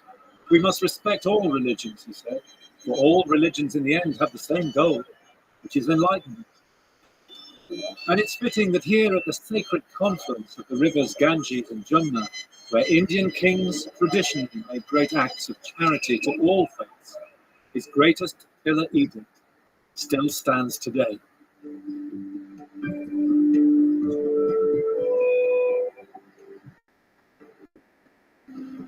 There's a key idea that lies behind all these edicts of Ashoka. And simply it's this: the message isn't from God. What Ashoka is doing is taking the ideas of the Buddhists, the Eightfold Path, truthfulness, compassion, right conduct, and the teachings of the Jains on non-violence, and making them not only the core of personal morality, but of politics.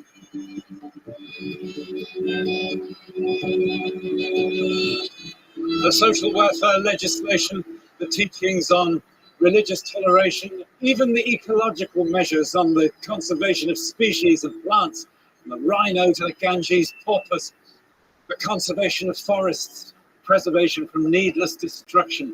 It's moving the sphere of politics away from the sanctions of religion and magic to the rule of reason and morality.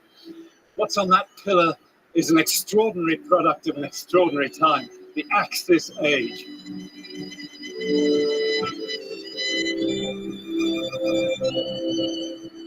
And when the time came to free India from British rule, what better symbol for the national flag than Ashoka's Wheel of Law?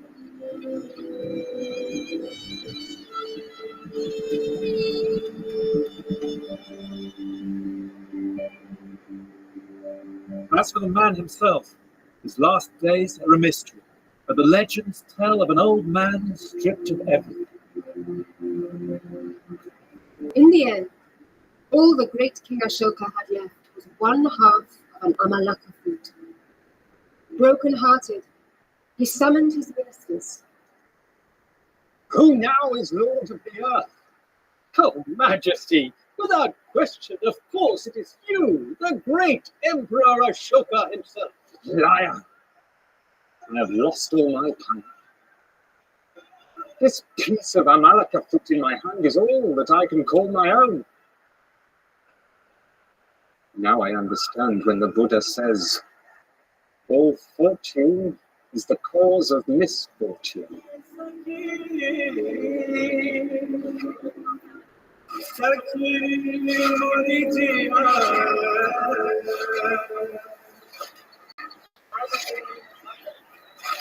All things must pass, even Buddhism itself. It became the greatest religion of the ancient world. It's still a power in Asia, but in the Middle Ages it died in the heartland of India.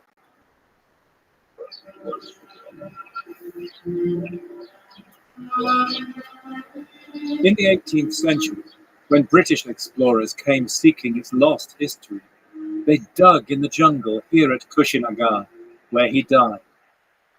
And under the forest, they found an astonishing image of the Buddha in the moment of death, the moment of nirvana.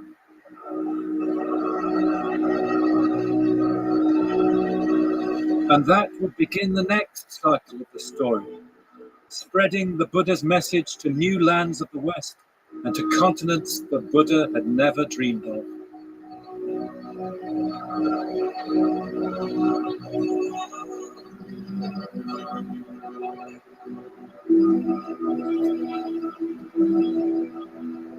All across the world now, there is a big interest in the Buddha, in Western people also.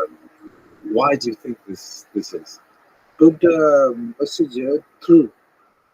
So all people accept. The Buddha's message is true. Yeah.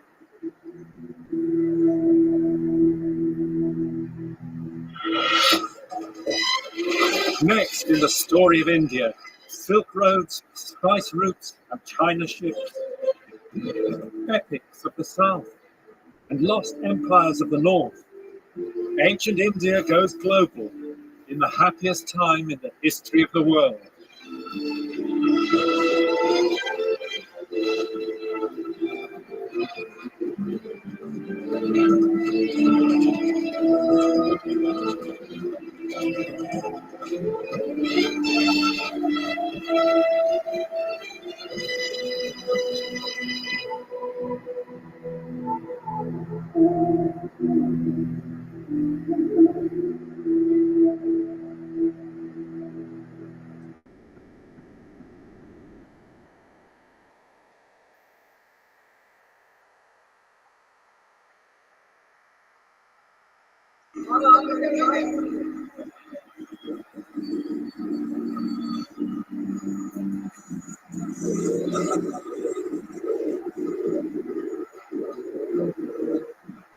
Civilization is made by many things, but most of all by human interaction, by contact and exchange.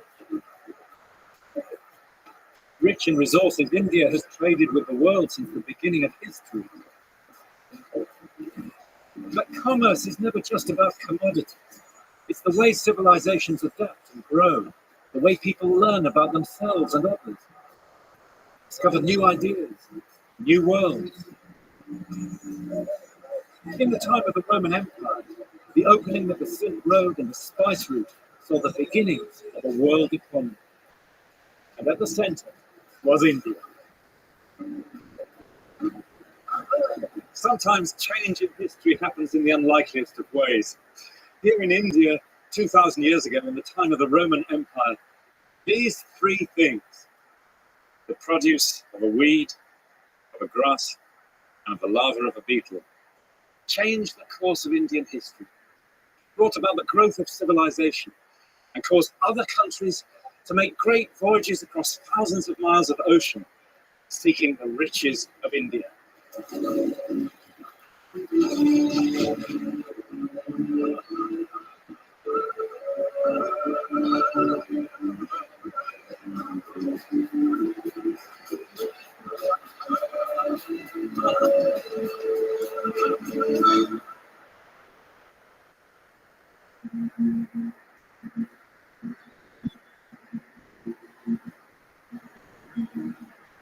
The Arabian Sea, off the coast of Kerala.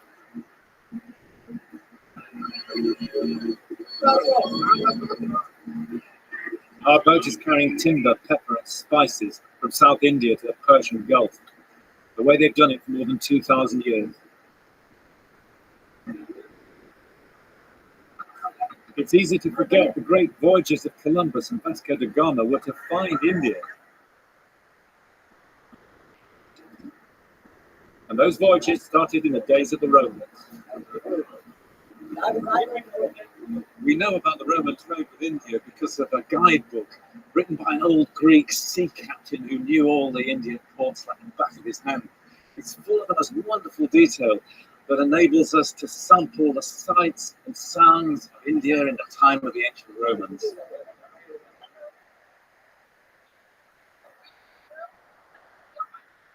And this was the time, wrote an ancient historian, when history became one, when the affairs of the Mediterranean, Africa, and Asia connected. From the 1st century AD, Roman trading ports dotted the shores of the Red Sea, East Africa, and India.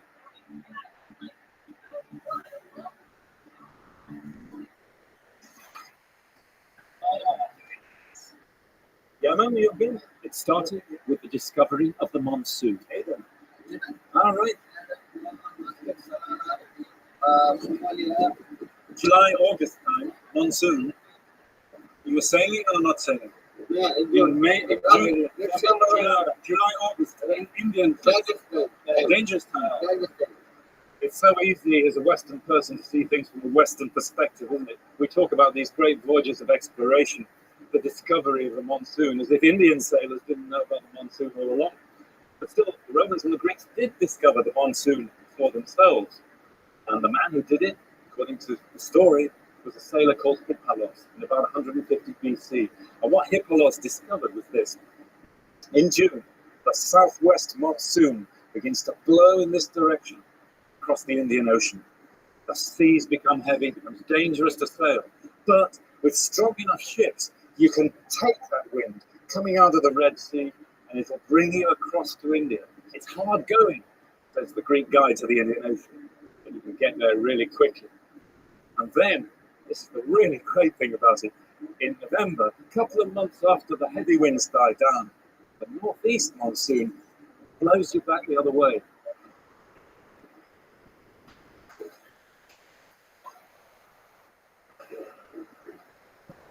And this is what they came for, the spice coast of Kerala. And if you were a Mediterranean merchant, wouldn't you like to stay here?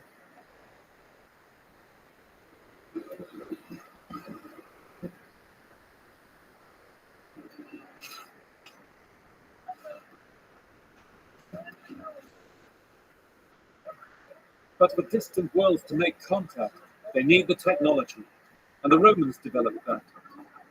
And miraculously, you can see it today.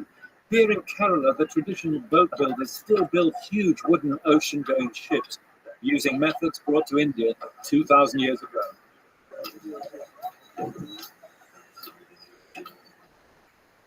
How long is this boat? 70 feet. 70 feet, yeah. They recently built a monster here, 170 feet long, bigger than the biggest Roman ships, purely by eye, without a single sketch.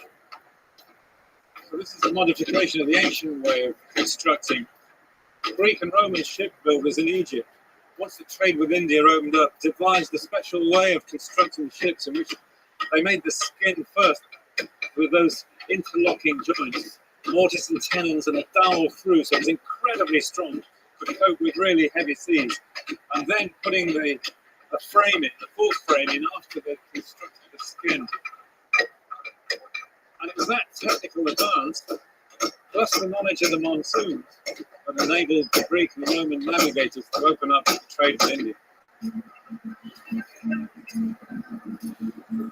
And what the Romans wanted was spices.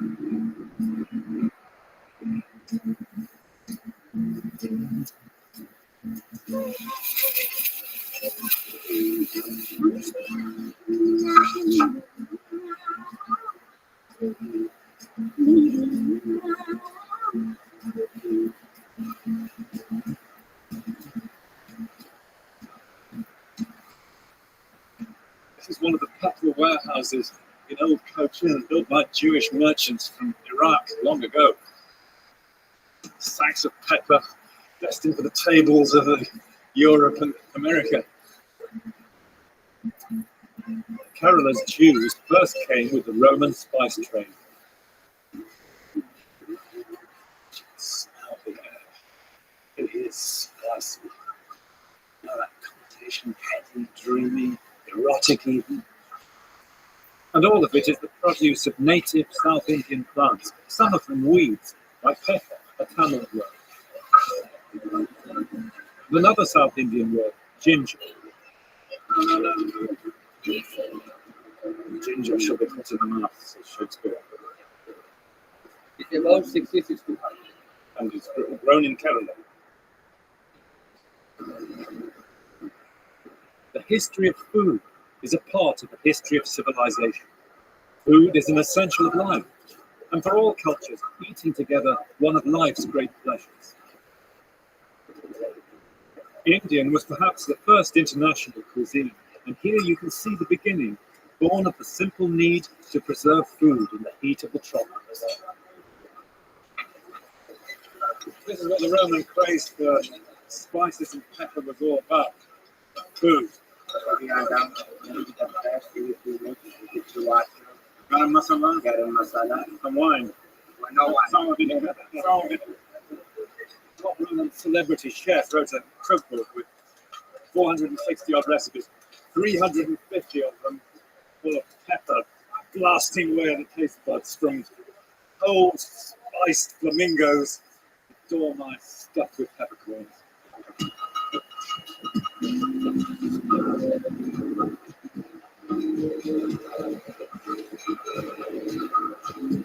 The stuffed dormice never caught on here in vegetarian South India, but many other commodities and ideas did.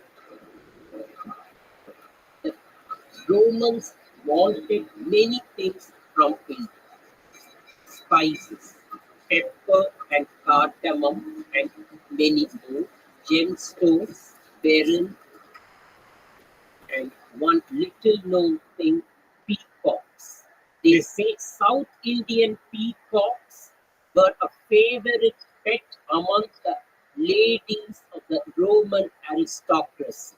But India was a golden sparrow then, not now.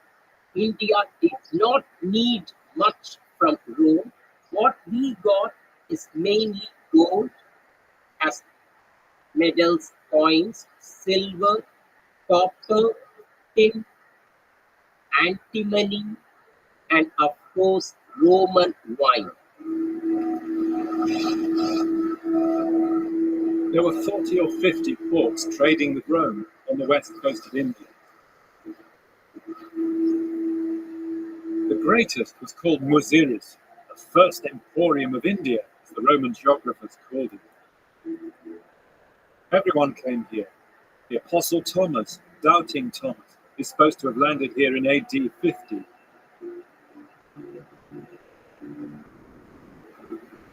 The Syrian Christians have been here ever since. Jews, later Muslim Arabs, all religions came here peacefully and stayed on the banks of the Periyar River.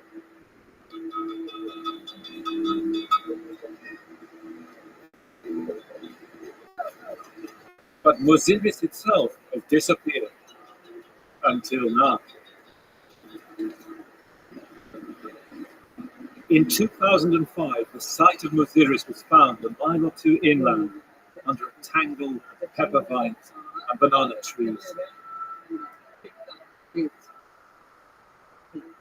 The clues which led the archaeologists here were Roman coins, beads, and glass, and broken pottery dug up by the local people in their gardens. How about that?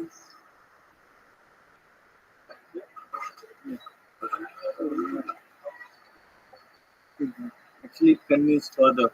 So that is a plot where we excavated there. Yeah. And we found similar structures, like about 3 meters that side, the regular trench we excavated. The place was probably a Roman treaty port next door to an Indian village which is still here. This is a habitational mound. This whole area is spread with a lot of pottery, bricks, tiles, everything, every cultural thing. And this is what everybody had been looking for, the site of Muziris, hadn't they? Everybody had wondered where it was. We dug a trench measuring 2 meter by 2 meter, and at a depth of about 1 meter, we found a brick structure in this thing. And further below, we found a lot of amphora, original Roman amphora pottery, and small wine fragments. This is the first piece of amphora. That was at the bottom of an amphora. Yeah. That's fantastic. I've seen these all along the route from Egypt, the Red Sea ports, and even the Egyptian desert. And this amphora was used for importing wine, and also to some extent olive oil, and a kind of fish sauce called garum.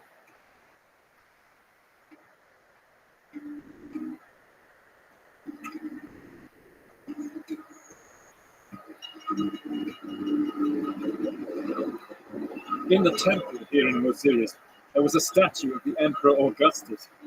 So Queen Victoria wasn't the first Western ruler whose image stood on the banks of an Indian river.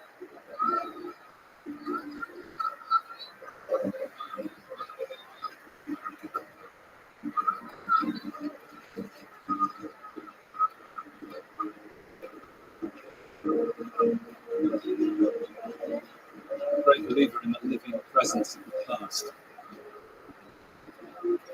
You've only got to spend an hour in a place like this and you can feel it all around you. This is what it would have felt like 2,000 years ago. The catch being unloaded, the stalls cooking food. Greek or Roman standing on this spot now would recognize this scene.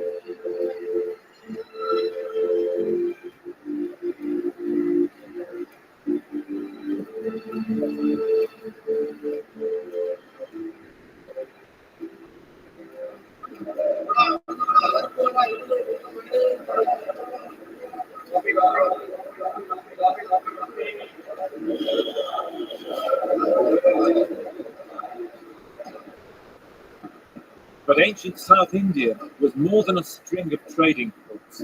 It was a great classical civilization whose center of power lay over the mountains to the east. Over the Western Ghats, the spine of India. There are two passes which lead eastwards through the mountains of Kerala into the plains of South India, both of them used by the railway engineers in later times. No, no. It is. I could do a couple things. Are you streaming yet? Are you about to stream?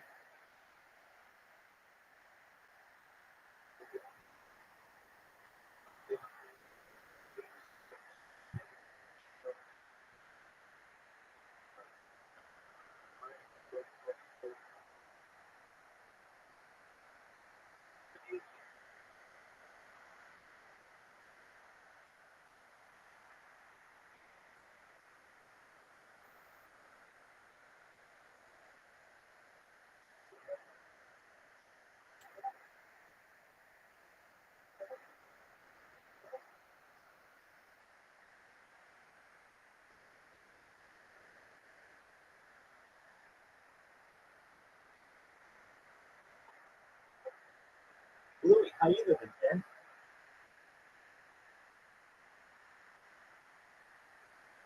What's good, man? Same shit, different day?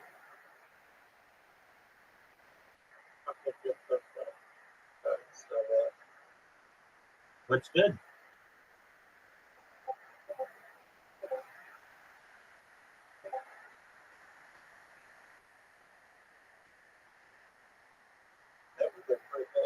That's great to hear. Have you got your hands on Harry Potter Obama Sonic 10 either yet?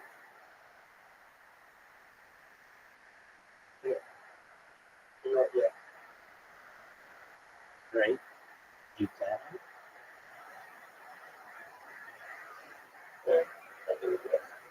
Fine.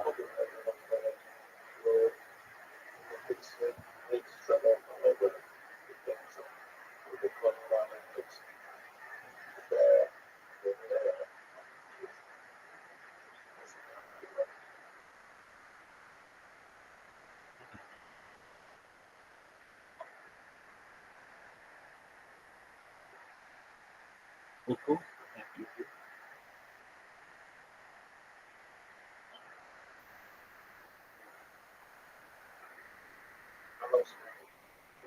Oh yeah, baby. Good on you. Good on you, dog.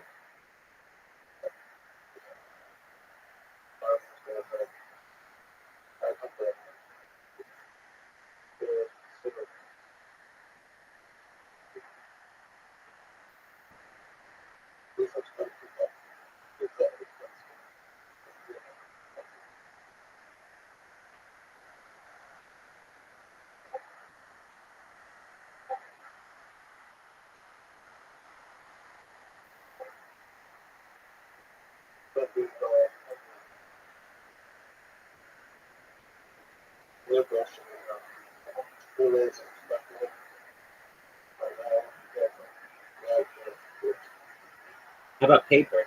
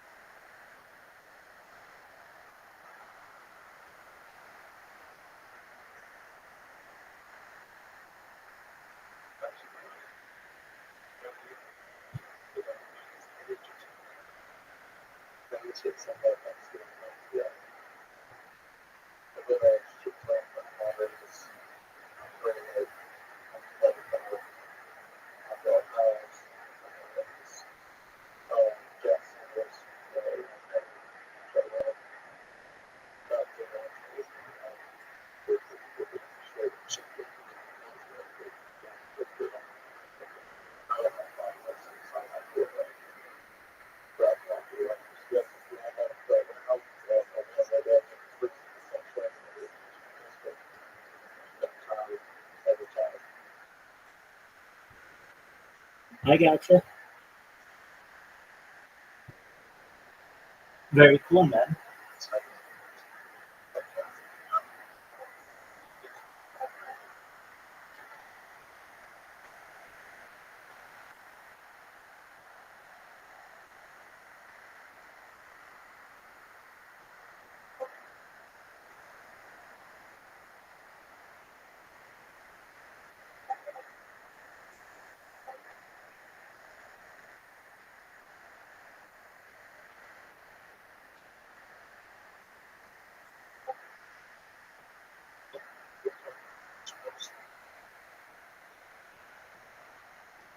see me at work.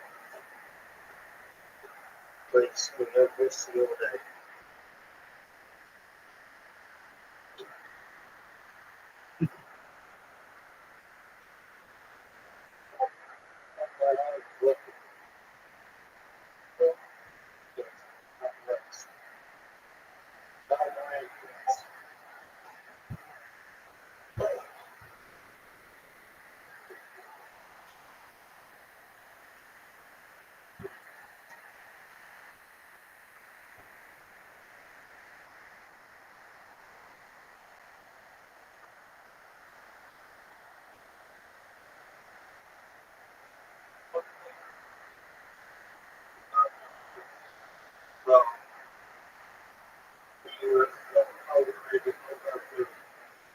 You're right about that.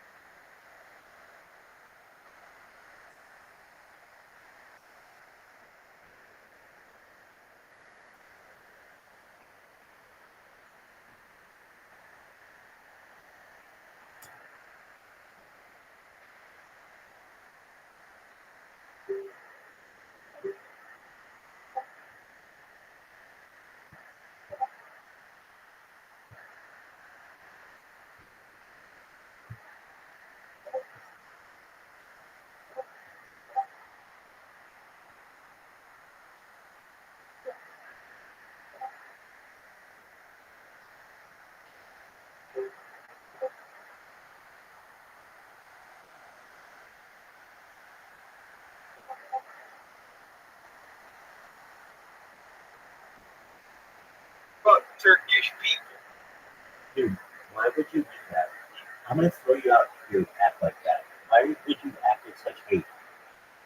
That's not funny. They genocided us, bro. That's not They funny. genocided. That's not relevant. Dude, you need to recognize that there are people here aside from your selfish ass. Okay? If you're gonna act like that, I'm gonna throw you out. I'm just gonna make you aware of that right now. Okay? I like you, but you just can't come in here like, hey, I'm gonna make it my fucking world. Because guess what? It would be called Chinese merchants, oh hell, and it's not. It's Rabbi Rothschild. All right, you're good. How you living, Ted? Good. I'm just like flabbergasted. How's your eye? Everybody wants to fucking know. Everybody wants to fucking know. How is your fucking eye? How is your eye? Good. All right.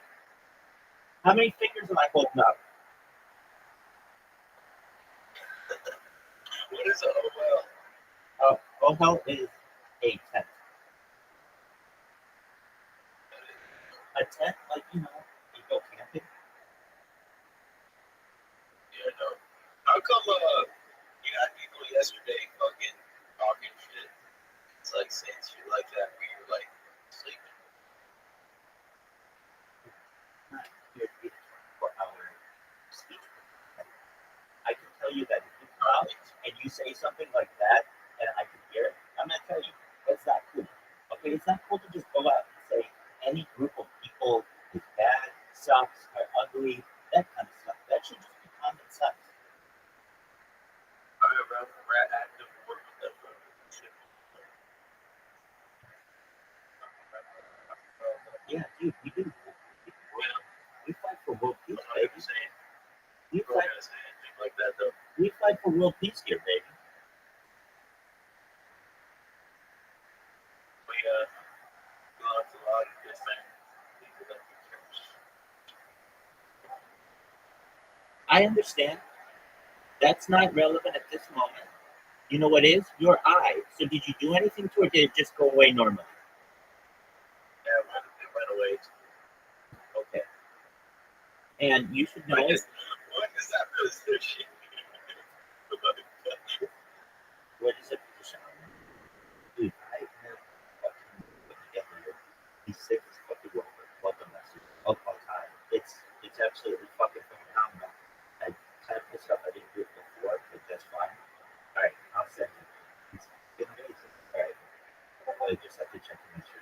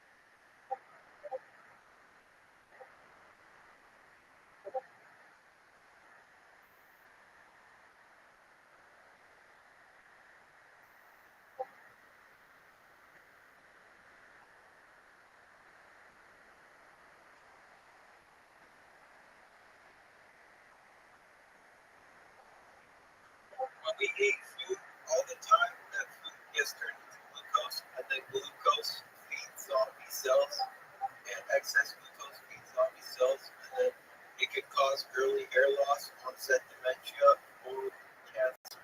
But if we fast, then we could fix those problems. There you go. Simple as pie, man. Just like that. Did I hit it right in the head? I don't know. Hey, Caspian, are you there? Okay, I'm gonna send you a welcome, or I'll send with you too at Chinese. All right, moderator. Okay, so what is this? When you join the server, you get a huge fucking message, but it's great. It hits all my shit. It gives you the live link to YouTube, and it gives you a little letter. Literally, I get one letter. So if you want to know where to find this, you find it in your inbox. Go to your inbox and you should have a welcome list. And it's a fucking letter. It's a serious fucking deal.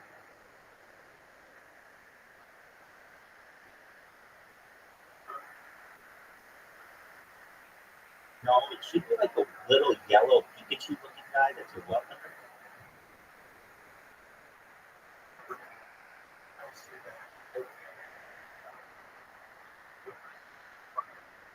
No, okay, so you know how you get messages from people?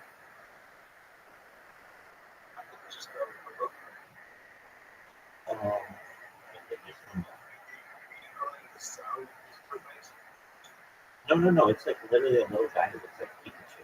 I'm gonna send it to you again. Okay, so you should look in your, you know how you get DM on the left side of your screen. You know where all of, are you on a phone? You're on a computer. Okay, you know on the left side of the screen where they have all of the circles of the different communities? Yeah. At the very top, you should see. At the very top, you should see a Pikachu.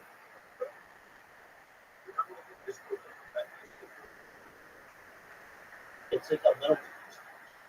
It's a welcome. I'll show you what it looks like. Mine too. And I think once you see what I've done, you'll do it.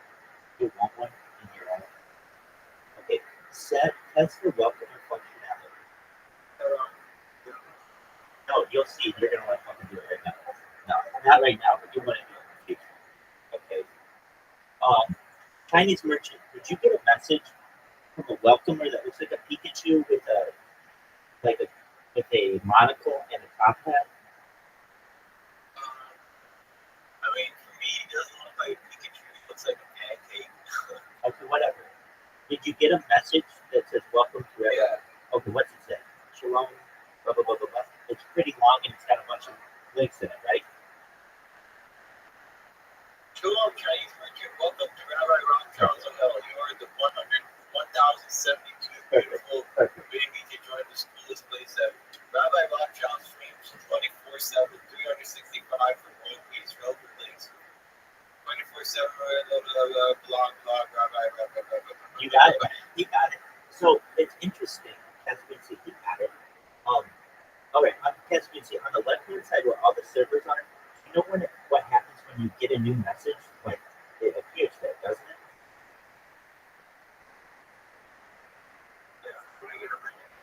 Just letters.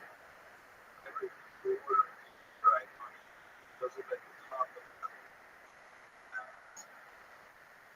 So, shows me the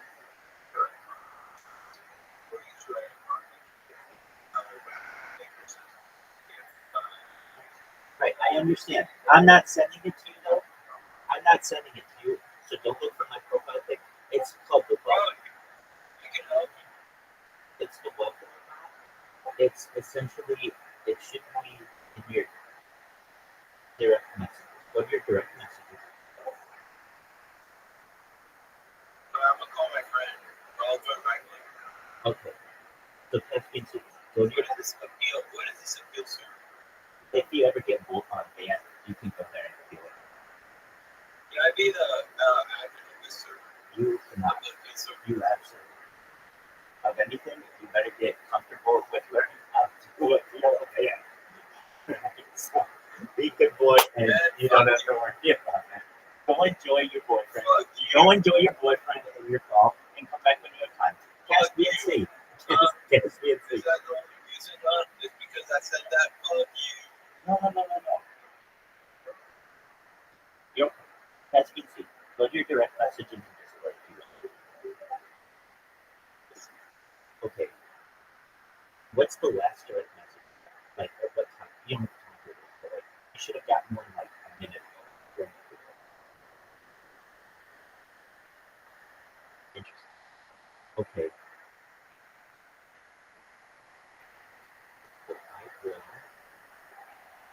Okay. So if you go in this Discord, in the very top, there's a welcome. Go to the welcome, and you'll see what the message looks like, and it's direct for you.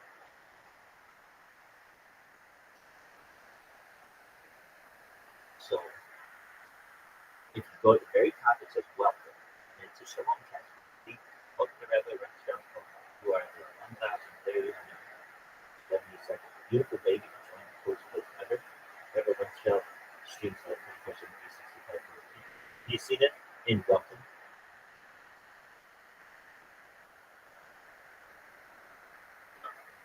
In welcome in Discord, very top, you see a welcome channel.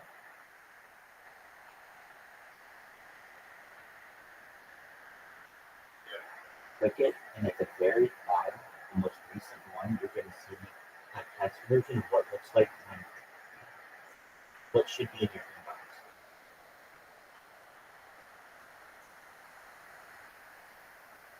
You see, it says Shalom, Caspian Sea.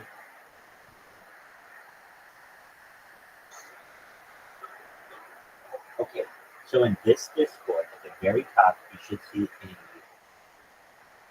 channel that says welcome. It's right under Shalom.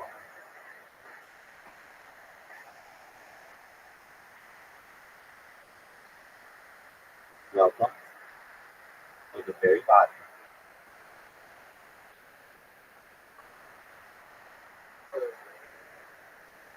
You see Shalom, Caspian Sea. Okay. So what is cool about this? It has my fucking links to YouTube. So what's important about that? So you can see my 24/7 streams. That's important. Then you've got my social media. Then you've got then you got my blog. Then you've got the backup server and the appeal server. And then it says, please know we are good at world peace, positivity, free speech, art, and love. We are here to live, learn, laugh, and love together. All I know is that I know nothing. Socrates, thank you for being part of the community that is going to change the world. Greatest person in history, humankind. Just something like this. Do you see this?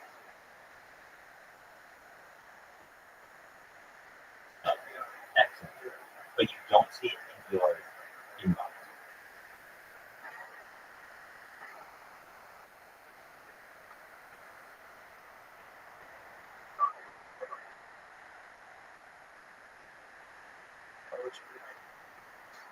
You always get direct messages, like when someone sends you a message. Okay, go to it and just type in there Shalom. Yeah, just search Shalom. Okay, interesting. There's a direct message that is being sent directly in your inbox.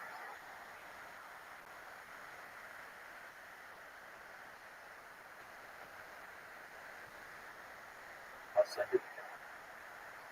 It's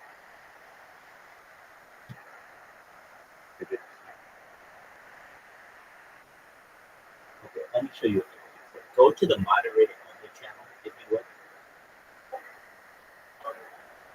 Yep.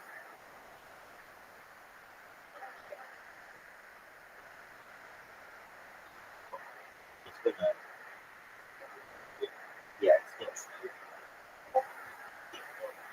That's what I'm saying. Do you see that little Pikachu like guy? Whatever. He's yellow. He has a mustache and a monocle.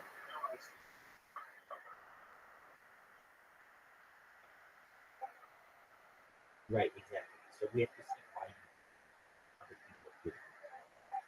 All right, so I executed it successfully. So right now, your most recent message should be a welcome message. Do you not get that?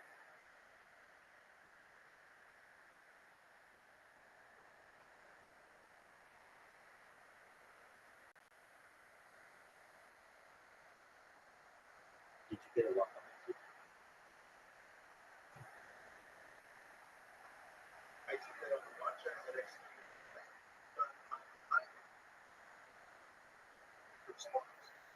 No. On the left side, where all the servers are, it should be like a new little circle that showed up. You're saying you don't see that?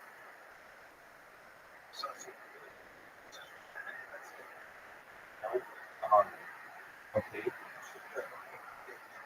Yeah. So let me show you what it looks like on my phone. I'll show you what it looks like on my phone.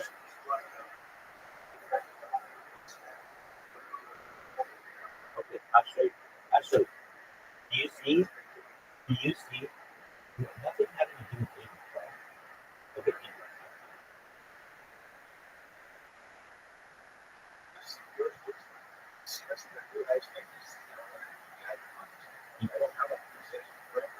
Yeah. So you must have your settings different person. He can see it and you can't. I don't know why. So we'll check. Why can't I see welcome messages?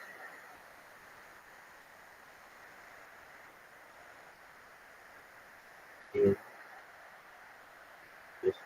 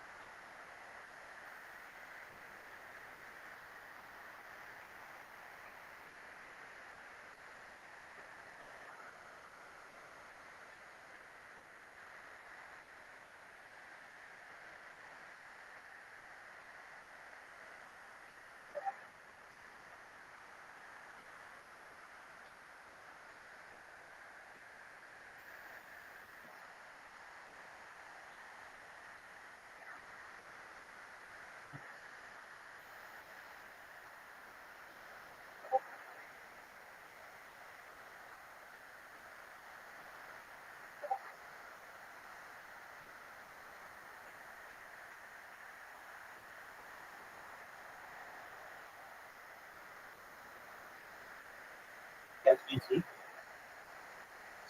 Okay.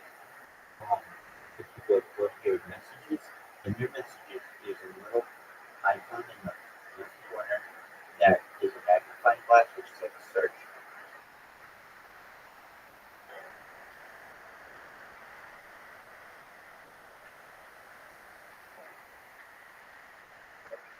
Next one.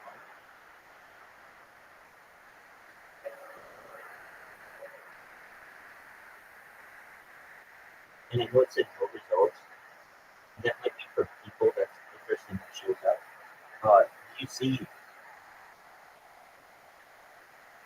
you don't see anything for the messages.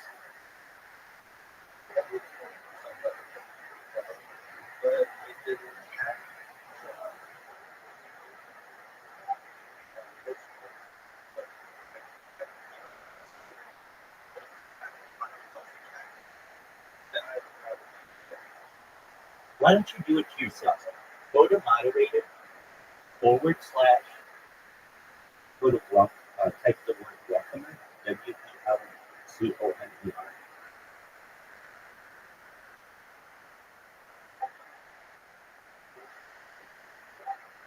Apologies. /welcomer space test. When you do this, do you see options that pull up?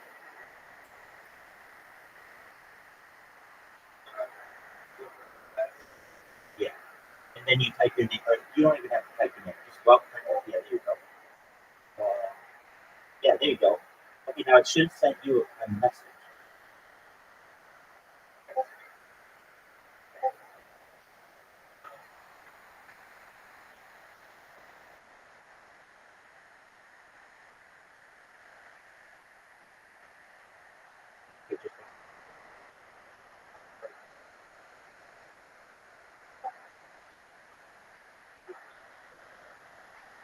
Do you have a message as well?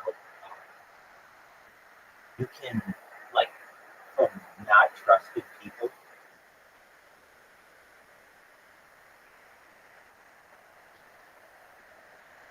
Oh yeah, that's a problem.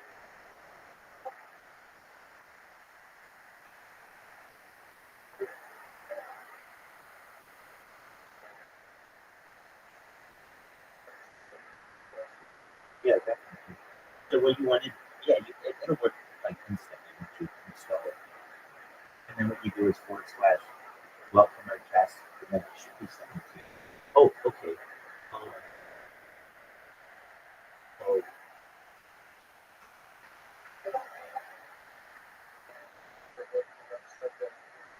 yeah, it's really, really good. It's fancy. It's really fancy. So have you installed welcome? Yeah. Okay, then / and then dashboard DASH. You press enter, and then it brings the link to you. You press that link to make sure you're logged in to Discord, and then you can customize it any way you want.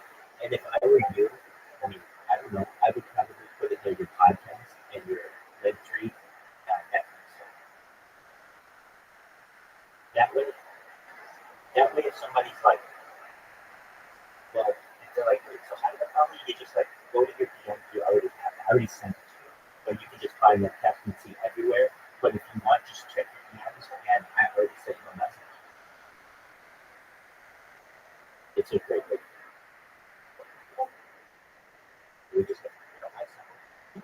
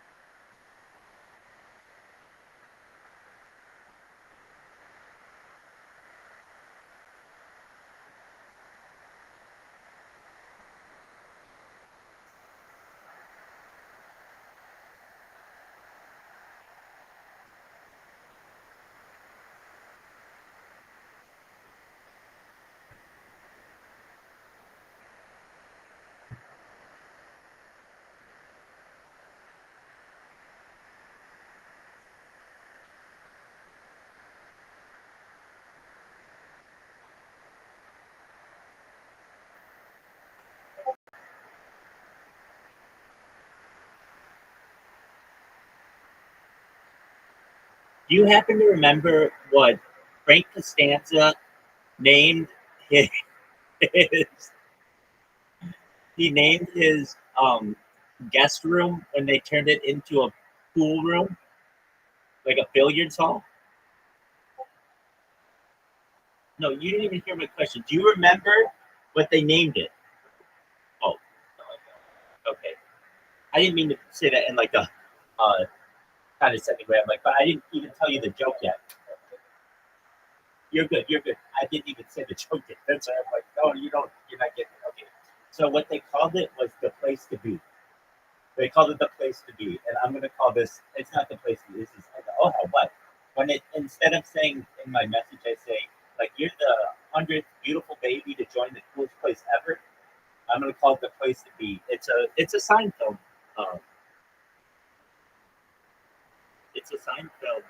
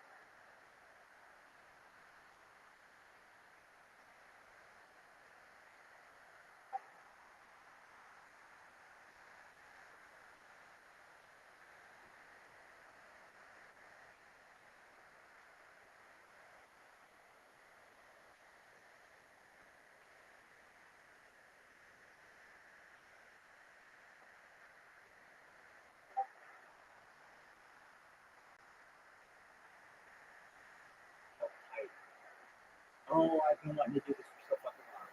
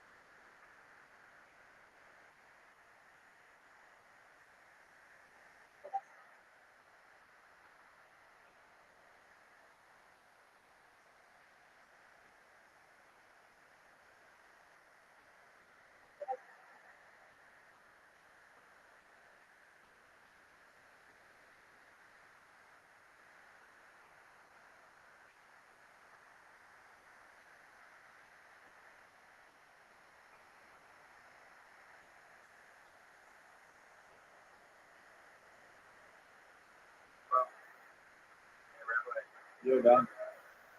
I uploaded 74 PlayStation.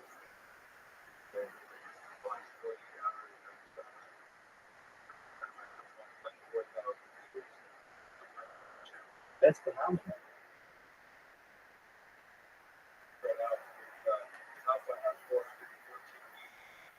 Very good. In like 24 hours or something?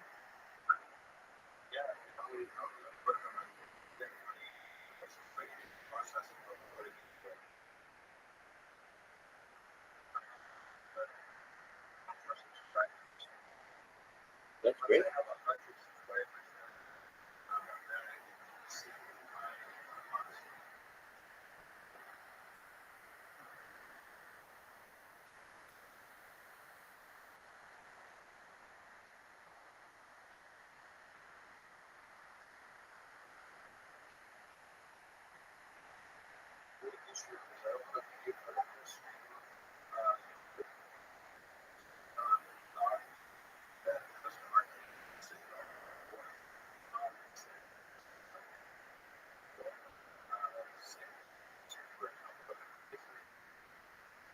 Hold on.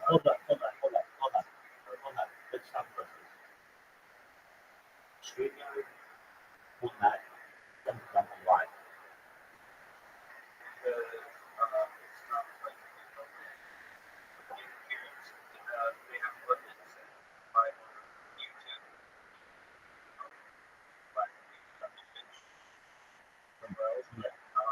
It doesn't have the it doesn't have the rumble.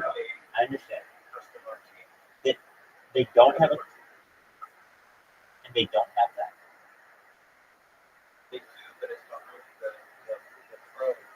Gotcha. Why are you using StreamYard?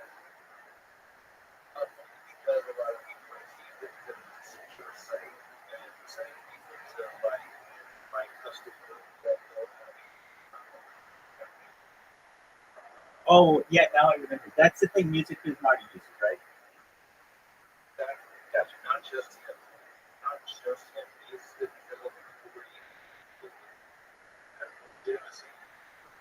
But you'll see.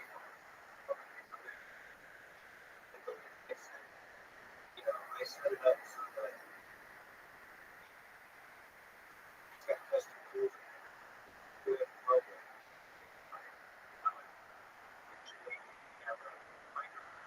Now it shows up in the invite. Someone else invite. It's pick up the microphone. I have full customization over it, but it was very Right. But then it's a seamless, purely online.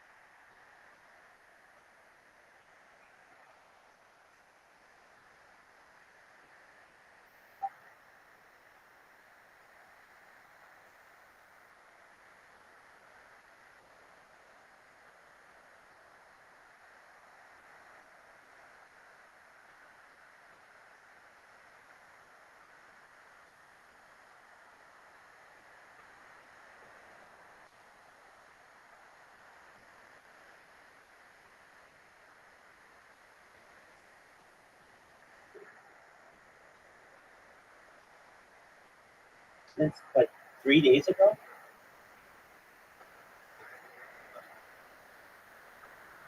That's that's really great. I don't know how the fuck you get signed. It's great.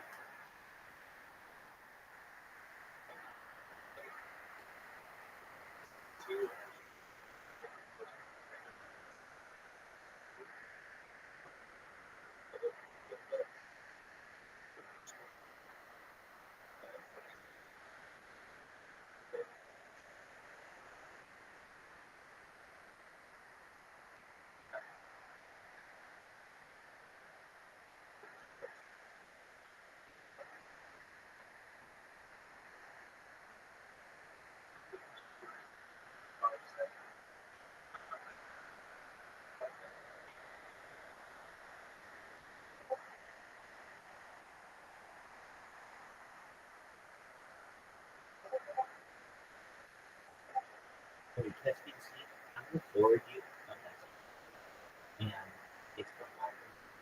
And just so you see what it is, and you,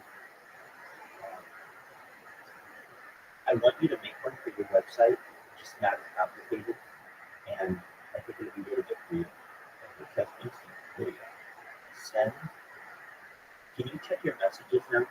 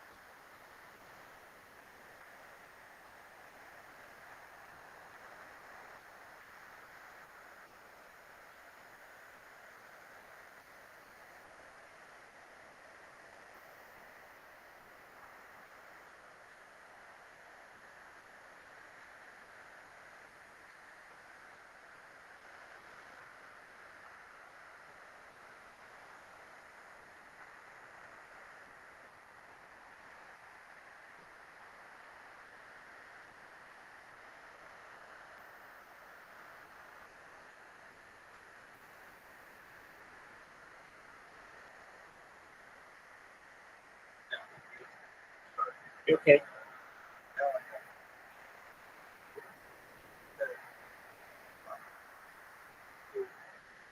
Just no, go all the way to the top. It's a whole message.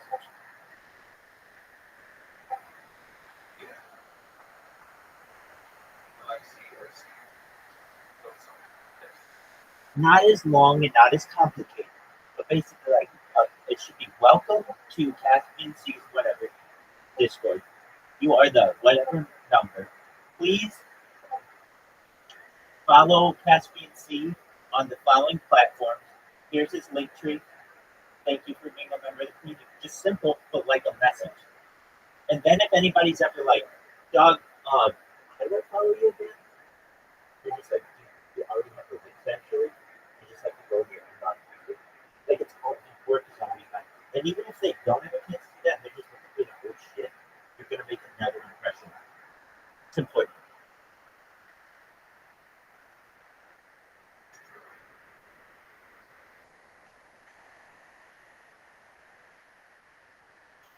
I was telling you about my friend who died, and the reason why I bring him up so much is because he and I did a lot of marketing for an app that we launched, some apps on Google Play, and the word impression is just like soldered in my mind because we went through, like we would go in and we'd be like, all right, we have iHeartMedia here, that's KFI, that's KBRG, that's KLOS, it's like the big ones, or KLOS, we had them as well, but that was a different company.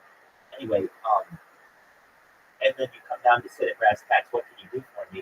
And they're like, we deliver 1 million impressions a week or whatever that is. You're delivering impressions, you're just like giving someone a little bit of your influence.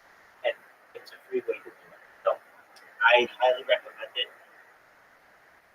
And then that will just make your Discord more professional. Not that it is all bad. I want it to be more. I mean, it's not mine, so I shouldn't care.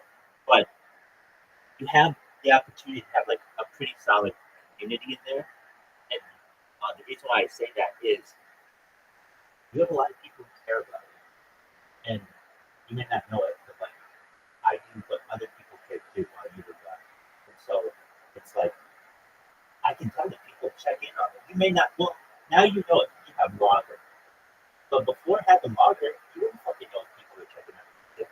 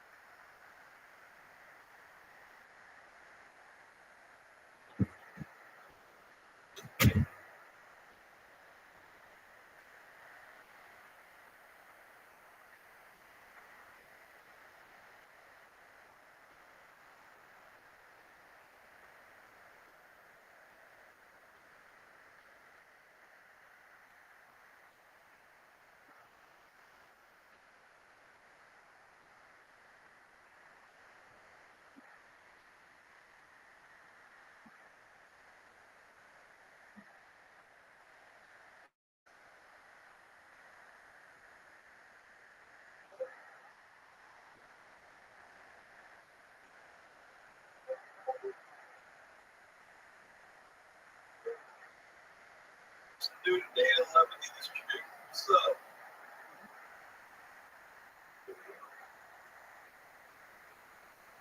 that's me.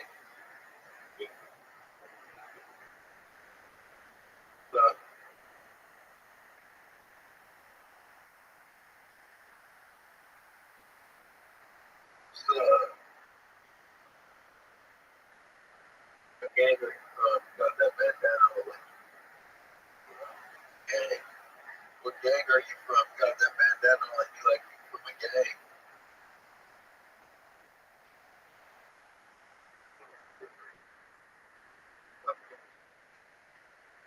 Are you a Hell's Angel?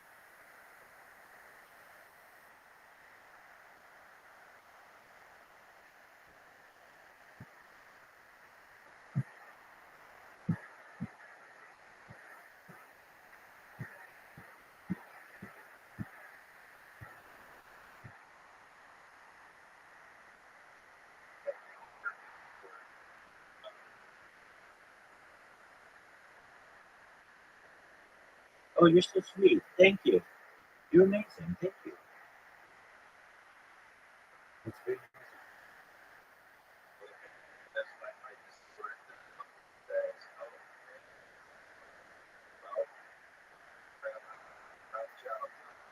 There you go. Well, thank you. I appreciate that. I appreciate it. All right. So if I'm you, this is what I might do. And this is just like that. This is even something. Let Caspian see do something. But I think this is good idea. You did settle.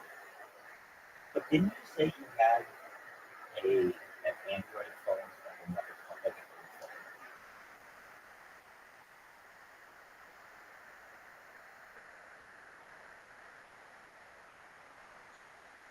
Stop. This is what I'm saying. This is what I'm saying. Hold on. You want to see you completely different excuses. I ignore excuses, I embrace solutions. Okay? This is all I'm saying. It's almost like shut the fuck up and we just throw this out there. If I were you, I would take one of my old phones, put this one on it, not stream on it, not do anything on it, but just have it as my free advertising wherever I want. Just put it like a data process. Just what you do for I show feeds. But what is it? It has Caspian Sea, all your shit on it, and basically it's free advertising. You see, I get a lot of people in here just randomly. It's what I would do if I